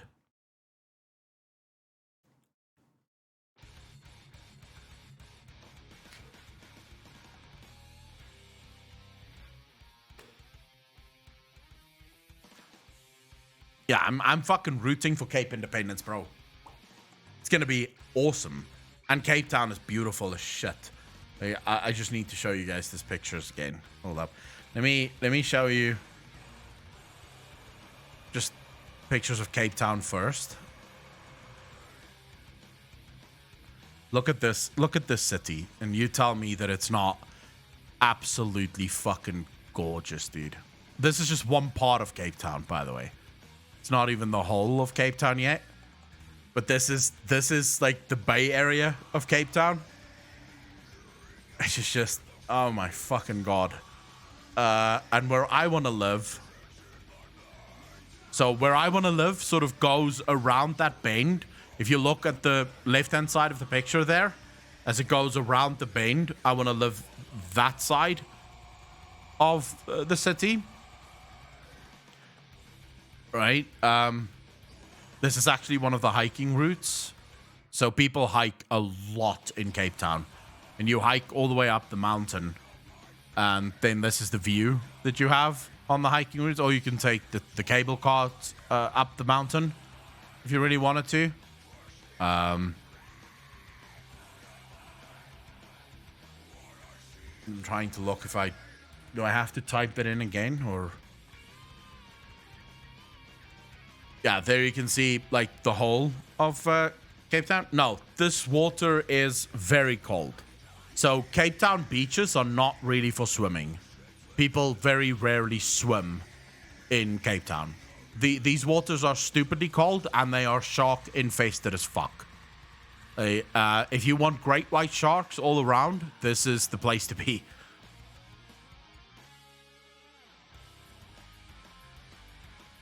I mean, Cape Town is a tourist city. It's their biggest export is tourism. Almost every tourist everywhere wants to go to Cape Town. Eleanor in Fahrenheit? Let's see. Do they even have the weather?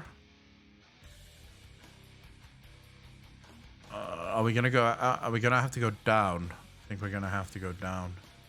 Political history, economy, infrastructure, winelands, Cape Independence Movement. Fuck's sake, hold up.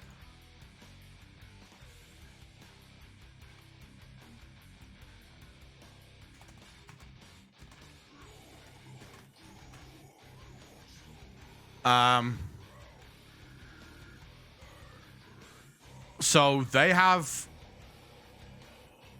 the first things first is Cape Town. So the warmest month is usually February with average maximum temperatures of 79 Fahrenheit. And then the coldest months is in July with maximum temperatures going to 63 Fahrenheit. So pretty I guess you could say balanced. Now, one of the nice things about their weather is the wind.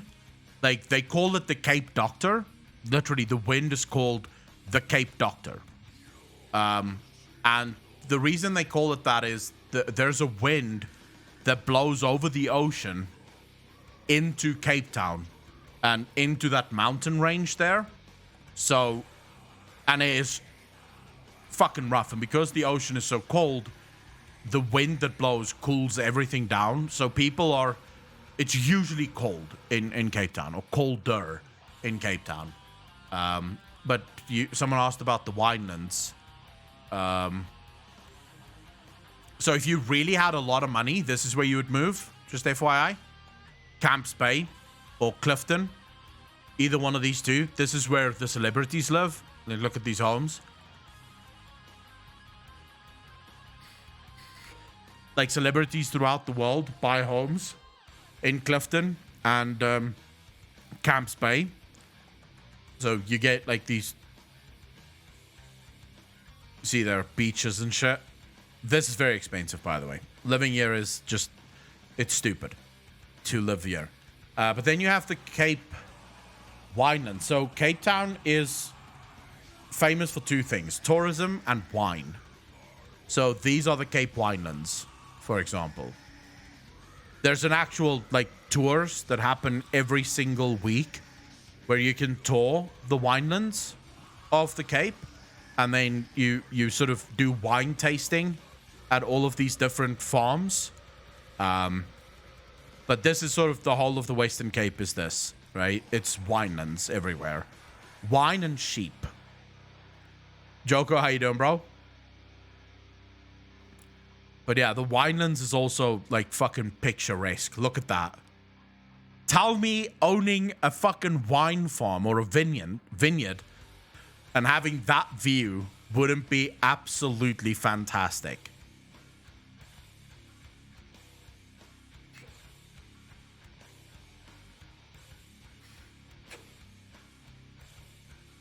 Cape wines are some of the best wines in the world. Like, they're famous for their wine. But then where I want to live, I'll show you guys now. The lakes and shit. Where I want to live is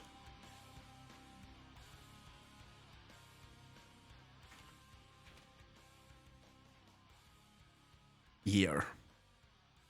So from Blaubar, which is where I want to live, you see Cape Town in the distance, because Cape Town actually, this is Cape Town, and then it runs around, and it's sort of, there's like an area that goes out, so you're actually viewing Cape Town from the front of it, right? So I want to live here at Blaubar Strand, and then Cape Town is there. It's all one city, so it's all part of the same Cape Town city. It's just a suburb that's like way out from the actual Cape Town. But this is where I would want to live. Blaubar Strand.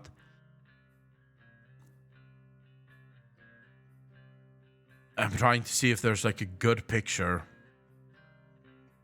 of the city area.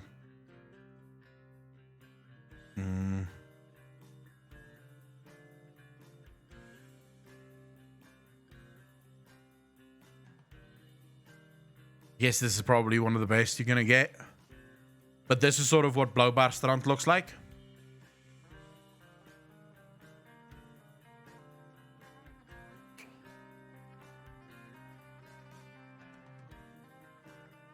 I think it's beautiful.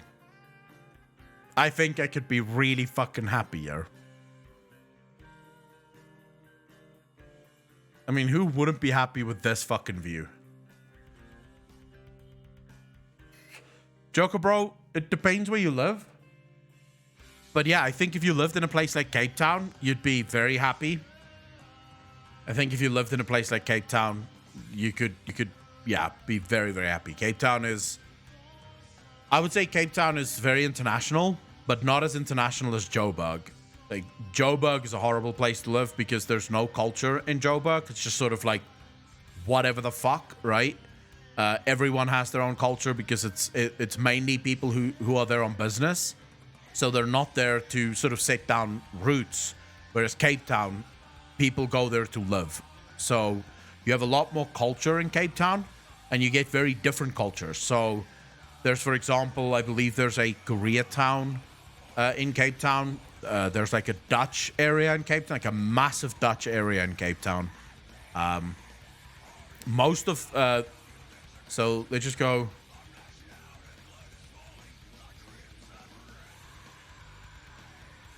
This is what the houses in some of the Cape Town areas look like. Like old school Dutch houses. Like a lot of the city of Cape Town have buildings like this, which has been preserved to still look like the Netherlands, and you know how the Netherlands influenced the city. So yeah, you can see here like a fuck ton of European style buildings and stuff.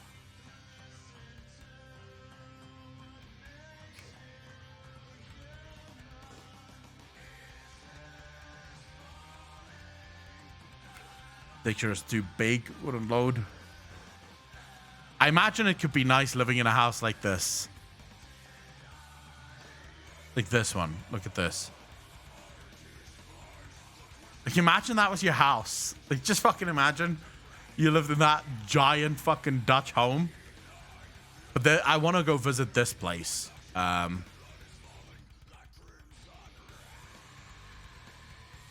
The Cape Castle, which is actually a fort. It's not actually a castle. But it was built by, I think the Dutch built it.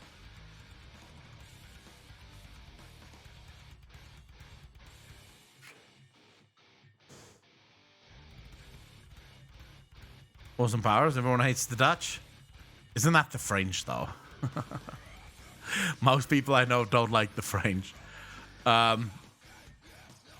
but this is fucking old, right? Aureus? This is a tourist attraction now. The people can go, look at the Cape Castle. It's the Castle of Good Hope, is what it's called.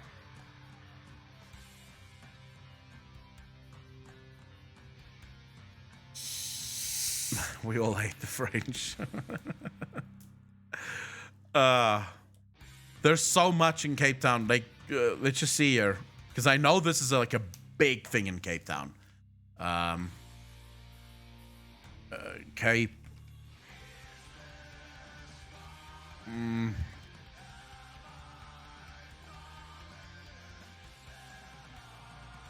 No.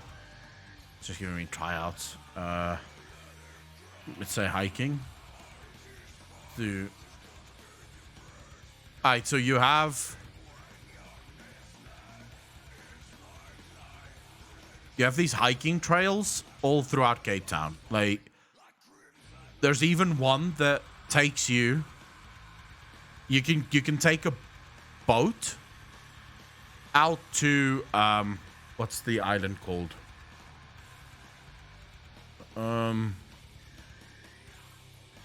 Oh my fuck, Mandela was in prison there. Now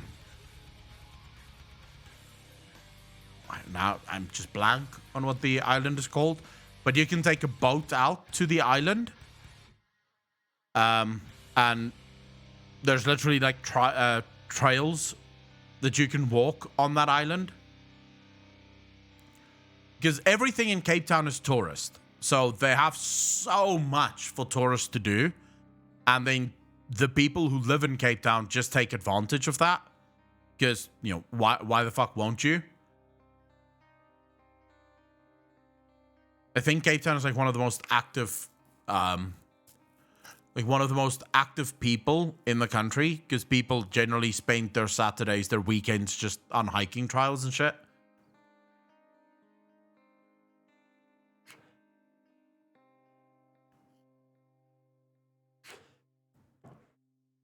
Hey, Sam, that could actually be fun to watch. We could sell tickets and shit. I don't know why, but I just really, really want to fucking look at that. This is overnight hiking trails. So you can actually...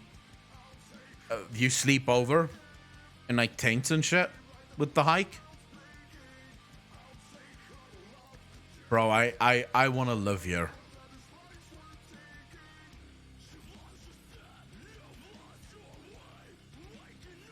Shit like this. Look at that. There's so much history. There is so much fucking history in Cape Town. And they do a bang up job of preserving that history. I'd say it's fairly similar days to what I have now. I think for most people from the US, it would be cheap as shit to live in Cape Town. We could probably do...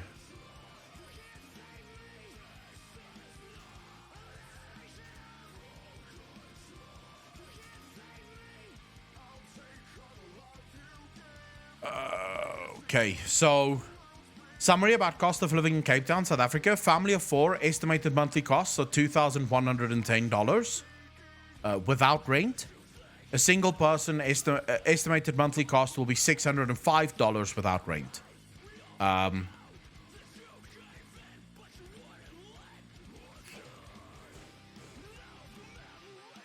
Timothy, how you doing, bro? Flintronkies, are you going? Oh, Jay Sharek, thank you very much for hanging out. Really appreciate it. Take care of yourself. So if you go, the overall cost... The overall cost of living in Cape Town is higher than it is in Johannesburg. To live a comfortable life while renting in Cape Town, you need to earn roughly 38,200 Rand a month. So if we do the calculations on that, right? Um,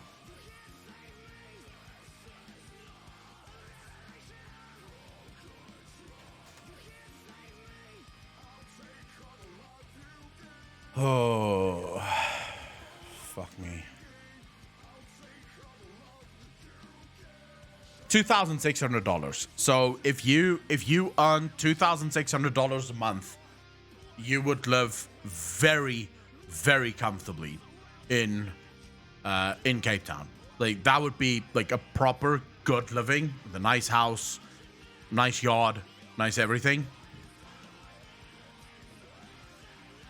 Is all that in USA? Stebby, what do you mean USA?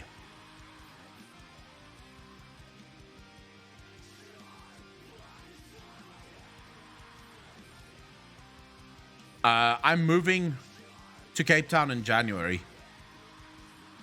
Yeah, it's in USD. So it's $2,600. The average house, it really depends. Let's say,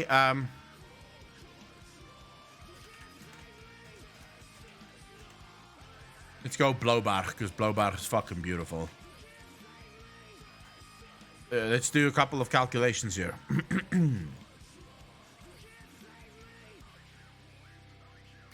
Let's go lowest price first. All right, so this is 1-bedroom apartments. Now, if you're looking at, so this is Waves Edge. Let's imagine you're looking at that, and let's go $6,000 a month. $419 would get you this apartment, a 1-bedroom apartment in Cape Town.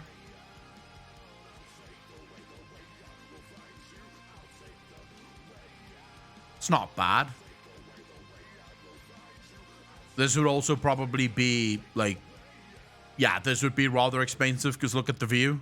The fact that you can see the mountain and the ocean would almost definitely drive up that little price quite a bit for you.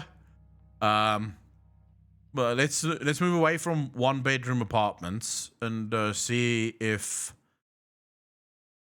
this is probably what you would look for more as an apartment. It's about 7,000, so you're looking at $489 US. Smaller, that cost more.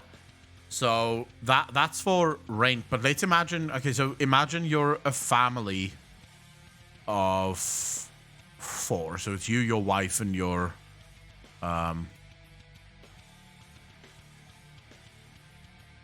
so we'll do 3 beds to apply filters.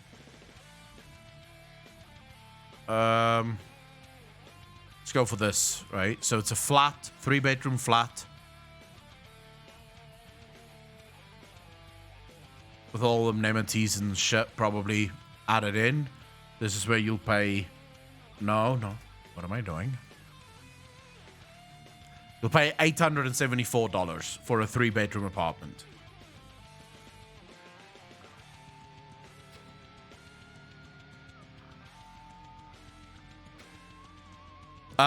Nico? You say you want a 2-bedroom apartment. 2-bedroom apartment with pet friendly. All right. So apply filter.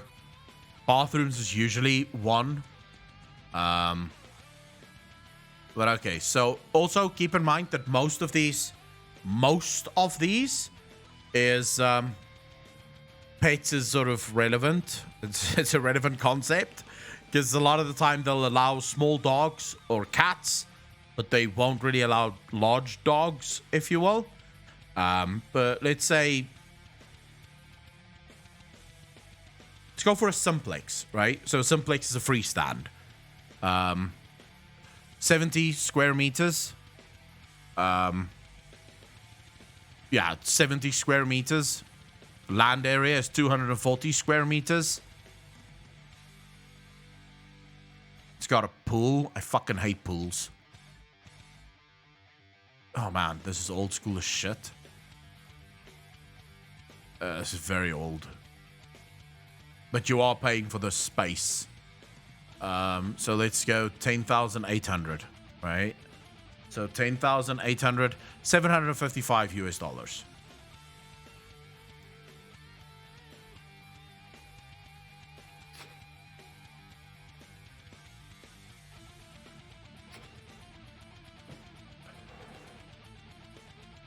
I live in a big city, though, so that's why mine is so high. Pools are a lot of work, and I don't use them. They're just effort. I don't like the effort that comes with pools. But it can go very high. So just to give you guys an example, let's imagine like you wanted to get a 4-bedroom house in Waves Edge, which is like, it's 3.5 bathrooms, 4 bedrooms, 2 garages, and probably going to have a bunch of other things included in it as well. So this is the house that you would get. Right? So now you're getting a proper fucking house. Right? I do like the house, though. It's a beautiful house. What's the bathroom look like? Not bad. It's got a fucking pool. Why must it have a pool? I hate pools. But again, let's imagine you wanted to get this. You would look at 25,000 rand a month. This would get you 1,748. Ryer, thank you for the follow. Really appreciate that. Welcome to the channel. Thank you, thank you, thank you. So for about, $1,800 a month, you'll be able to live in a 4-bedroom house like this. But then also remember that this is expensive. Blueberg or Blauberg isn't cheap. Blauberg isn't cheap. Blauberg is a pretty expensive part of town. You can get cheaper places. Like you could go, I think Hout Bay is pretty cheap. If you were to go to Hout Bay, you'd probably get far cheaper places. Those are per day. That's holiday homes. Like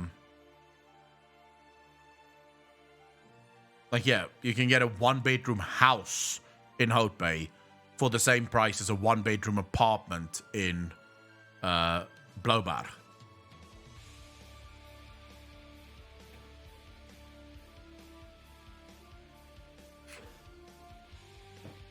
What the fuck is this, though? A 1-bedroom house with a pool. Talk about fucking overkill. It's pretty big, though, for a 1-bedroom.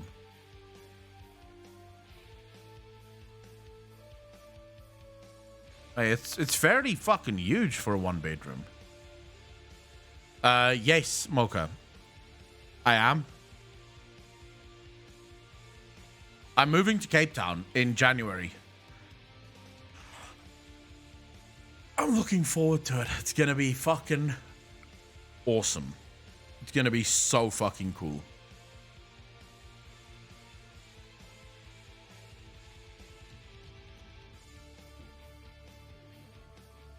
Flinderink is no.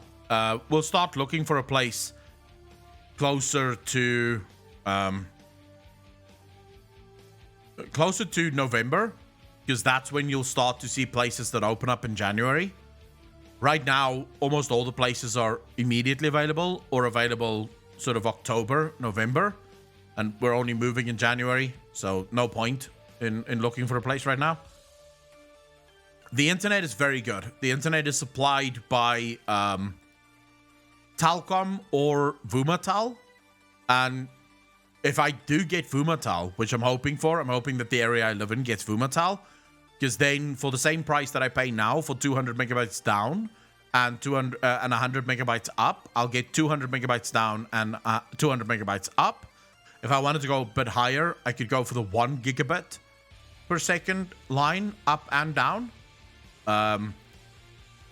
So, you can sort of go whichever way you want.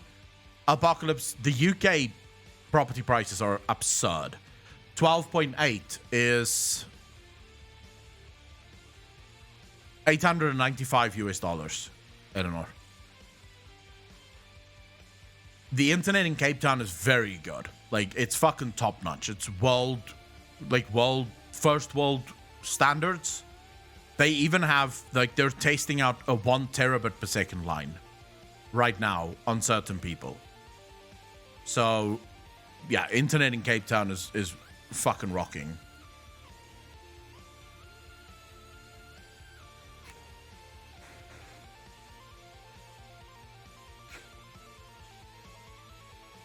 Not that my internet is bad. I mean, my internet is fairly decent. It just, there's sometimes problems with it, but it's not the worst. Paying 825 would be a lovely living. I'm currently paying 1,300 US for a 1-bedroom apartment. You'd struggle to find, like, to have to pay that much for 1-bedrooms here. You'd have to really look for a very luxurious. So even if we go Blauberg, let's go Blauberg and let's say bedrooms 1. Right. Let's remove pet friendly, apply filters, highest price. So the highest price that you'd pay for this is actually 2 bedrooms, 1 bedroom. So this is the highest price for a 1-bedroom apartment in Cape Town, or in Blauberg at least. Which is actually not a 1-bedroom apartment, it's actually a 2-bedroom.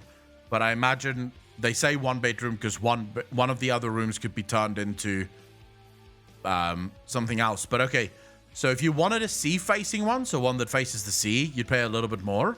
But let's say you just wanted a lagoon-facing apartment, so it faces the lagoon, you'd pay 14,000 a month. That would work out to 979 US dollars. 1,200 plus. And this is the fucking Midwest. Jesus, that is expensive. 1 bed for that. I get a studio flat, one of those open floor plan. I love those though. I would love to live in a studio flat. I don't know why, but I just like those.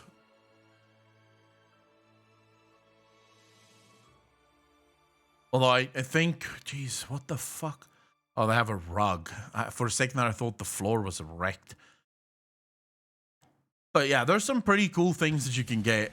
At least I think so. There's some really cool homes. Can't find a 1-bedroom in Phoenix for that. I pay 500 euro for a small family house. That's not bad.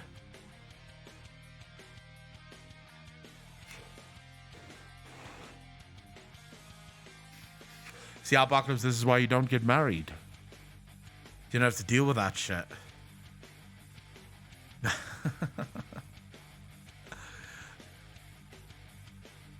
Anyways, ladies and gentlemen, it's time for me to get ready for the gym. It's that time of the night again where I have to love and leave you. Get a husband. Or that would be difficult for most guys that maybe doesn't bend that way. You know, plus, I think 2 husbands would shit each other out of the room. Zucchini, how you doing? Anyways, ladies and gentlemen, I thank all of you for coming out, for hanging out with me. I enjoyed it, as always. Remember to watch the new video on the new fucking channel if you haven't already. We could use the views and also the subscribers. Thank you so much for spending your afternoon, your morning, or your evening with me. I'm off to the gym. Take care of yourselves. Be kind to each other. Be good to each other. And as always, I will see you all of you tomorrow. Peace out, fam. Zucchini, there's a new channel. Just check on the main channel community page. I linked the video there. It's actually right there. That Skeptic Orc one. If you click that link, that's the channel. So yeah, go check it out. Let me know what you think of the video. Ladies and gentlemen, take care of yourselves. I will see you tomorrow. Peace out, fam.